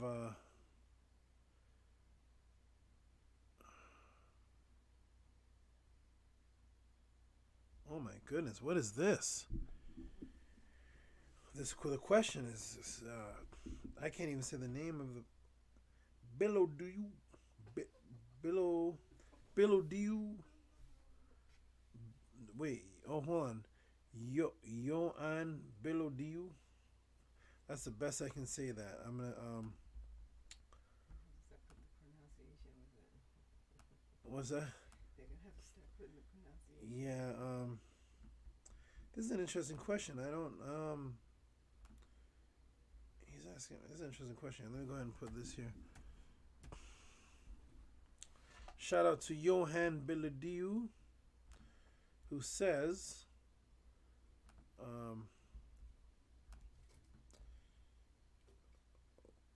what does he say? He says, what, can you talk about the tribe of North Centennial Island and how they are not getting contacted by anyone from outside the island? Shout out to you, Johan Bilodiu. I can try to talk about that next week. I don't know what to talk about on that right now. The tribe of North Centennial Island and how they're not getting contacted by anyone from outside the island. Shout out to you. Interesting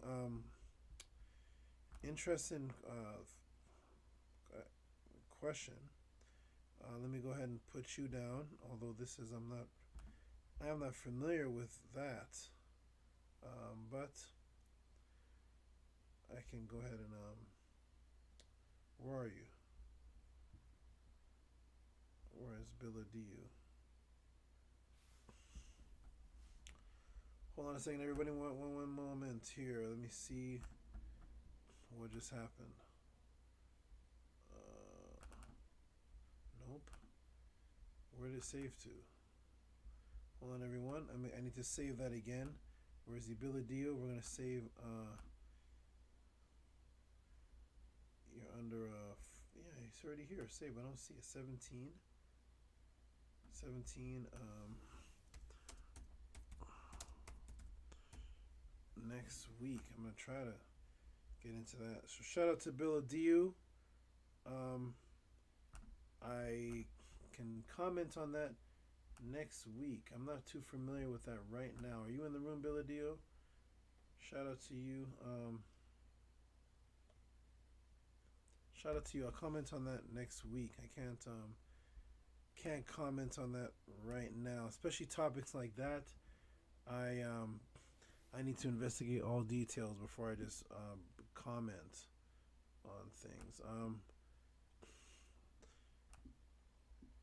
That could be a touchy subject. So what in the world? Lamar Owens. Hold on. Lamar Owens is that Scribe? You guys have so many names. Okay, shout out to Lamar Owens, who's ending off the Podclass with a great high donation. I think Lamar Owens is a scribe. I think that's a brother there. I think he's scribe in the room. What a way to end off. This is great. We're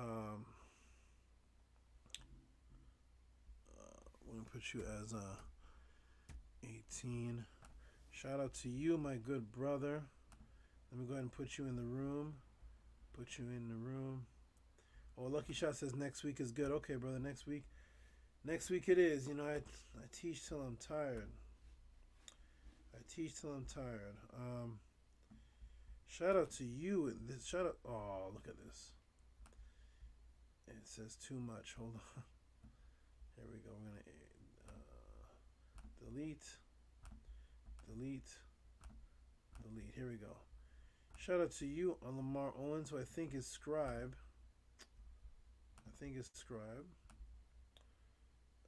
Should be scribe. For the huge donation to end off the day, and Shout out to you. My brother Lamar Owens with my number 7272. What does he say? He says, reciprocity, peace, and love. Greatest breakdowns. I'm going to take off the banner, see if there's anything underneath it. No, it's just today. He says, greatest breakdowns. Thank you, my brother, for the 72. Thank you very much, my brother. You are awesome. I appreciate you. To end off the Tehuti Podclass. Ending off the Tehuti Podclass with that. That is fabulous. Let me go ahead and take this off the screen. Thank you, my brother. Appreciate that. That is excellent. Great way to end off. They're clapping over here in person. Thank you, my brother. That's a great way to end off the pod. I hope you're in the room. I hope you're in the room. I think is it says peace to the chat. Peace to the chat, and of course Sabbath Tehuti, grand appreciation. So scribe, that's you, right? That you are that should be you. That should be you. Lamar, I remember put his name as Scribe. So shout out to you, Scribe. Shout out to you for that support. Yeah, that's you. I knew it. That's you. Yeah, I knew it. There you go. You are awesome, brother. Appreciate that support. Wonderful, wonderful, wonderful. Okay, everyone. Let me go and see if there's one last one. For those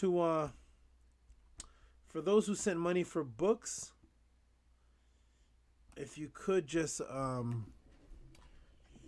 send me your email. Send it in one thing. Send an email to me saying this is for the books and a picture of the image there. I will scroll down to see if I can find your emails anywhere. But some of you sent money for books. I don't have your email addresses just right offhand like that. Speaking of which, let me go out with letting people know what are the books that everybody's talking about. The books are, there it is on the screen, Secrets of the Ages, Stepping Out of the Matrix. That is a book that I actually teach out of in the class, different parts of it. Very good book. You can ask anybody who owns it. You can get that by emailing me, contacting me, and I will send you the directions on how to get the books. Send me an email, and then if I see, sometimes I see somebody send me a message, and then the email address is different, so I may ask you to verify that it is you, because I get so many messages. I want to know that I'm sending it out to the right person. And shout out to Young Scribe the Scribe is still there. Shout out to you, Young Scribe. Let me get you off the screen a moment. And this is the other one, Melanin Dark Consciousness. Get that book. Contact me. See how you can get that book. They're all PDFs that come to you directly within minutes to an hour of you sending the funds. I appreciate the support. Shout out once again to end off the class with the moderators. Moderators are excellent. They always help. Always make things smooth. You guys are great. I appreciate you. The moderators, the name given by Stranger. Stranger, thank you, moderators. That is Anki M. Ma'at, Nani Aset Mur, and Saneti Amun. Thank you. We're about to end off the Tehuti Podclass. Support with Cash App questions. That's my AI moderator. At the bottom of the screen here, you will see welcome to Tehuti Podclass. Support the channel and the teachings. Donate to Cash App TT Amun. I'm also going to show the PayPal Cash App right there. Rocky SV. Support the mission, support the cause. Bring your friends to the Podclass. Share the Podclass. Let people know about this. Let people feel comfortable to come in at any time they want. If they disagree or agree, I am always very respectful and always very open to talk to all those on either side and to share information. Help support the Tehuti Podclass. Shout out to everybody. Shout out to Ahati Ma'at. Where's Ahati? Where's Ahati? Here he is. Shout out to Ahati Ma'at. Ahati Ma'at right there. He's the unregistered moderator. Shout out to everybody that's in the room. Shout out to Kamid, who says Ma'at class was hotter than the Wolf Rayat Star WRO2, hottest star in the universe. Peace of mind and prosperity times 7 to all. Cannot wait for next week. Let's go for 250 in the chat next podcast. Yeah, let's go for that many. Let's go for that many. I like the information getting out. I'm not really a numbers man, but I do like the numbers of people that are appreciating. I want that 250 to be 250 appreciative people. Thank you, Kamit. Shout out to everybody. Let me give a shout out to this is a new name here. Fonzo is I know the picture there. I think that's Jay. That's Jay. Shout out to Fonzo. If I'm familiar with the picture. Shout out to everybody in the chat room here. Shout out to the scribe. Shout out to Bag Chaser. He's chasing the bag. He's chasing the bag. Shout out to Bag Chaser. Shout out to Shannon, who's always here. It was a great episode as usual. Shout out to Kaba Praxis.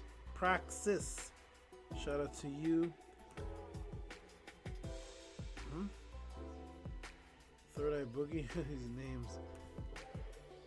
Okay, shout out to Celestial One. Shout out to everybody in the room. Here's a new person here, Bajan Pharaoh. Peace to Tehuti and peace goddesses. Peace to you, Bajan Pharaoh. Shout out to you here. Thank you everybody for attending the Tehuti Podclass. We're going to start next week sharp with a lot of these questions here. Shout out, this is a new person here, Third Eye Boogie. The island with the tribes that fight off intruders. No one is allowed. Shout out to Third Eye Boogie. Shout out to everybody. Peace and love. Support the Tehuti Podclass. I love everyone that showed up. We are at 4 hours and 33 minutes. Contact me. For those who sent the books, again, I'm going to say this is my email address. Just send me a picture of your Cash App and your email. When you email me, I'll see your email. So just say I sent books, here's the Cash App, and being that I see the email, I can just press reply and send the books back. Because a couple of you sent Cash Apps, but I don't have your email address. Unless you send the email address to my Facebook Messenger, I'll check that after the class. Peace and love, everybody. Shout out to the moderators who helped a lot. Shout out to Anki and Ma'at, Nani Aset Mur, and of course the unofficial moderator who is Ahati. Let me look for him in the room if he's in here. Shout out to where's Ahati at? Ahati's somewhere in here. He's always in here. He's somewhere. Wherever you are, Ahati, shout out to you. Shout out to RPM. Shout out to RCAT Infinite. Shout out to everybody that Hika kept a raw with awesome donations and questions and everything. Shout out to all of you for attending the Tehuti Podclass. Kamit, you're awesome. Everybody is awesome. And I'm trying to find a hottie. So Master K, of course. Master K. Michelangelo's sculpture depicts Moses with horns. Actually, I want to deal with that next week. Shout out to everybody in the room. Shout out to Jody if you're still here. I know one of my moderators may have fallen off to sleep. Shout out to the moderators that are awake. Here's a hottie. Oh, now my whole thing disappears. Wait a minute. Where's a hottie? Shout out to Hottie who says, bravo, bravo, wonderful. Let me get this off the screen. because time is running out. Time is running out. Okay, everyone. I'm going to end off with the affirmation. I'm not going to bring out any of the snakes to end off because they're buried under the dirt right now. But I'm going to say, Anki and Ma'at, Un MS, Nin Tet Aset and Mayat, Min Habapet and Mayat, Her and Hu Kiui, Per Ikut. That is to say, I live from Ma'at, I exist within her, I do not speak in the place of Ma'at. Every day I advance towards Ma'at. My being is surrounded in darkness.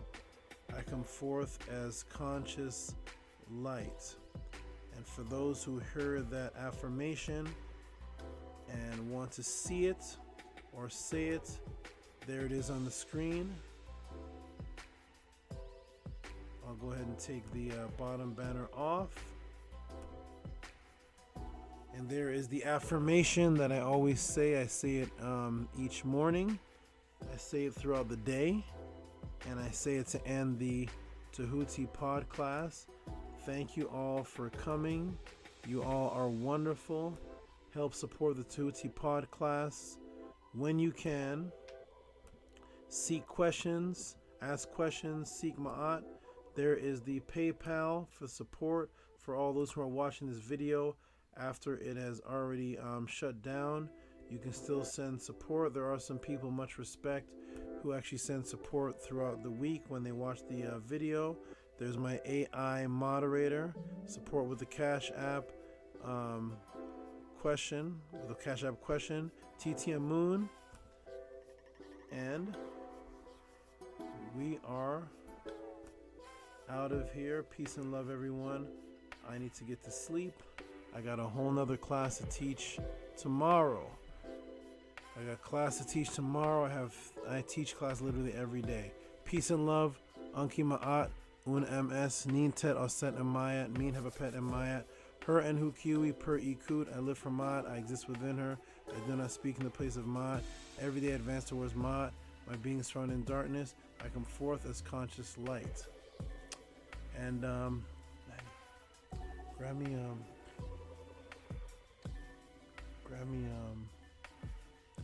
Third Eye from up there. I'm gonna go to the comments one more time. I am gonna pull out one of my last serpent friends, because I always end off with the serpent for everybody. Lucky shot, everybody. Look at everybody in the room. They're still going. Thank you. And Third Eye, where are you, buddy? There you are. Going crazy. Going nuts. Going crazy. We started the class with black lights, Kaibit, and we're ending the class. Oh, he's gonna shed too. From Thailand, this is Third Eye.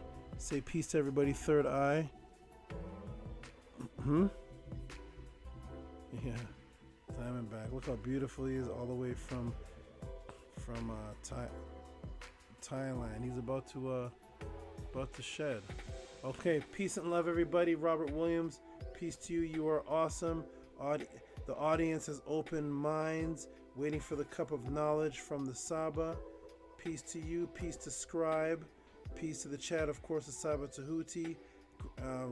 Peace to the chat, and of course, Saba Tehuti. Grand appreciation. Thank you for everybody to coming to the Tehuti Podclass, supporting the class, doing what you can. Of course, this great man right here, Boss Fee, Black Alucard, who says peace, everybody. And I think this is Jay. Thank you for an old language. Ma Lab Akbar. Thank you, everybody. Shedding is very symbolic. It is actually. On my door behind me, there's a big snake shed. And over my son's room is a snake shed. Peace. Thank you for your support, says Nani Aset. And we're going to end off with that. Thank you, everybody, for coming to the Tehuti Podclass. And we say peace. Oh, haha, that's